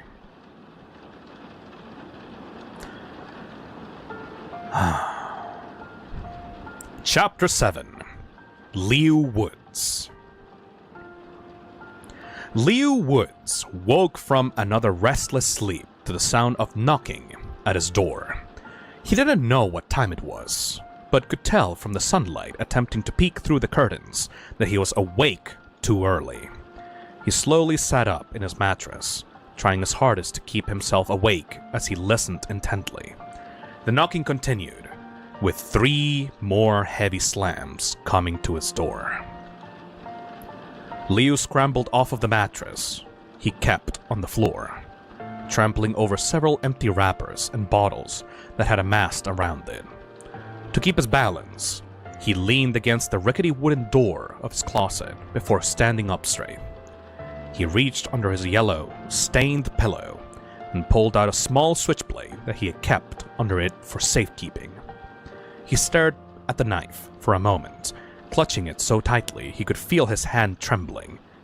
He came for me during the day, he thought to himself, playing out every single possibility of what would happen the moment he opened the door. He stayed like that for a while, only breaking from the trance when the sounds of the door knocking outside returned quickly and loudly.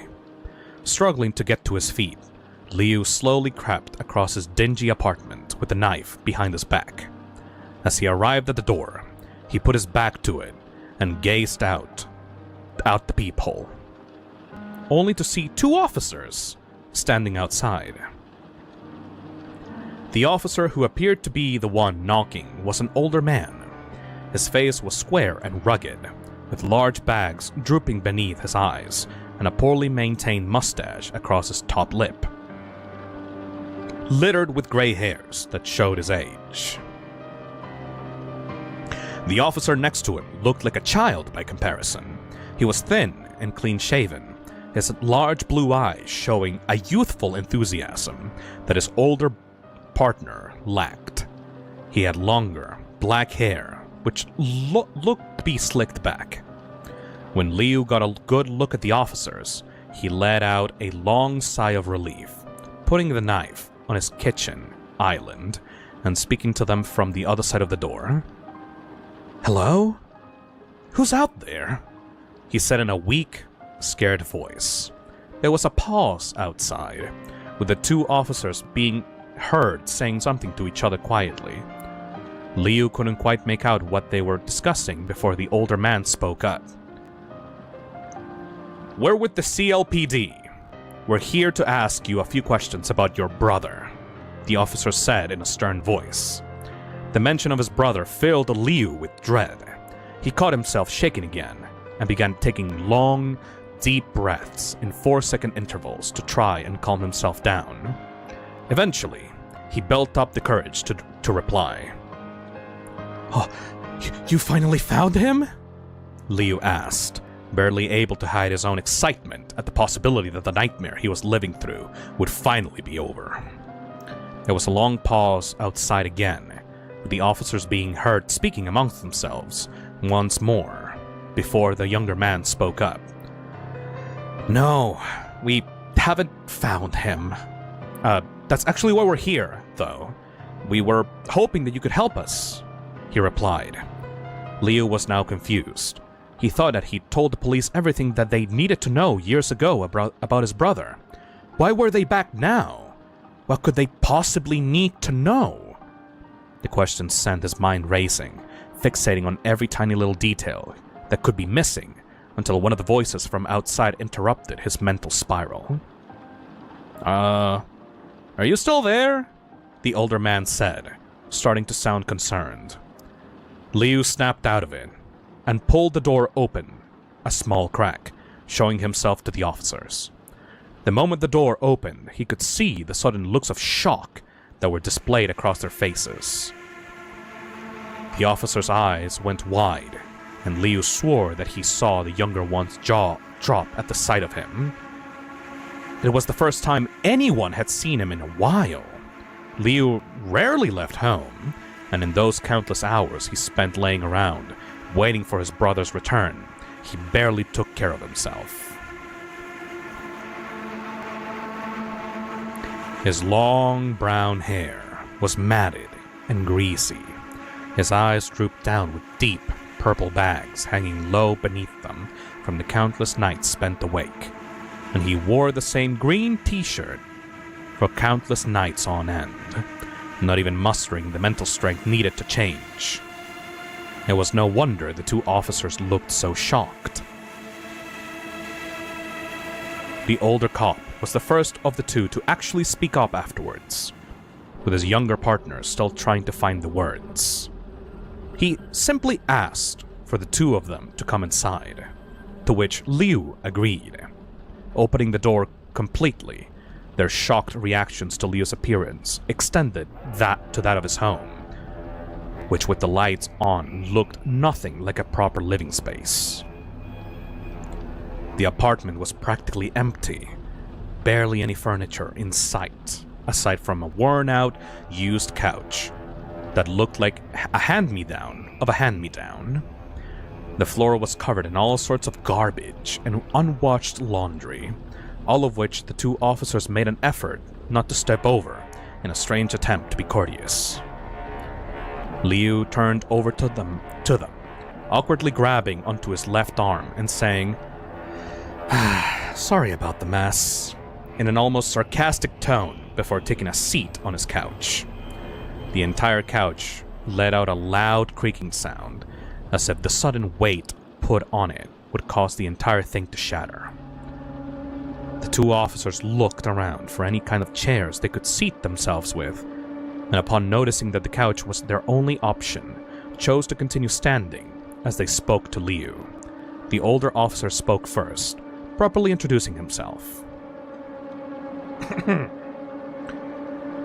Liu Woods. My name is Samuel Morgan. This here's my partner, Norman Keller. The younger one, Norman, gave a small, sad wave as his name was mentioned. We're sorry to disturb, whatever it is you got going on here, but we were hoping to ask you a few questions about your brother. Keyboard Smash says, "Damn, bitch, you live like this? I can't believe it." Liu looked up at Samuel and asked him, "I thought I already told you guys everything years ago. You promised me that you'd find him, and you told me time and time again that you were still looking. What more could you possibly have to ask?" As Liu asked the question, he saw the two officers shoot each other concerned glances before Norman spoke up. You haven't been keeping up with the news at all, Have you? Norman asked, scratching at the back of his head and avoiding eye contact.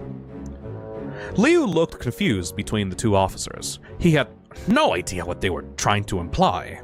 He'd spent months isolating himself, only ever leaving his home when it was absolutely necessary. The fear of being followed was too great.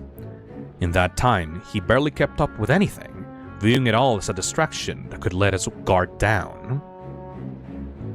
"What are you talking about?" he asked, feeling the shaking sensation flush over his entire body once more.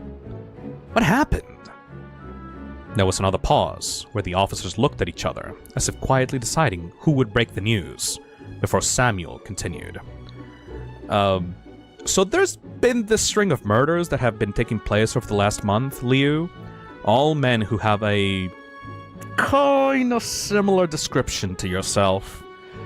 My partner and I have strong suspicions that the culprit is your brother, Jeffrey Woods. Anxiety flooded through Liu's body at the mere mention of his name. His legs curled into his chest, and he began violently hyperventilating there on the couch. The two officers walked forward, trying their hardest to calm Liu down, but at that moment, he couldn't even hear them. Their voices turned to white noise, and Liu's vision became blurred. "Jeff is back. People are dying. It's my fault. Why? Why did I have to survive? If I had just died that night, then none of this would have..." Liu's thoughts were interrupted as Samuel grabbed him by the shoulders, bringing him back to his senses. "Snap back to reality." "Hey," he said in a surprisingly soft, concerned voice. "You're gonna be okay. We'll protect you. If this killer is your brother, we promise we'll..." Samuel tried to assure Liu, but was cut off. "How did you find them?" Liu asked, staring down at the ground as he spoke. "The victims. How were they killed?" "They were all killed in the middle of the night," Norman said. "Most found with their throats slashed. We spoke to a couple of witnesses. All of them claimed our guy was a pale man in a white, dirty sweater with a big smile." Liu turned his gaze to Norman before responding in a near whisper. "It's him. Jeff the killer."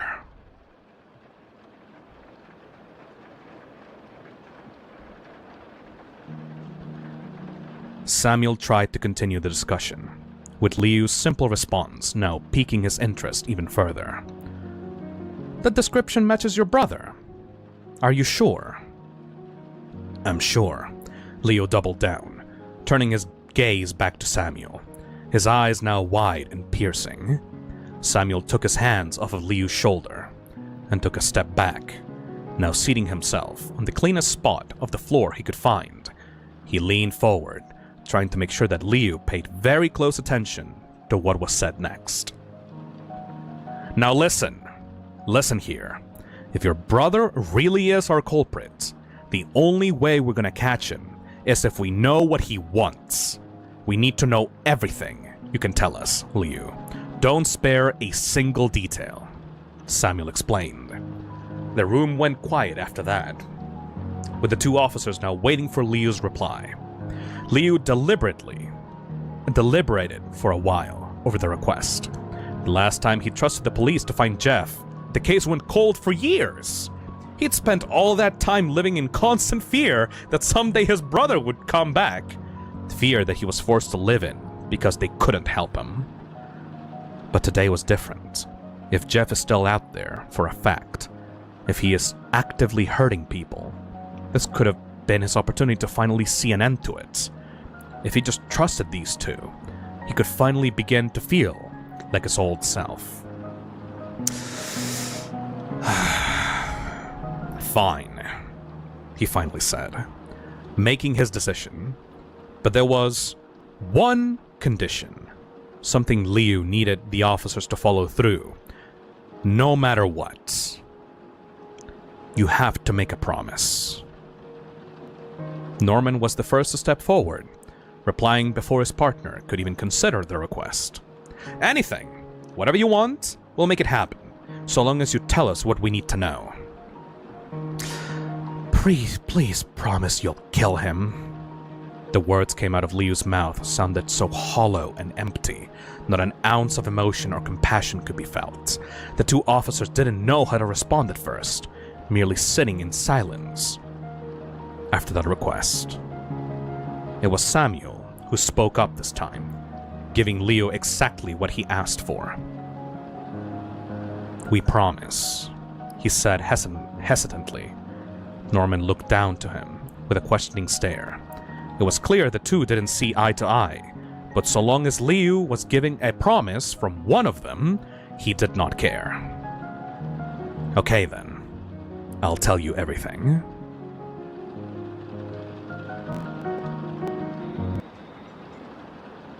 Whew.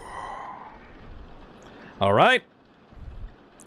Last 2 chapters. I genuinely don't know how they're gonna catch this guy. Oh boy. After all that, I think this is going to be finally, the time where we actually get to learn what happened to this version of Jeff the Killer. Incoming the longest chapter. How long is this? Oh my god, Zach Pastra. Oh my god, baby. Alright, yeah, that's definitely the longest chapter. That is definitely the backstory that we're gonna have to read. Okay, I'm into it. Before we continue, though, hopefully you guys have been enjoying this stream. It's been, I think, like, it's gonna be about, like, 6 hours of reading time. His Joker arc origin story, of course. Please, Jeff the Kill the Man. This has been very relaxing. You know, I somehow did not doubt that me reading creepypastas about people getting stabbed in the throat would be very relaxing to my chat. I don't know. It just feels like people like that kind of shit in this community. I don't know. Just had that feeling, I guess. Been playing Stardew and drawing while listening. Really chill. I just have this mental image of, like, Fi, like, sitting down in, like, you know, the Toxic Lounge, and just Jeff the Killer is, like, sitting down on the counter, like, just telling his story. Fi is just sitting in there, like, trying to polish, like, a glass, like, listening in to, like, Jeff's story, like, listening to a therapist, you know? Or, like, Liu, or someone else is just, like, telling this whole story to him, and, like, Fi is just like, yeah, what a fucking weirdo. That's... yeah, exactly, Nishko. Yeah, man, that's rough, buddy. Oh, he almost Jeff the killed you? Oh, man, that's real bad, bro. And it's like, I'm not a licensed therapist, but, like, I'll just listen to it. Like, this seems pretty cool. Stiflix says, it's very relaxing to hear about the intense violence and gruesome moments of these Jeff the Killer stories. Very relaxing. Jeff is just crying to him. Jeff is, like, pouring vodka on himself, like, not even, like, actually drinking it, but just, like, pouring vodka, like, over his head, and going, like, my brother!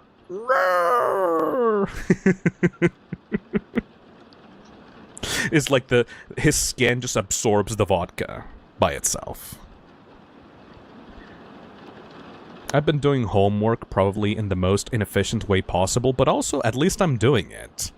Well, if this helps you a little bit, JD, then that's good by me. Been playing Stardew Valley. This has been great. This has been very relaxing. Bro was making 2 Thanksgiving feasts making this chapter.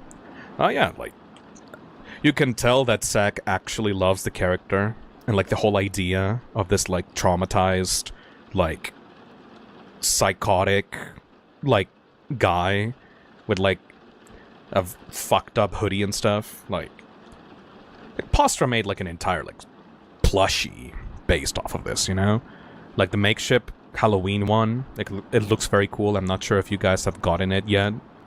But it has, like, a knife and stuff. Like, this is one of the stories that is, like, very close to, like, Zack's heart. So, he's actually done a really good job at putting the POV of the story onto the victims. And how terrifying Jeff the Killer would actually be once you remove that whole, like, power fantasy angle of the original stories. It doesn't make Jeff out to be, like, this badass that, like, knows how to box or, like, is taking revenge against the bullies. It just makes him out to be, like, this weird, crippled, like, wrong in the head person. I find that, like, much more disturbing than if he was, like, you know, actively a villain monologuing about how, like, society is out to get him or something like that. This is just a disturbed man. Postra was definitely cooking with the story, yeah. Jaker says, I've been playing Cyberpunk until now while listening. Gonna eat some ramen now and then go to sleep. No Jeff pun intended. Since it's already midnight here in Germany, would love to see more of these. Hell yeah. Once again, if you have been interested on this, once the VOD is finished, once we're done with the stream and the VOD comments are enabled, please leave your suggestions for more creepypastas on the comments of the VOD. I have a huge list already, but I want to just keep doing this because it's genuinely relaxing to do on a Sunday night. I feel like I might have dozed off. Well, welcome back, Coden, because, like, we are literally on the last two, like, chapters of Postra's story. So far, if I had to personally rate the story, this is obviously, like, better than the last two. It feels definitely, like, way more, like, I don't know, like, I'm not saying that this is something bad. If anything, it's, like, more of a traditional horror story, but once again, the original Jeff the Killer stories gave me this feeling of, like, a edgy teenager trying to, like, fantasize about killing all the people that wronged him, you know? This is much more melancholic, this is much more sad, this is less, like, viscerally fucked up. This is more traditional horror than just the edginess that you would find in those OG stories, you know? But I don't know, maybe we'll get a chapter based off of Jeff's own, like, POV and we'll get that edginess back. Who knows? I haven't finished the story. Alright. Oh, let me go take a sippy sip.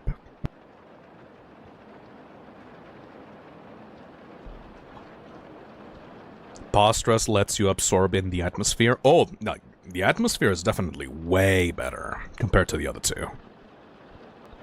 This is like how Dracula was made. A nice, slow burn.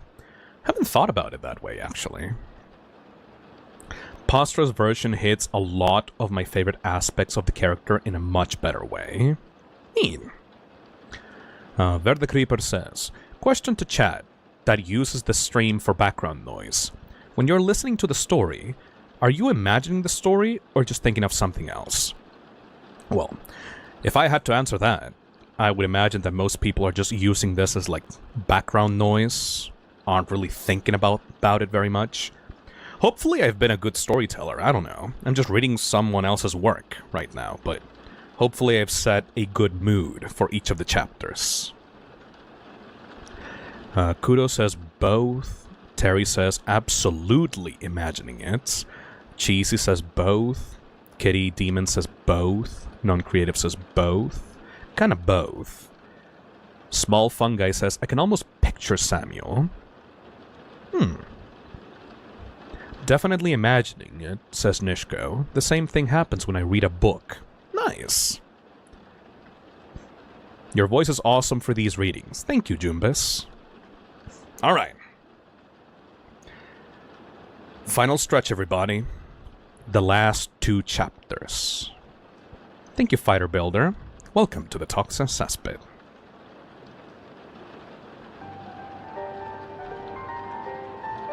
Chapter 8. Liu Woods. Continued.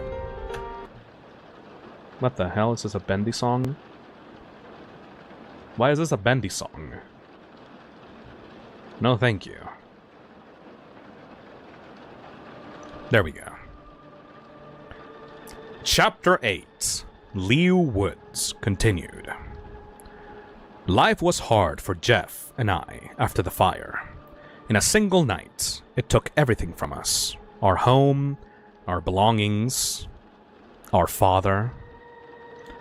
When the house went ablaze, he was the first one to act, escorting all of us out of there, before the flames completely consumed the building. But Jeff didn't come out with us. A piece of debris had landed on him, crushing his leg and trapping him inside. If it wasn't for our father running in to save him, we would have lost Jeff that night.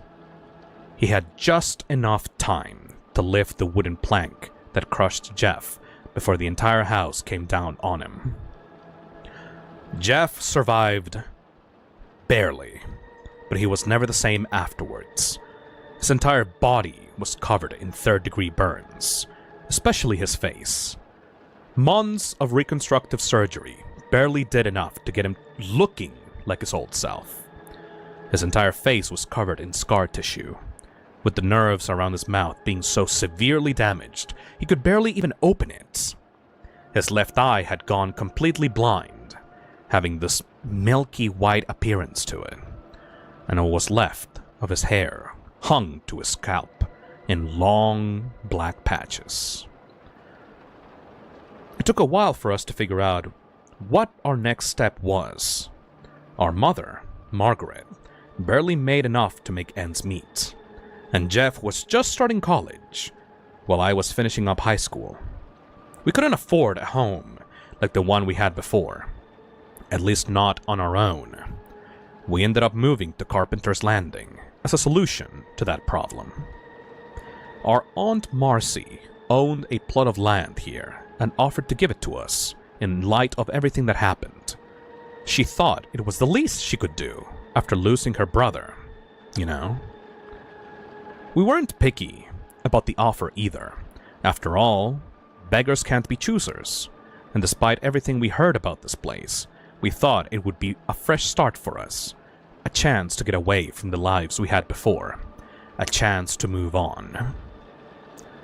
On our very first day in Carpenter's Landing, we got a good look at the new place we'd be living in. A small, run-down bungalow that hadn't been lived in for years.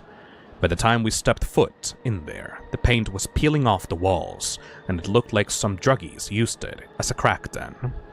Burned cigarette butts and broken glass littered the floor, and some of the windows had to be boarded up. Only reason we were there to see it in that state was because our mom wanted to help Aunt Marcy clean up the place before we moved in. Since they didn't want us getting in the way, and Mom wasn't comfortable having her 2 teenage sons spend the whole day cleaning up used drugs and broken glass, she gave us some spending money and let us explore the whole town. I remember being super excited about the whole thing. After everything we'd gone through, it just felt wonderful just to be able to get out and explore somewhere new. Jeff, on the other hand, was very apprehensive about it. Ever since his accident, he was scared to go out into the public, especially somewhere that no one knew him. He became much more reserved, often wearing this large, white sweater with the hood up at all times to hide his face. I assured him that things would be okay, and he tagged along with me despite his worries. We spent the whole day riding around town on our shitty little bikes. Taking in all the scenery we could. Every gray building, every dingy alley, every run-down gas station. We didn't care where we were going. Anywhere was good enough. At the end of the day, we stopped our sightseeing tour at the small convenience store downtown. I wanted to get some snacks for later that night, and Jeff tagged along, waiting for me at the back of the store where nobody could see him. That was where we had our first run-in with this guy named Randy and his two buddies, Troy and Keith. Here we go, everybody, here we go, everybody, here we go. Here we go, buddy, here we go, buddy, here we go. Randy was the textbook definition of a generic bully. Guy dressed in this black leather jacket with ripped jeans and what looked like some kind of death metal shirt underneath. His long, brown hair was slicked back with gel, and his ears were covered in all kinds of piercings. The two guys with him, Troy and Keith, had a similar vibe to them. Troy was a bigger guy who wore a large red sweater and had his short stubble all over his face. Keith was shorter, scrawnier kid. He wore a large, baggy black clothing and had a rough buzz cut that nearly went down to the scalp. When we met these guys, they were causing a ruckus in the store. Apparently, the cashier caught one of them trying to sneak out a pack of cigarettes, and Randy didn't take it well to being told off. After they were done arguing, Randy eventually found it in himself to pay the $10 that was owed, and he and his guys stormed out of the store. When I went up to pay, I was told that apparently that kind of thing was the usual for Randy and his gang. They were a bunch of troublemakers that were well known in town, bullying whoever they could and causing problems wherever they went. Apparently Randy always got away with it because his dad was an officer at the time. I paid the cashier a little bit extra for the trouble, and as I was getting ready to walk out with Jeff, I noticed something out the store's window, that the three of them had decided to hang around outside to smoke. I asked Jeff to put his hood up and avoid being seen by them, and he agreed. If these guys were as bad as I was told, there was no way in hell that I was about to let them see my brother and validate his fears of leaving the house. Fate would have a different plan for us, though, because as soon as we left the store, Randy in particular took notice of us. He called out to us, bringing attention to his two lackeys that followed him around. "Hey, I don't think I've ever seen you two hang around here before," he said, flicking a cigarette butt to the ground and stamping it out before approaching us. I remember I tried to be the one to hold a conversation with Randy, all the while Jeff nervously stood by our bikes facing away from him. Aww. The poor guy is shy. I tried to be polite, introducing myself and Jeff to Randy, but he was just the kind of guy that didn't really care about all that.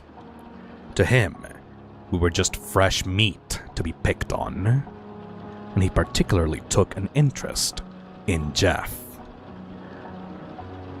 "Why the hell won't your brother look at me when I'm talking to him? Doesn't he got any manners?" Randy asked, walking towards us with his hands in his pockets, all the while Troy and Keith laughed at us behind him. During the whole conversation, I would shoot these occasional glances at Jeff to see how he was doing. He was shaking, staring at the ground with this wide-eyed, empty stare, like a deer in the headlights. In his left hand was this lighter he carried around from back when he was smoking, one of his only possessions that survived the house fire. He would occasionally pull it out when he was stressed or nervous, fidgeting with the cap of it. That's what he was doing when Randy grabbed a hold of his shoulder and turned him around, making him face him by force. The three bullies all took turns giving their own shocked, disgusting reactions to Jeff's appearance. Randy in particular had the strongest reaction of them all, stepping back momentarily in horror, which quickly devolved into mocking laughter. Man, no wonder you couldn't look at me. What the fuck happened to you, man? Randy sounded amused as he asked the question, with Keith and Troy rudely laughing behind him, as if to follow suit. Before anyone could continue, I spoke for Jeff, desperate to defend my brother from the situation that was now unfolding. Look, man, there was a fire. There was a fire at our old place. It burned down. We were lucky that Jeff even made it out alive. I yelled in defiance, tears welling up in my eyes. Lucky? Randy rebutted. That's what lucky looks like to you? He pointed at Jeff, who now appeared to be boiling with rage. He clenched his open hand into a tight fist, and I saw his eyes go bloodshot. If I were you, I would have much preferred that fire take me out instead of making me look like some kind of fuck. Before Randy could even finish his insult, Jeff swung at him, hitting him cleanly across his face with a hefty punch. Randy reeled back, and I immediately ran for Jeff, grabbing at his shoulders and trying to pull him back. The whole thing turned into chaos after that, with the three guys jumping on Jeff and I, leading to this massive brawl right outside the convenience store parking lot. Whole thing got broken up when I noticed the cashier calling the cops from inside the store. I yelled that to the rest of the guys, and before I knew it, Randy and his lackeys were out of there in an instant. Fortunately for Jeff and I, we weren't really badly hurt by the whole thing, with only a few minor cuts and bruises being left when we were hit. When we got back to the new house that night, our mom was, of course, concerned about the whole thing, but we just made up some lie about getting into an accident with our bikes instead of telling her what really happened. Our mom tended to worry a lot after the fire, and we didn't want to stress her too much about our new life here on just our first day. Oh boy. A month passed, and while our new house was properly renovated to allow us to live there decently comfortably, things did not get much easier for Jeff. He told me that Randy and his gang were relentless, especially after he started his college semester with them. They were harassing Jeff at practically every single opportunity they got, with it getting so bad that one night Jeff went as far as to show me several knife wounds he had supposedly gotten from them attacking him off campus. He wouldn't let me tell anyone about the bullying. He told me that it would only make Mom want to get the police involved, and with the connections Randy had, it would only make things worse. So I kept quiet about the whole thing, no matter how much it pained me to see my brother suffering like he did. With all that in mind, I really should have seen the warning signs when Randy went missing, only a month into our semester. I remember it as clear as day. His face was plastered on every telephone pole in town. News broadcasts were talking about it everywhere, and it was the talk of my school for weeks. If I knew then what I know now, I like to think that I would have suspected Jeff right away. But back then, I just couldn't fathom the possibility of it. After we lost our dad, Jeff was the only person left in my life that I had felt like I was really close to. We still had our mom, yeah, but her and I were never really particularly close by comparison. That, and I just didn't have any reason to believe Jeff did it, you know? Sure, Randy and his guys bullied him, but Randy was also involved with some other bad crowds of people. You could come up with any number of stories about what happened to him, and people probably would have just bought it at the time. So yeah, despite my mild suspicions of something being wrong, I buried those feelings and convinced myself that it had to be someone else's doing. The same could not be said, however, for Troy and Keith, who only seemed to get worse after Randy's death. I remember those two continued to go after Jeff long after, with the bullying going from cruel mockery to that of vengeful harassment. Jeff told me that they practically chased him down the halls of his school, calling him a murderer and yelling things like, "We know what you did, Woods!" any opportunity they got. The harassment got so bad that Jeff started to completely isolate himself, missing countless days of classes and terrifying our mother. She tried to talk him about it, but he was completely unresponsive, leading to her asking me to try to get through to him. I went to his room one night, when our mom had already gone to sleep, and pushed his door open, just a crack, to see if he was still awake. Before I even saw him, I noticed the state that his room was in. It looked terrible. Cardboard boxes from our move were still scattered about, their contents all over the floor in large, messy piles. Clothing, school supplies, old posters and figurines. Everything cluttered the room like it had been thrown around violently. And then I noticed the smell. The entire smell. It was a smell foul, like burned cigarettes, and something else I couldn't identify. The smell and sight of the room were so vile that I nearly missed Jeff himself, who I finally noticed at the foot of his bed, facing away from the door. In the dark, I didn't know what it was he was doing at first, until I saw the brief flickering of his lighter burning the end of a cigarette. He would light the cigarette, staring at it for a long time, like he was in some kind of trance, and then instead of smoking it, like I expected, he would roll up the sleeve of his white sweater and put it out on his own arm. I was so shocked by what I was watching that I just stood there in silence, mouth agape. And that was when I heard him mumble something under his breath, something that made my heart sink to my stomach. He said in his raspy, strained voice, "Why was Dad the only one who had to die?" The words didn't sound right coming out of his mouth. They were empty. No, they were angry. He sounded livid as he continued to light those cigarettes, bringing them to his arm and leaving a new, disgusting burn scar where they were put out. I couldn't bear to watch or listen anymore, so I flung the door open. "Jeff, how could you say that?" I exclaimed.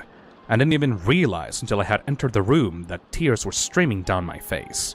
I must have looked like a mess. Jeff quickly turned to look at me. This look of horror plastered across his face once he realized that I had heard him. "Leo, it's not what..." He tried quickly to explain himself to me, but I wouldn't let him. "Do you know how much you mean to me? To Mom? How could you go and say things like that about yourself, Jeff? I need you here, more than I ever needed anyone. Living here, I have never felt so alone, so isolated from everyone else. It was never the same without Dad. You are the one thing keeping me sane right now." I could barely keep myself together as the words floated out of my mouth. I could see the terror on Jeff's face slowly fade to a calmer expression as I explained myself to him. And for a little bit, there was a tense silence between us as he carefully chose what to say next.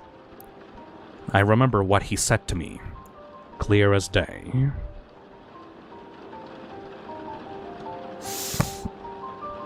"I'm sorry, Leo.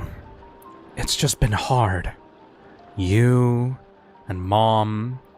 I know you both lost Dad too, but you haven't had to deal with things like I have.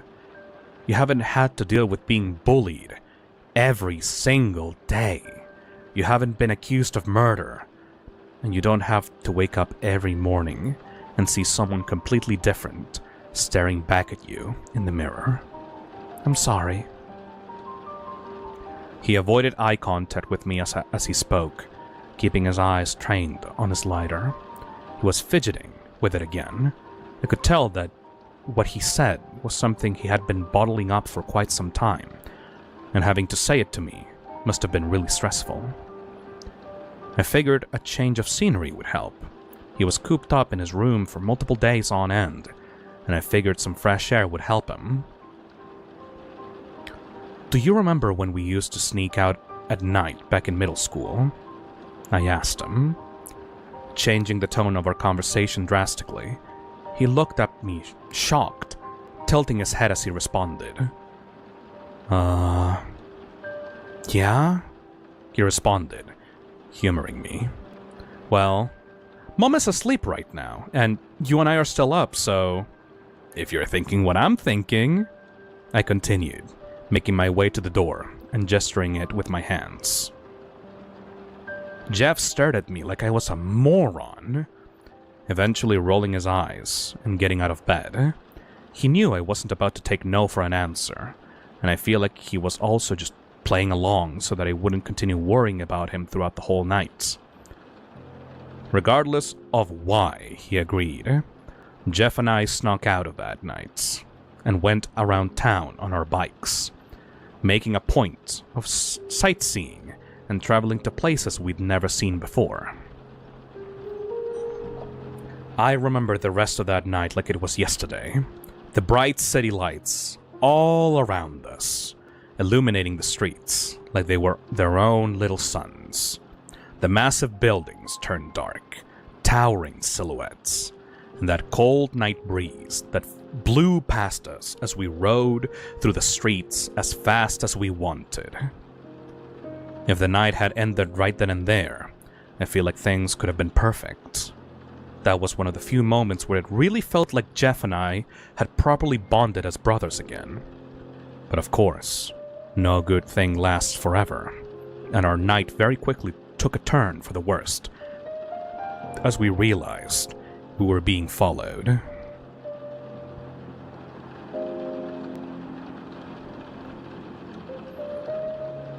We stopped a couple of streets from our house after making some laps around our neighborhood. I remember we'd stopped right by a stop sign on an intersection, with there being a light drizzle that signaled for us to start making our way back. Right as we were getting ready to leave, though, a familiar pair of voices yelled out to us. I quickly turned to look behind us, seeing Troy and Keith approaching. I almost didn't recognize them at first. They'd looked so different from when we encountered them at the gas station. They both looked like they haven't slept in days, with Keith's outfit looking filthy and Troy's stubble having become a complete, poorly kept beard. "Hey," Troy shouted at us. "What are you doing out here so late, Woods? Looking for more victims?" When Troy spoke, there was this growl in his voice. He sounded pissed, beyond pissed. He and Keith continued to approach, with Jeff and I not knowing how to respond or what to do.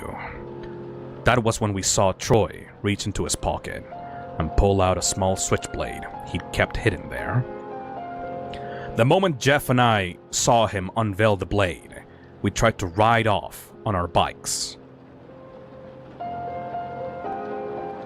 But the two guys were close enough that they were able to catch up and pull us off. There was a struggle between us, but it quickly stopped the moment I saw Troy had the knife to Jeff's throats. I fell to my knees, with Keith still firmly wrapping his arm around my throat. I began to panic. Please, don't hurt him. He didn't do anything to you," I pleaded, terrified of what Troy was planning. My begging only seemed to make him angrier as he pulled Jeff in closer to him. Jeff struggled for a moment, kicking his feet and grabbing at Troy's arm, which held him in place, but quickly stopped once the blade made contact with his neck. "Didn't do anything? Is that what he told you?" Troy said, staring at me with eyes that looked more like a wild animal's than a man's. He then turned his attention towards Jeff. "Why don't you tell your little brother, Jeff, Why don't you tell him what you did? Jeff never looked at Troy, instead continuing to stare at me the entire time, even as he spoke. I don't know what you're talking about. Jeff responded, which only made Troy bring the knife closer. Now, the faintest bit of blood could be seen running down Jeff's neck. As the knife broke skin, Jeff had no reaction. Bullshit! If you won't tell him, Jeff, then I will. Troy shouted, now pointing the knife at me. Your older brother never told you what he got up to that night, did he?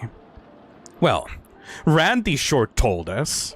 Before he died, Randy went to Keith and I and told us that this freak was stalking him. Said he caught him off at the corner of his eye, following him outside of school. He was scared, man, and we had never seen Randy scared. He even told us a couple of nights before he died that he saw your brother here, standing outside his house. I didn't know what to make of what they were telling me. They sounded insane. Here, they were in the middle of the night, probably stalking us, pointing a knife at my brother, and accusing him of killing Randy? I couldn't believe it. No, I refused to believe it. Troy continued, though. As he did, I could see the panic setting into Jeff's eyes. We didn't believe him at the time. We thought that he was just messing with us or something. But then, a couple of days later, he goes missing, and we have no idea where he could have gone. If we just listened to him, maybe he'd still be there. If we just listened, then this freak could be behind bars right now. But we didn't, so now we gotta make up for it. As he said that, Troy pointed the knife at Jeff once more, who began kicking his feet and struggling again. He looked terrified. Okay, it's true, Jeff shouted at a volume I didn't think possible. I killed him! I killed Randy! But I wasn't stalking him! It was self-defense! Liu! He attacked me in an alley when I was just trying to go home. He pulled a knife on me and tried to kill me. I only got away because I wrestled it out of his hands and stabbed him with it. I had never heard Jeff speak that way before, even before the accident. His voice was shrill and shaken, his eyes large and dilated. Self-defense my ass, Keith chimed in. If it was self-defense, then why did you run? Why didn't they find Randy? Huh? Because I was scared. I knew Randy's dad was an officer. I didn't think anyone would believe me, you know? So I hit the body and I ran away. Jeff blurted out, keeping his eyes trained on me. Despite the fact that Troy was the one threatening his life, the entire time it felt more like Jeff was trying to convince me of his innocence than anyone else out there that night. I just sat in silence. I didn't know what to do, or what to think anymore. Troy answered for me, though, the look of fury never leaving his face. You can say whatever the fuck you want, freak, but I don't believe you, he said. His voice sounded calmer than before, almost a whisper, but the rage never left it. I don't know what he was planning on doing to Jeff, but I never got to find out, as police sirens could be heard quickly approaching. Turns out one of our neighbors saw what was going on from inside her house, and she decided to call the police before anyone could get hurt. An officer quickly arrived on the scene and broke up the entire thing before Troy and Keith could do anything. Everything after that passed by a blur. Troy and Keith were arrested right then and there, and the entire time they were escorted to the car, they were kicking and screaming all kinds of insults and profanity at us. Once they were taken care of, an officer stuck by to ask some questions to Jeff and I about what had happened. He asked why the two of them attacked us, and Jeff froze up completely. I could see the fear written all over his expression. He probably thought I was going to tell the officer about what the other two had told me. But truth be told, I believed him. Maybe it was my naivety, or the desperation in his voice when he confessed to me, but I really, truly believed that my brother, if he had killed Randy, it was for a good reason. And so I lied to the officer, told him nothing about Jeff's confession, about the truth of Randy's disappearance. That night was the first night in months where I felt like I had my brother back, and I was not about to lose him again because of just some massive misunderstanding. I told the officer a half-truth, explaining that Troy and Keith were friends with Randy, and that they blamed my brother for the disappearances. When he pressed further, all I said was that they used to bully Jeff, and convinced themselves it was his fault when Randy disappeared. The officer seemed to like my answers, so he nodded along as I explained things, paying close attention to the words I chose, and eventually he seemed satisfied. He let us off with a warning about going out at night, and asked if he could come back in the morning to ask us some additional questions about the two bullies. Once I agreed, the officer simply tipped his hat to us, and we were let go. I thought it was a miracle, the two of us being sent home like that after I had told such a massive lie. But I think Jeff saw things differently. Maybe it was the demeanor of the officer, perhaps his own paranoia, but Jeff was convinced that the officer was onto us, that the additional questions he wanted to ask in the morning had nothing to do with the bullies, but rather Jeff's involvement with Randy's disappearance. The ride home after that felt like I was walking on eggshells. I didn't dare to speak to Jeff. He was unusually quiet, even for himself, and the entire time we rode our bikes, he simply just stared ahead. He never looked at me, nor do I even think he was looking at the road. He just stared ahead, into nothing.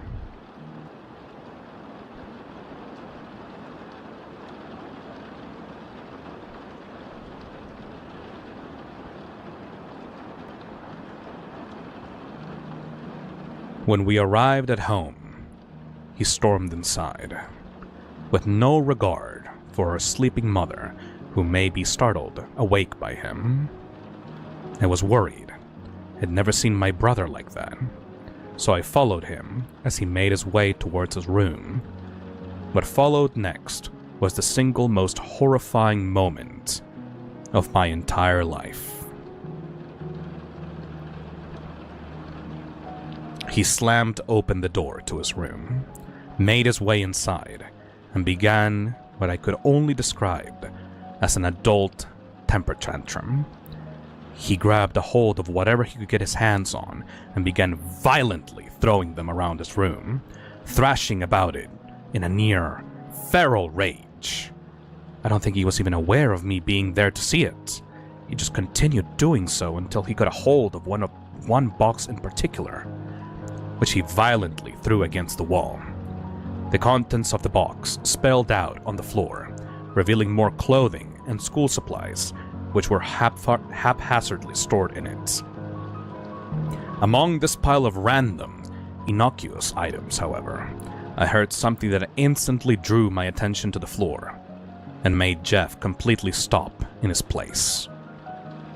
The sound of metal rattling against the wooden floor. I looked down and saw that buried underneath the clothing and supplies, which were stored inside of the box, was a small switchblade, which looked to be covered in dried, crusty blood. My mind began to race at the sight of it. I had no idea why my brother would have kept Randy's knife in our house, so poorly hidden underneath all of his untouched clothing and supplies. Jeff, why would you keep Randy's knife? I asked, and I turned my gaze from the knife to him, desperate for an answer. What I saw staring back at me was someone completely different from my brother. He stood in the center of the room, completely frozen in place, with a hollow, soulless stare I had never seen from my brother. No, from any person before. His eyes were opened unnaturally wide, almost looking as if something was forcing them to stay open. He didn't blink, and the pupil of his right eye was so dilated that it almost made his entire eye look black. That stare told me more than any words ever could. It told me more than in this moment of weakness that Jeff had shown me something I never wanted to see. And the thought of that brought me a greater terror than anything else. I began to question him further, desperate for an answer, desperate for anything he could say to put my panicked mind to rest. "Jeff? Why did you keep this knife?" He continued to stare. "Jeff, this was Randy's knife, right?" He continued to stare. "Jeff." I was so overwhelmed I could barely get the words out. "Jeff, those cuts on your body, Randy didn't give them to you, did he?" He continued to stare.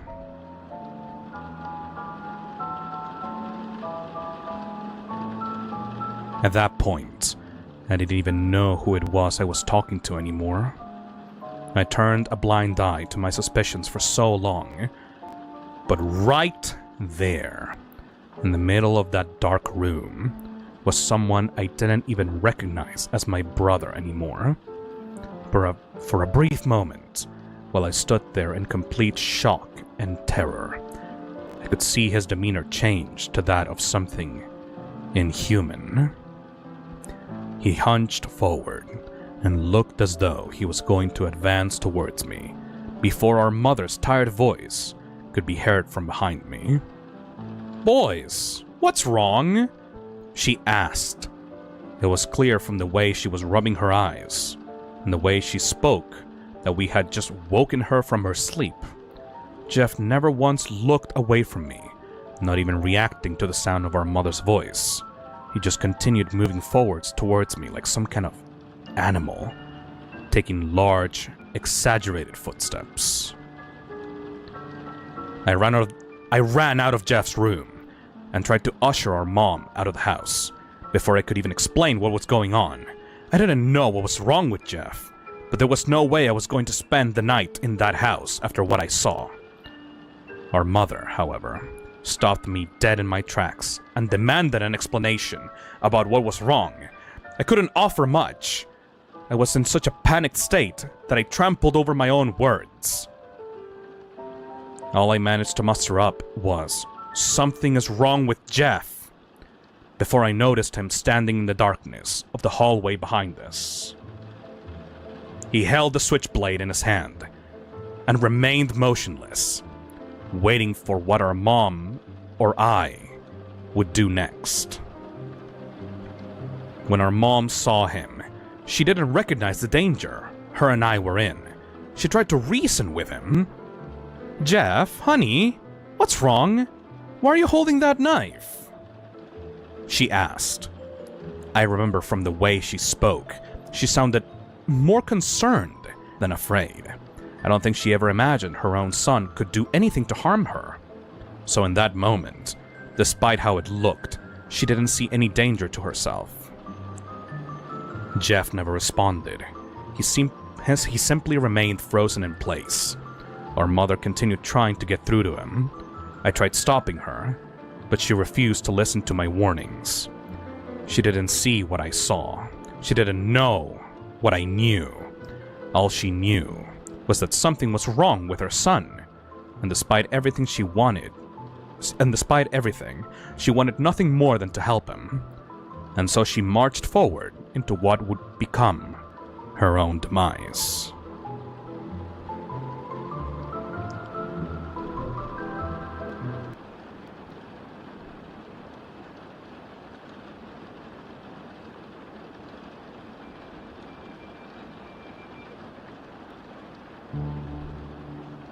The moment she took a step forward, reaching for Jeff, he suddenly sprang into action at a speed I never thought possible for someone like him. He quickly wrestled her to the ground, overpowering her completely. Once she was down, Jeff knelt down on top of her, holding the switchblade over his head with both hands. She pleaded with him in her last moments, yelling things like, "Why are you doing this? What could I have done, Jeff?" But her questions fell on deaf ears. Before she was even able to finish her thought, Jeff plunged the switchblade deep into the side of her throat. Thick, dark blood ran down the blade, pooling on the floor beneath her and slowly creeping towards me. I stood there in stunned terror. What I saw in front of me didn't feel real. Earlier that night was the happiest I'd been in months. I felt like I'd finally had gotten my brother back, and the two of us could be the carefree kids we were before our lives fell apart. And now, on that same night, I saw the man I had considered my brother knelt down, knife in hand, waiting for his own mother to drown in her own blood. The worst part of it all, too, was that he didn't even have the decency to look at her while he did it. The entire time our mother laid there, pleading to see even a semblance of the person Jeff was to her, he was looking at me. He stared at me with that same empty, soulless look I saw only moments prior, as if to tell me that somehow, by some twisted logic, what I was watching unfold before me was my fault. When the life finally left our mother's eyes and the gurgling and coughing came to a stop, Jeff clumsily attempted to pull the knife out from her throat. He was met with a surprising amount of resistance. He lodged it so far in there that it took multiple tries. Multiple strong tugs to pull it out. So much so that when he finally did it, it caused him to stumble backwards for a moment. Then, he began advancing towards me, once more. He moved in that same alien way I saw in the bedroom, slowly inched his way towards me, taking long, exaggerated steps, only stopping briefly when I would show any kind of sudden movements. I was so shocked by what I'd just seen that my legs had turned into jelly, and I crumbled to the floor. As I pathetically attempted to crawl away from Jeff, I desperately tried to say something, anything, that would make him explain to me why he was doing this. The only thing I could muster was the word "why," which I choked out between my tears. It was enough to make him stop, as if the very question offended him. He then said something that changed everything for me. "Why?" he replied sarcastically, his eyes twitching.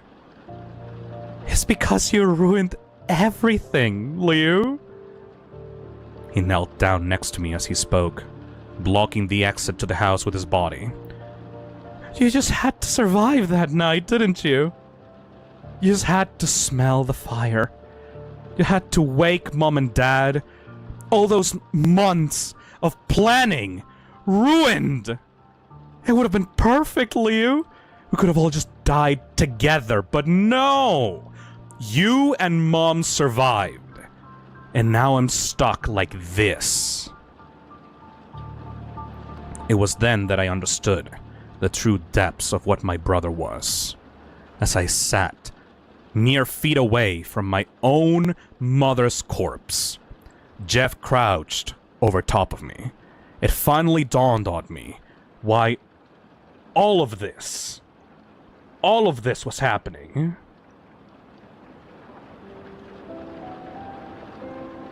I'd spent so long trying to pin a reason on it, to find what the inciting incident was, the moment that bent my brother's life out of shape.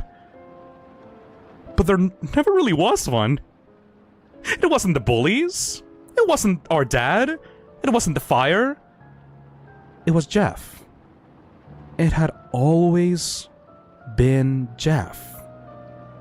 I was living with a monster, wearing human skin, my whole life, And only when it was too late did I finally realize it. He continued his depraved rants, as if he had rehearsed it for months on end.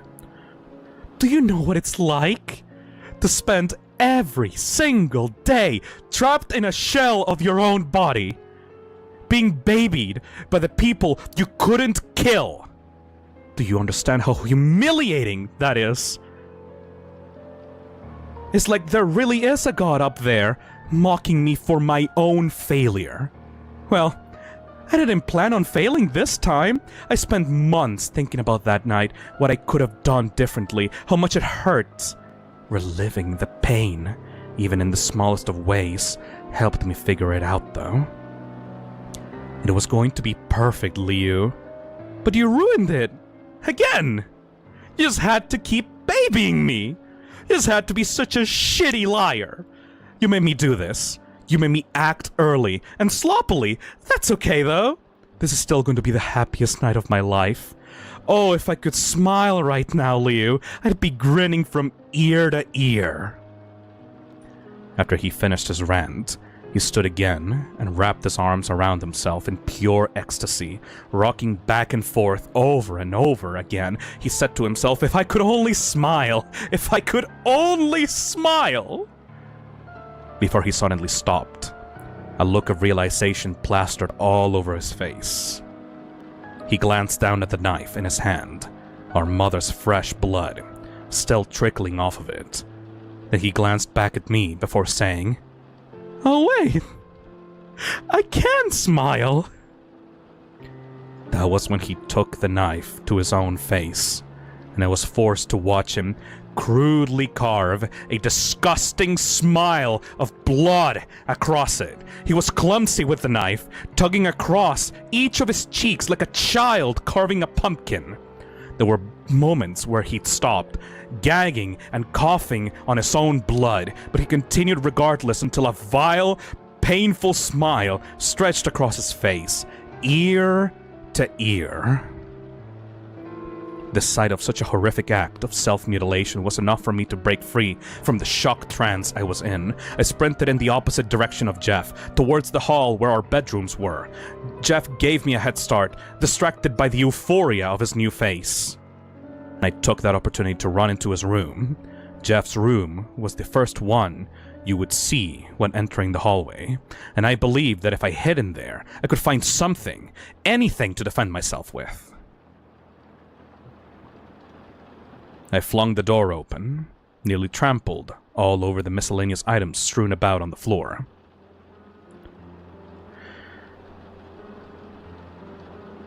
And made my way into his closet to hide.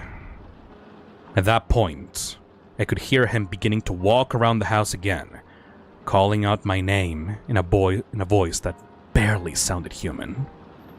I began to frantically look around the dark closet, pushing aside whatever clothing or boxes were in my way. That was when I noticed the smell again. The same stench I smelled earlier that night when I walked into Jeff's room. I thought it was just the smell of the cigarettes before, but inside that closet it was much stronger. I pushed aside more unclean laundry, hoping to discover the origin of the smell, when I found it buried deep within a corner of the closet. Multiple small cans of gasoline, which were neatly hidden away. Around them, several boxes of matches, as well as some burnt-out cigarette butts. The sight and smell of them were enough to make me gag, a sound that I feared revealed my hiding place to Jeff. I needed to be quick, to find something, anything that I could use to fight back, once he found me. I kept searching until I got my hands on his old backpack, opening it and looking through whatever supplies he kept in there. I found old notebooks, unopened packs of cigarettes, and what ended up catching my attention, what looked to be like a box cutter. I took the box cutter out, opening it and turning to the closet door to wait for Jeff's arrival. What I was greeted with, however, was something from my worst nightmares. Jeff was already standing there, standing at the entrance to the closet. The door opened just enough that I could see one of his bloodshot eyes peering at me from the darkness. When I saw him, I let out a shrill scream, and he began to laugh, laughing at himself as he flung the door open and attempted to pin me to the ground right then and there. I struggled against him, swinging the box cutter wildly before he overpowered me, holding down my arm with his right hand and dancing the switchblade against my face with his left. I remember how I was screaming and crying in that moment, all the while the man trying to kill me attempted to soothe me like a mother would to their child. He got right up close to me, the blood from his fresh wounds dripping onto my face, causing me to gag, and said something to me that I still remember in the back of my mind every night. Shh. It'll be alright, Leo. When you next wake up, we're gonna see Mom and Dad again. Just go to sleep. He then raised the switchblade over his head, like he did before when he killed our mother. But right before he could swing down to finish me, I kicked him off of me with all the strength I could muster, and I stabbed him in the side of the throat with the box cutter. As soon as I'd done that, I made a mad dash for the door to our home, running out into the night, screaming for someone, anyone to help me. I never bothered to check if Jeff was still alive or still following me. I just ran and ran and ran until my legs gave way, and one of our neighbors found me. The police were called soon after. They went to our old home to investigate and found no signs of Jeff anywhere. I was told that they would find him, that he would be brought to justice. But 2 years have passed, and Jeff was never caught. I've spent 2 years living in constant fear that he will return and find me. I've begun sleeping during the day. I don't talk to anybody. I sleep with a knife beneath my pillow. It seemed like all you officers moved on from finding my brother, but I never could. And now that you come to me, to my doorstep, telling me that he could be back and he's killing people that look just like me? Now we're all suffering because he wasn't caught. When Liu finished the story, the entire room fell dreadfully silent. The two officers clearly didn't know what to say, simply taking in all the details and trying to process them. Samuel was the first to speak, making what Liu saw as a weak attempt at reassurance. Liu, I'm sorry that we never found your brother. I promise you, though, no matter what, we will find him. You won't have to live like this anymore. You won't have to be afraid of him coming back. Soon, all of this will be over. The two officers stood after that, asking Liu if he had anything else to tell them. He simply shook his head, and not long after that, they made their way out. Liu wanted to believe what Samuel had to say. It was clear the man cared, sure, but after 2 years of Jeff having never been found, he didn't want to get his hopes up. Once the two men were gone from his house, the tiredness hit Liu all at once. He was woken after only 2 hours of sleep, and he had no intentions of waiting until nightfall to get his rest. He made his way back to his room, peeking around the dark corners of his apartment one last time before opening the door to his bedroom and stepping back inside. He laid down on his old, yellow mattress, tossing and turning as he tried his hardest to force himself back to sleep. But try as he might, he just couldn't do it. Something just didn't feel right.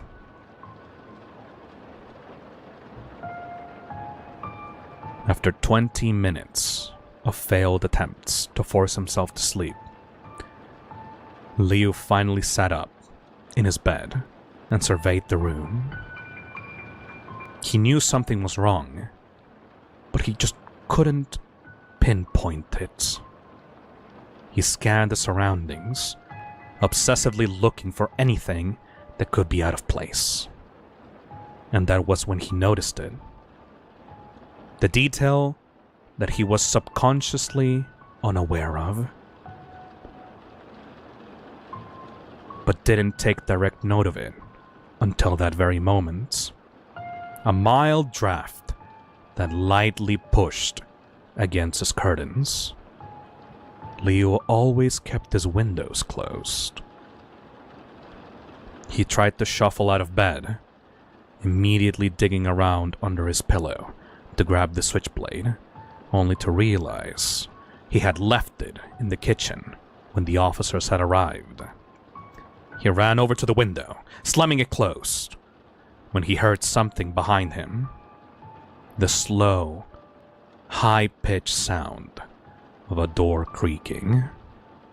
Liu turned to see the origin of the sound and was met with his worst fear come true. There, peering through the small crack left by the opening of his closet door, was an eye, a bloodshot eye that stared at him from the darkness.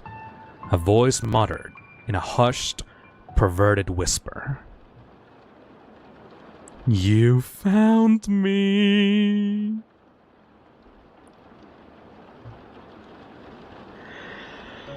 Ooh, okay.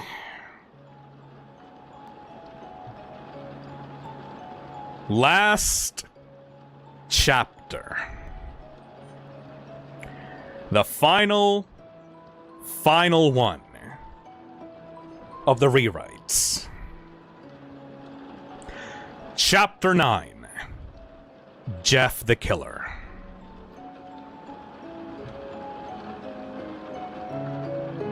Jeff waited impatiently inside of his brother's closet. He could hear the officers pestering Liu with question after question, completely unaware that the man they were looking for was mere room away from them. They had led Jeff to his brother's apartment. They had no idea he was still there at the scene of his last crime. The corpse of his latest victim was still fresh, another fake Liu to add to the pile. Jeff knew if he followed the officers, they could bring him to the real one. With time, he was well aware of his own notoriety and used it to his advantage. He laid in wait, watching from the darkness as the two officers speculated over the murders. Apparently, the fake Liu that got away started talking, and with that, they would give the officers the lead they needed. To some, this would seem like a setback, but to Jeff, this was the perfect opportunity. Those fake Lius would lead Jeff right into the real one, and they didn't even realize it. When he'd arrived at the apartment complex, Jeff could barely contain his own excitement. There, standing before him, inside his own concrete coffin, was the brother that he had been searching for. After 2 painful years of hiding in the darkness, planning his next move, finally it would all come to an end. Jeff made quick work climbing in through the window to the real Liu's bedroom. He was lucky that the officers arrived when they did. It gave him the distraction he needed to slink inside.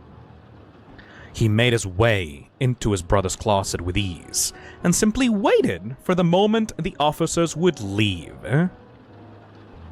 As he listened through the walls intently, Jeff could hear his brother's account of the night he failed once again to accomplish his life's work. The very thought of it drove him mad. Jeff began fidgeting with his lighter once more, the images of beautiful burning flames dancing through his mind as he attempted to calm himself. What he thought, what he would give right here, right now, to see this entire building up in flames. But he couldn't afford to do something so grand, not this time. Liu had evaded him twice now, and Jeff's obsession with completing what he started began to eat away at him. Those fake Lius didn't help either. They popped up around every corner, fake Liu after fake Liu, purposefully put there to throw Jeff off of his brother's trail. How selfish could he be to sacrifice so many people just so he could live a little while longer? He fidgeted with the lighter more, gritted his teeth at the thought. How selfish, he repeated over and over in his mind. The thoughts nearly consumed him completely until he finally snapped out of it by what sounded like the officers finally taking their leave.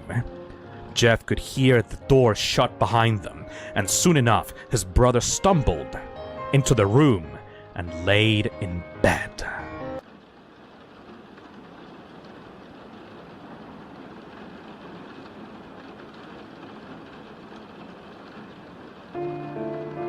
Finally, Jeff thought. His life's work was now a mere feet away from him, and Liu didn't even realize it. The excitement felt like a raging fire within Jeff's chest. His palms sweat. His heart pounded. His eyes burned as tears of joy formed around them. But he had to contain himself. He had to wait.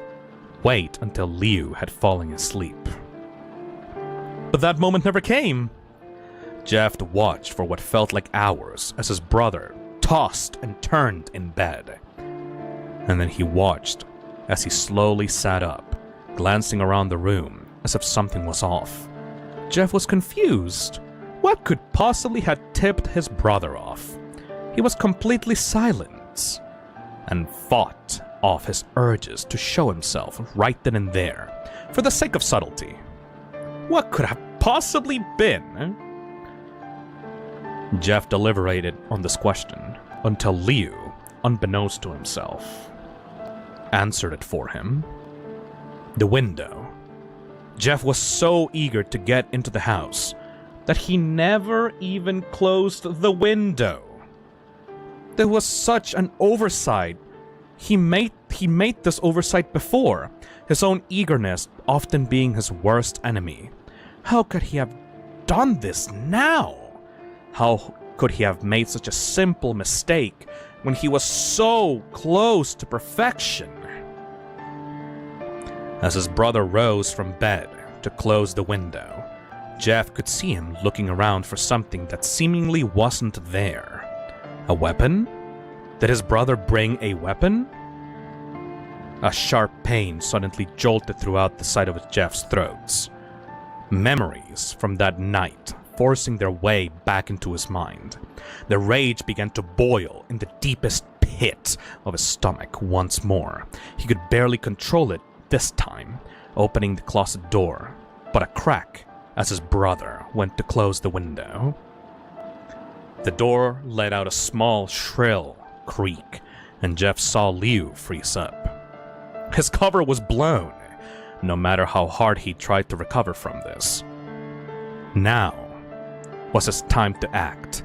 He could see Liu slowly turn to meet his gaze, and for the first time in 2 years, Jeff could see the terror in the real Liu's face once again.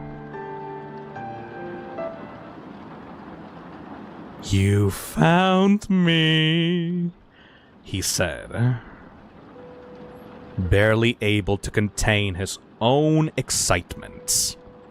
This was it. The moment where everything would come to an end. The moment he'd been waiting for so long.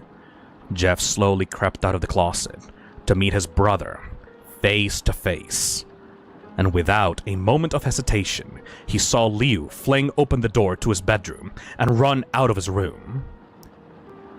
Jeff gave chase, giving his brother a head start before pursuing him into the kitchen, where he saw him standing over the island. Jeff turned him around, and a struggle broke out between the two. Liu put up a good fight, but Jeff was always stronger, and soon enough, he had his brother pinned down in a similar manner to when they'd last seen each other 2 years ago. Jeff laughed to himself as Liu attempted, in vain, to shove his brother off of him. He pulled out the box cutter that Liu had stabbed him with all that time ago, and he raised it over his head, ready to finally end this once and for all. But something distracted him before he could swing down. The light glint of metal in Liu's hand. A knife? When did he get his hands on that knife? In a panic, Jeff tried to finish the job, swinging down at his brother's throat. All the while, Liu attempted to stab his brother with the switchblade he had concealed. When the blades connected with flesh, there was a long, drawn-out silence. That day, only one of the two brothers walked away alive.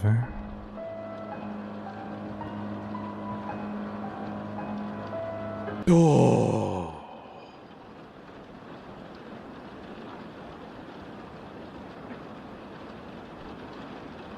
And that was it. Oh my god.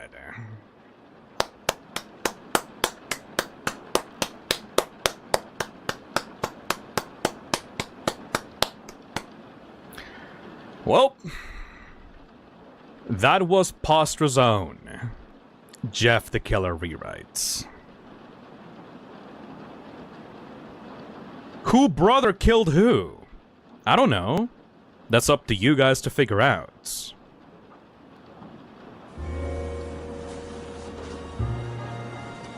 Oh, brother. Blew the other two out of the water? Yup. Definitely, Meredith. You done? Yes, I am indeed done, Nick. Hold on a second, let me take a little sippy sip.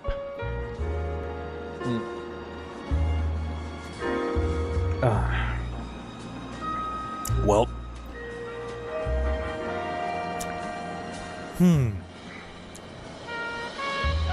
This was definitely, like, the more horror story of the three, for sure.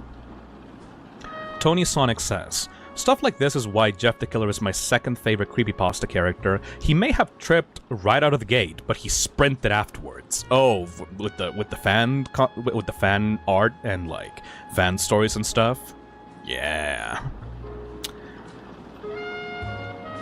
Nick says, also, will you use this setup for other streams? I mean, for other reading streams, I guess, if people like it, you know? Have you cleaned that glass yet? I would like a drink. Hey, Cadlington. Don't worry, I'll pour you one after this, okay? I just have to wrap it up for everybody else. So let me get this straight. Jeff was the one that actually started the fire. That's brilliant. That's a brilliant plot twist, by the way. Because when you're used to the Jeff the Killer storyline, you always think that the inciting incident that burned him was just an accident, you know? It kind of reminded me of, like, American McGee's Alice, you know? Where, like, the cat tripped over the lamp and then set fire to the whole house. But no. It was the reveal that Jeff was never actually right in the head. That Jeff, like, instead of the knife wounds that he had on his body being from the bullies, it was his own doing, you know? Of the lighter and the pyro influences. The whole idea of, like, taking out his entire family. Of Jeff being, like, this quiet, somber, shy kid that contained a darkness within him that was present there even before they even moved out into a new town. Nova says, the twist with Jeff is so fucking cool and there is an answer on who lived. Pastor just hasn't said. Also, you have a nice reading voice. Thank you, Nova. There wasn't even a reason, he's just evil. Okay, Meredith, I do have some complaints. I do have some little, like, notes for this story. And I think my notes are more based on the... comparing this to the reboot storyline compared to the original. The thing with Jeff the Killer is that, at least to me, in the original stories, it felt like Jeff was a product of bad parenting, you know? It felt that it was somehow tied to untreated mental illness, that it was never actually addressed until it was too late, because the parents were so neglectful, you know? In this one, in this rewrite, there is very little mention of that angle to the story, you know? It focused more on Jeff being this monster that was hiding under the surface all along, right? And that is really cool. That is really cool for a plot twist to the story. That it wasn't anyone else's fault but Jeff's. That he himself made those scars. That's great. But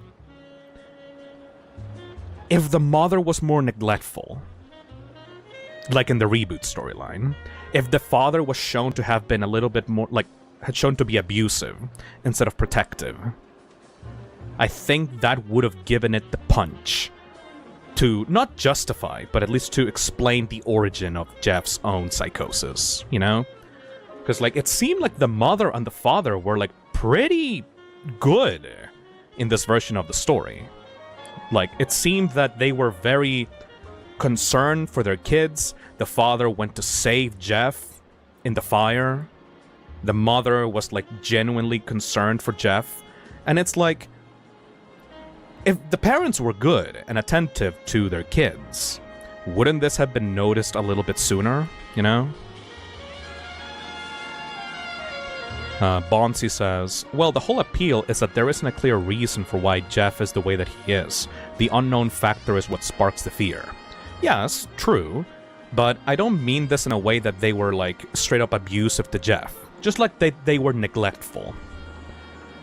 I did like that part of the reboot storyline where, like, Liu was very clearly the only other person that was holding Jeff's sanity together, you know? And when Liu left the storyline, Jeff's internal struggles were brought out into the surface, and then he became the monster that he was. I feel like it would have been stronger if the parents had shown clear neglect for their son. And then, eventually, it is revealed that this monster was there all along, and didn't really care to kill the parents, or didn't really care to cause the fire. And that the only person that he held close was Liu, you know? Jumbis said, that is true, but sometimes people don't think in the same way that normal people do. Jeff could have hated his family for any reason he could have thought up on his own without it being based on reality. True. That is true. I also really like the short little stories at the start of this, like, whole thing. Because we basically got two stories, right? We got the story of the actual Jeff the Killer storyline with, like, Randy and the bullies, and the whole Jeff, like, deciding to kill them. We got that storyline, the one that we all know and love. But we also got this aftermath, where, like, we saw what Jeff the Killer actually did to everyone else, and, like, what his MO was, and, like, him continuing on past the original creepypasta into, like, the lives of everyone else around the town. That's what I really liked. Hey, Shane. Papa, Beetle, Meat, and Wendy Gunnar are gonna sue. I have no idea what that means, but thank you for the $20. Asher says, the Michael Myers angle of he's just like that is great because it's terrifying and you can't rationalize it or give it a reason. That's what I like about this one, though. The scene of Jeff just straight up just, like, disconnecting from reality, letting the mask drop, and showing what he really felt all this time. Like, that's amazing. I like this idea of, like, a killer that had been there in plain sight all along, but he was just really good at hiding it. Even to his own family. He was just hiding this version of himself behind, like, shyness and, like, shame. And, like, the whole idea of, like, showing him kindness made him mad, made him angry, because he didn't want to be coddled or treated like a baby by his family. Like, all the pity and all the empathy that was given to this person was completely for naught. Or even then, maybe it was, like, even more dangerous, was non-productive. Because all he took from the empathy and pity that was given to him was essentially mockery. He hated it. I like this idea of, like, you are trying to be a human being with the person that you love, with your own family member. You're trying to, like, support them. You're trying to help them go through this tough time. But all the while, he absolutely hates it. You know? He takes the complete wrong approach and believes that they're just coddling him like a baby, and that they don't really know what is going on with him or what he really feels like, because his feelings are, like, completely inhuman to what a normal person would feel like at the time. Is Just Leo super chats and says, you should read Pen Pal on one of these streams. I'll put that on the list. Thank you, Leo. Jumbis says, it's also kind of funny that Jeff retains a lot of his edgier characteristics from the other versions, since he kills his family because of his teenage angst and not liking when people are nice to him. This takes the teenage angst angle from the original story and shows it for what it really is, a complete disconnection from reality, you know? It shows that all that angst, if it really seriously consumes you, if you show it in any serious capacity, doesn't look badass. It looks crazy. It looks unhinged. It doesn't look like something that will empower you. It will just look inhuman, you know? Sure, maybe a lot of people have teenage angst when they're kids. Like, they think about, like, hating their family, or, like, being done with it all, or, like, obsessed about escaping their current lives and doing something different that nobody really understands them. But it takes a real sadistic motherfucker to actually go through with those feelings. Everyone has feelings, but actually going through with it, actually desiring harm upon your loved ones, and feeling good, and feeling frustrated because you couldn't manage to pull through with it, that is the mark between just an angsty teen and a real monster.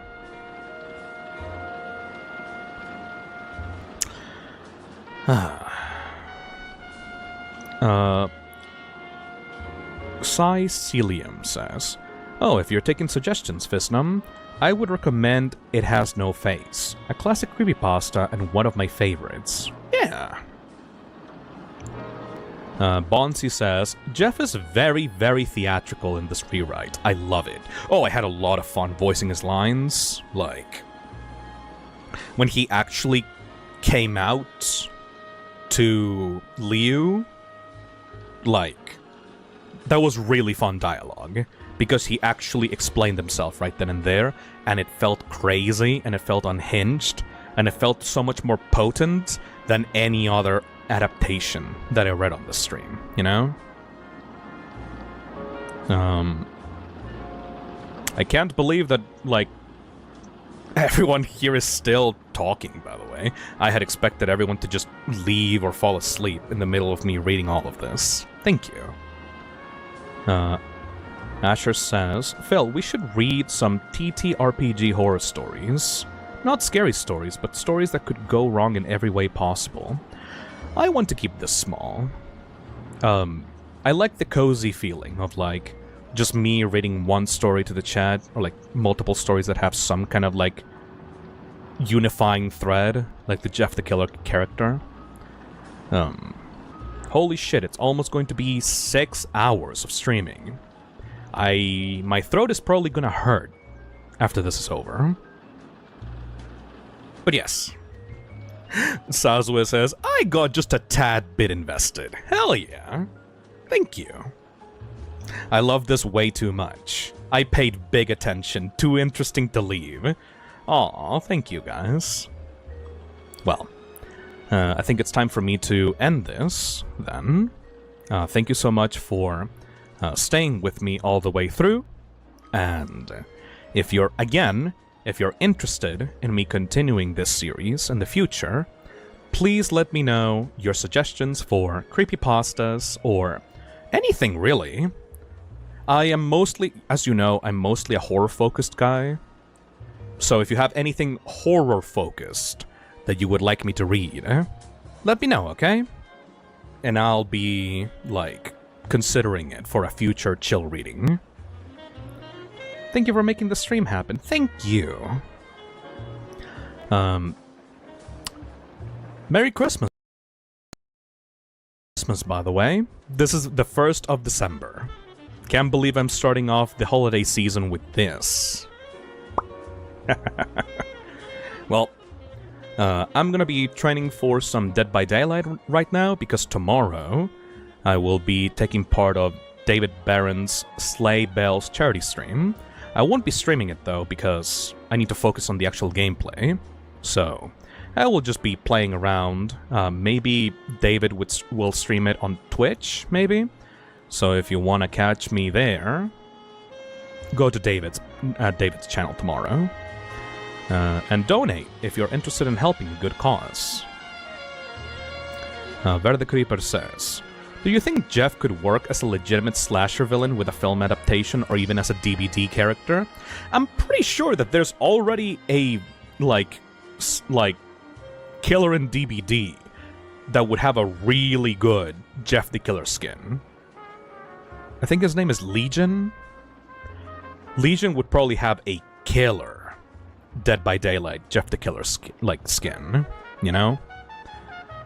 As for if he could be a legitimate slasher villain, hey, if Slenderman can, I don't see why he couldn't. Maybe the original story? Not really, you know, because it's like a little bit of a weird teenage power fantasy. But maybe their own interpretation of it could work. Oh well. Thank you so much for your time. It's been great. Hopefully you liked me basically just ranting to you about these old creepypasta stories. Hopefully you felt a little bit more relaxed than usual. And I'll see you later for another round of drinks at the Toxic Lounge. Bye-bye.